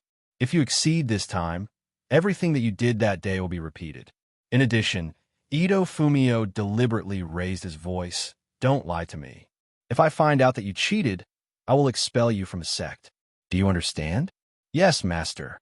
After Fujiwara no Chiko finished speaking, she carried Chiho on her back and walked up the mountain. As she walked, she pondered how to save her energy and not miss any of the caves. She, who was talented and intelligent, did not take long to come up with a preliminary plan. First, she had to go up the mountain, and she had to go to the caves that were not far from her residence. The reason why she did this was because she was empty-handed and full of energy when she went up the mountain. Because she had to bring a stone with her when she came back, it was easier to go down the mountain. When she grew older and her energy got better, she would go to the caves that were farther away from her residence. She picked up a small red stone on the road and used it to mark the caves. This way, it would be clear at a glance which cave had been in and which had not. After making up her mind, Fujiwara no Chiko began to speed up. She had been busy in the palace for 2 years, so her speed was not bad. In less than an hour, she found a group of caves. She did not dare to go too deep into the caves. After taking a few steps, she bent down to pick up a fist-sized stone and turned around to run. After all, she was just a child of 10 years old. Facing the dark cave, she felt that a monster would suddenly run out. Fujiwara no Chiko picked up 5 or 6 stones and left a mark outside the cave. After that, she immediately returned. It was not that she was lazy, but she had to calculate the time it would take to go back and forth. She also had to take into account the resting time. 5 or 6 stones weighed more than 10 pounds. Adding the chiho on her back, it weighed more than 40 pounds. This weight was already the limit for a 10-year-old child. Not only that, she also had to carefully hurry along the rugged path. The snow on the mountain made the path very slippery. If she was not careful, she would roll down the mountain. If that happened, not only would she lose the stones that she picked up with great difficulty, she might even lose her life in this uninhabited mountain. Although the cold air was bone-piercing, the young Fujiwara no Chiko was already sweating. She walked and stopped, and finally returned to her residence within 2 hours. She handed the 5 or 6 stones to her master, Ito Fumio. From that day onwards, Fujiwara no Chiko woke up early every day before the sun rose. Then, she would go up the mountain as fast as she could to find as many stones as possible. She would also return within 2 hours. Every time she rushed back, she would find her master waiting for her in the courtyard. Beside him was an hourglass that he used to keep track of time. After returning, she would put down the stones and start to cook for her master, wash his clothes, and clean the wooden house. For the rest of the time, other than exercising her body, she would quietly sit on the floor and read the books on her master, Ito Fumio's bookshelf. These books were as vast as the sea, and most of them were written in Chinese. She could not understand them at all. When Ito Fumio saw that she was reading so eagerly, he took time out every night to teach her Chinese. He found that this child was not only willing to endure hardships, but also loved to read. She was also very intelligent. She could infer many things from one example. Gradually, he began to like this child and imparted everything he knew to her. Fujiwara no Chiko also found that this cruel and merciless master also had a gentle and quiet side. He would even occasionally joke with her. Every night, she would feel someone covering her with a blanket. There were only the 2 of them in the wooden house, and that person was naturally her master, Ito Fumio. Ever since her father's accident, this was the first time she felt that someone loved her like a father. But even so, she had never seen her master's true face. Every day, he would wear a veil and leave early in the morning and return late at night. He was still very strict with her. Once, she was greedy and took a dozen stones with her. Because she was carrying too much weight, she fell down halfway and could only limp back to her residence. When she returned to the courtyard, the hourglass had just finished emptying. Ito Fumio took the stones and threw them out of the courtyard without saying anything. He told her to pick them up again the next day. Just like that, 3 years passed. Fujiwara no Chiko was diligent, rain or shine. Even if there was lightning and thunder outside, she would still go to the mountain to pick up stones as usual. She did not remember how many times she fell down, nor how many times she was bitten by the poisonous insects in the cave. She only remembered that she had to complete the task given to her by her master as soon as possible. She wanted to learn as soon as possible and avenge her father. Once, she had a high fever, but still struggled to get up. She carried a chiho on her back and wanted to go up the mountain. However, she was discovered by Ito Fumio. If he did not order Fujiwara no Chiko to rest, she would still continue to go up the mountain to pick stones. This little girl's character was tenacious. In the past 3 years, Chiko Fujiwara had transformed from a child into a slender and elegant young lady. In the past 3 years, not only had she filled the backyard with stones, but she had also become proficient in conversing with her master in Chinese. She could also read books written in Chinese that were difficult to understand. Today, Fujiwara no Chiko's leg strength was amazing, and her strength was incomparable. From her residence to the top of Mount Fuji in less than half an hour, she could still walk as if she was flying while carrying hundreds of pounds of stones on her back. All of this made Ito Fumio very satisfied. On this day, after Fujiwara no Chiko came back from Mount Fuji in the morning, she excitedly went to Ito Fumio, who was leisurely drinking tea in the courtyard. She poured a large bag of stones on the ground. Master, Fujiwara no Chiko sat on the chair opposite to Ito Fumio, picked up the teapot, and poured a cup of tea for herself. I have visited all the caves on the mountain, and I have completed the task you gave me. After that, she drank the tea in her hand. Now, she was not so restrained in front of her master. Okay. Ito Fumio put the teacup in his hand to his mouth under the veil and took a sip, then said quietly, "Starting tomorrow, I will teach you the swordsmanship. You don't want to check it out?" Fujiwara no Chiko was a little surprised. "Aren't you afraid that I will lie to you?" "You didn't lie to me," Ito Fumio said lightly. "How do you know?" Fujiwara no Chiko picked up the cup again and drank tea. She enjoyed the tea made by her master the most. "I follow you up and down the mountain every day, and I know you didn't lie to me," Ito Fumio said as if nothing had happened. Puff! Fujiwara no Chiko directly spat out the tea in her mouth.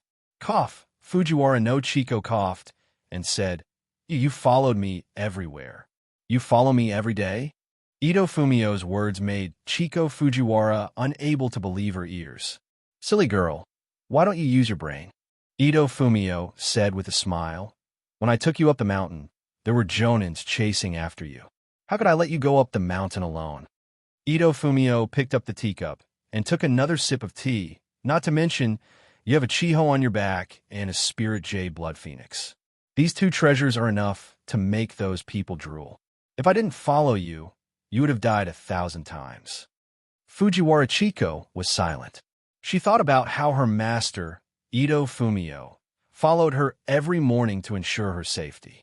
Moreover, he had followed her for 3 years. She looked at her master, who was leisurely drinking tea in front of her, and did not know what to say to express her gratitude. "Master," Fujiwara no Chiko's eyes were red. "Okay." Ito Fumio put down the teacup. "Today's weather is good. You have been living on Mount Fuji for the past 3 years, so you must be bored. Today, Master will take you to walk around the streets and buy you some clothes. At the same time, we will also visit your savior, Master Kongwen." "Really?" Fujiwara no Chiko immediately cheered. Although the scenery of Mount Fuji was beautiful, after 3 years of looking at it, no matter how beautiful the scenery was, she was already tired of it.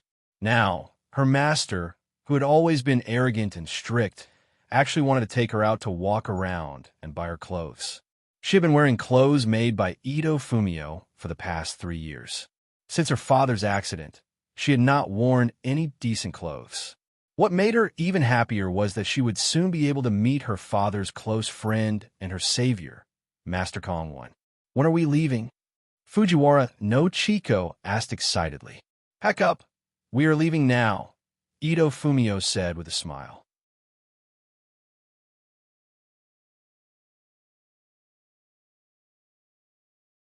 Chapter 51. After tidying up, Fujiwara no Chiko rushed downstairs. "Master, let's go." She couldn't wait. "Wait a minute." Ito Fumio took out a veil and handed it to Fujiwara no Chiko. "Put it on." Fujiwara no Chiko took the veil and looked at her master suspiciously. "There are too many people. Wearing a veil can avoid a lot of trouble," Ito Fumio said. Fujiwara no Chiko put on the veil and understood what her master meant. She noticed that her master didn't bring a sword this time, but he wore a bamboo hat on his head. "Put this on as well," Ito Fumio said as he took out a bamboo hat and handed it to Fujiwara no Chiko. Fujiwara no Chiko took it and put on her head. "Okay, let's go." Ito Fumio took Fujiwara no Chiko out of the courtyard. After leaving the hospital, Ito Fumio stopped in his tracks and turned around to face the courtyard. He made a mysterious hand seal with one hand. With a bang, the courtyard was instantly surrounded by white fog, enveloping the entire courtyard. Master, Fujiwara no Chiko asked in surprise, This is the mist concealment technique. I will teach you in the future. Ito Fumio said, the swords in the wooden building are all magical weapons. Your Chiho and my Kuroheim are even more powerful. If they fall into the enemy's hands, it will be troublesome. At this time, the white fog began to dissipate, but the scene after it dissipated surprised Fujiwara no Chiko. The wooden building in front of her disappeared. It was replaced by a pine forest. Fujiwara no Chiko rubbed her eyes and looked again, but she still couldn't see any flaws. It seemed that her master was not only proficient in swordsmanship, but also in Chiman Dunjia. Let's go, Ito Fumio said, and took Fujiwara no Chiko down the mountain. After 3 years of training, Fujiwara no Chiko's leg strength had reached an astonishing level. She could run as fast as flying. However, Ito Fumio did not use his movement technique. Instead, he maintained the same speed as Fujiwara no Chiko and took Fujiwara no Chiko down Mount Fuji. Along the way, Fujiwara no Chiko was chattering nonstop. Ito Fumio was also in a good mood. The master and disciple were talking and laughing like father and daughter. Fujiwara no Chiko felt that her master was no different from her father. 2 hours later, the master and disciple arrived at the foot of the mountain. At this time, the foot of Mount Fuji was already bustling with noise and excitement. It was April, the day when cherry blossoms were in full bloom. People would bring their families to have picnics under the cherry blossom trees and have fun. Fujiwara no Chiko was in a good mood and strolled around with Ito Fumio. Ito Fumio first took her to a clothing store to pick out some clothes for her. Then, he took her to a famous sushi restaurant to eat sushi. After eating the sushi, he went to the gift shop to pick out a gift for Master Kongwen. Fujiwara no Chiko picked out a good set of go and followed Ito Fumio to Master Kongwen's residence, Kayamizu Temple. Kayamizu Temple, Japan's oldest temple in Kyoto. Its name is Inu Mountain, and it mainly enshrines the thousand-armed and thousand-eyed Guan-in Bodhisattva. It is said that it was founded by Tang Xuanzang's first disciple in Japan, Master Se. Kayamizu Temple got its name from the clear water in the temple. There's a waterfall in the temple named Inu Waterfall. The clear spring water is divided into 3 parts, representing longevity, health, and wisdom. This clear spring water is regarded as having magical powers by the people. Many people would come and drink the water to prevent diseases and dispel disasters. After the master and disciple arrived at the temple to offer incense, they went to visit Master Kongwen. After reporting their names, the attendant brought them to the backyard of Kayamizu Temple, Master Kongwen's residence. Ha ha! This morning I saw the magpies chirping nonstop on my roof. I knew there would be a happy occasion. Master Kongwen said as he quickly walked out of his room. Master Kongwen. Fujiwara no Chiko removed her veil and bamboo hat, dashing in front of Master Kongwen. Master Kongwen smiled as he mercifully stroked Fujiwara no Chiko's head. Chiko, I haven't seen you in 3 years, and you've already grown so big. Ito Fumio also walked in front of Master Kongwen. The two nodded their heads in greeting. This isn't the place to talk. Follow me. Master Kongwen brought the master and disciple into the room, instructing the attendant not to disturb them before closing the door. Master, this is the ghost set for you. After the 3 people sat down, Fujiwara no Chiko handed the ghost set to Master Kongwen. Master Kongwen took the ghost set and said with a smile, Chiko has really grown up. You still remember this old man likes to play Go. However, Master Kongwen let out a long sigh. Ever since your father was born, I no longer play Go with others. At the mention of her father, Fujiwara Kaga, Fujiwara no Chiko's heart once again hurt. Forget it. Let's not talk about those sad things. Master Kongwen said to Fujiwara no Chiko, What have you learned from Master Ito Fumio in these 3 years? Fujiwara no Chiko told Master Kong everything she had learned in these 3 years. After listening, Master Kong couldn't help but nod.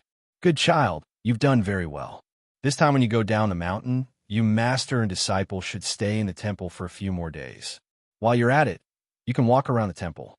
I'll have someone arrange accommodation for you in a while.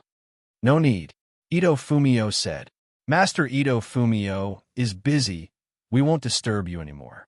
Chiko, Ito Fumio said to Fujiwara no Chiko, you go out first. I have something to say to Master Ito Fumio. Without my permission and Master Ito Fumio's permission, no one can come in. Yes, Master. Looking at her master's serious face, Fujiwara no Chiko agreed and walked out of the door. She sat on the steps by the door. Although she and her master were like father and daughter, her master was still her master. She didn't dare to disobey Ito Fumio's words. Half an hour later, the door opened. Master Ito Fumio and Master Kong came out. Fujiwara no Chiko noticed that Master Kong was frowning and Ito Fumio was expressionless. Chiko, let's go, Ito Fumio said. Are we leaving? Leaving just like that? Fujiwara Chiko did not know what had happened in the room. Yes. Ito Fumio walked down the steps. Fujiwara no Chiko looked at Master Kong lowered her head and muttered, Master Kong I'm leaving. She turned around and prepared to leave. Wait a moment, Master Kong said. Fujiwara no Chiko turned around. Ito Fumio also stopped, but he didn't look back. Master Kong walked in front of Fujiwara no Chiko, took out a book wrapped in yellow cloth, and handed it to Fujiwara no Chiko. This scripture is for you. Remember to read it when you have nothing to do. Master Kong waved his hand. Go. He turned around and went back into the room. Let's go, Ito Fumio said coldly and walked towards the door. Fujiwara no Chiko followed behind, her head full of questions. What happened to Master and Master Kong? They were fine just now. Why now? Master, where are we going? Fujiwara no Chiko asked Ito Fumio. Back, Ito Fumio replied. Oh, Fujiwara no Chiko replied reluctantly. She had been cooped up in Mount Fuji for 3 years. Now that she finally came out of play, she had to go back in less than half a day. If you don't want to go back, you can stay here. Ito Fumio stopped and turned around to face Fujiwara no Chiko. However, you must go back before dawn tomorrow. Do you understand? Fujiwara no Chiko said happily. Thank you, Master. Ito Fumio said and turned around to leave. Shinzi, are you happy now? Master Kong had appeared behind her at some point in time. Master Kong, what happened between you and my master? Fujiwara no Chiko asked. You don't understand adult matters. You're still young. When you grow up in the future, you will understand. Master Kong said. Today, you only need to play in the temple. You don't need to think about anything else. You are still safe in this temple. Tomorrow, I will personally send you back. How about it? Fujiwara no Chiko happily agreed. On this day, Master Kong postponed all temple affairs and took Fujiwara no Chiko to visit Kayamiza Temple. Under Master Kong's explanation, she understood the process of Shakyamuni Buddha becoming a Buddha. She also understood the compassion of Guanyin Bodhisattva. She also understood the principle of impermanence. She also understood the reason of good karma. After dinner, Master Kong took Fujiwara no Chiko to walk on a small path in the temple.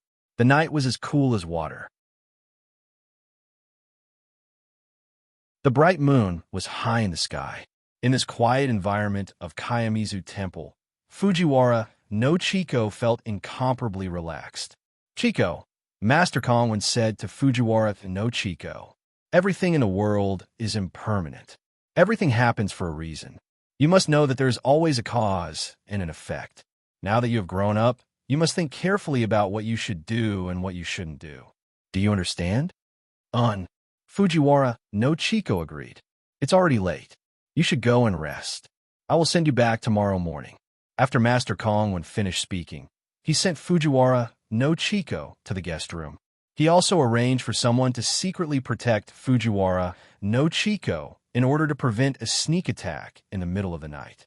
That night, Fujiwara no Chiko tossed and turned in bed. She understood Master Kong's words very well. The meaning was very obvious. He wanted her to give up the idea of avenging her father. However, her father, Fujiwara Kaga, was framed and killed. As the saying goes, the hatred of one's father is irreconcilable. She could not let go of her father's murderer, Matsumoto Takeyoshi. Then again, even if she could do it, those people who wanted to kill her would still follow her like a ghost, looking for an opportunity to kill her. Master Kong 1, I am sorry. She put the yellow cloth-wrapped Lotus Sutra under her pillow. You're tuning in to the Warrior Lore YouTube channel. Don't forget to subscribe and join us on this journey to catch the most captivating stories.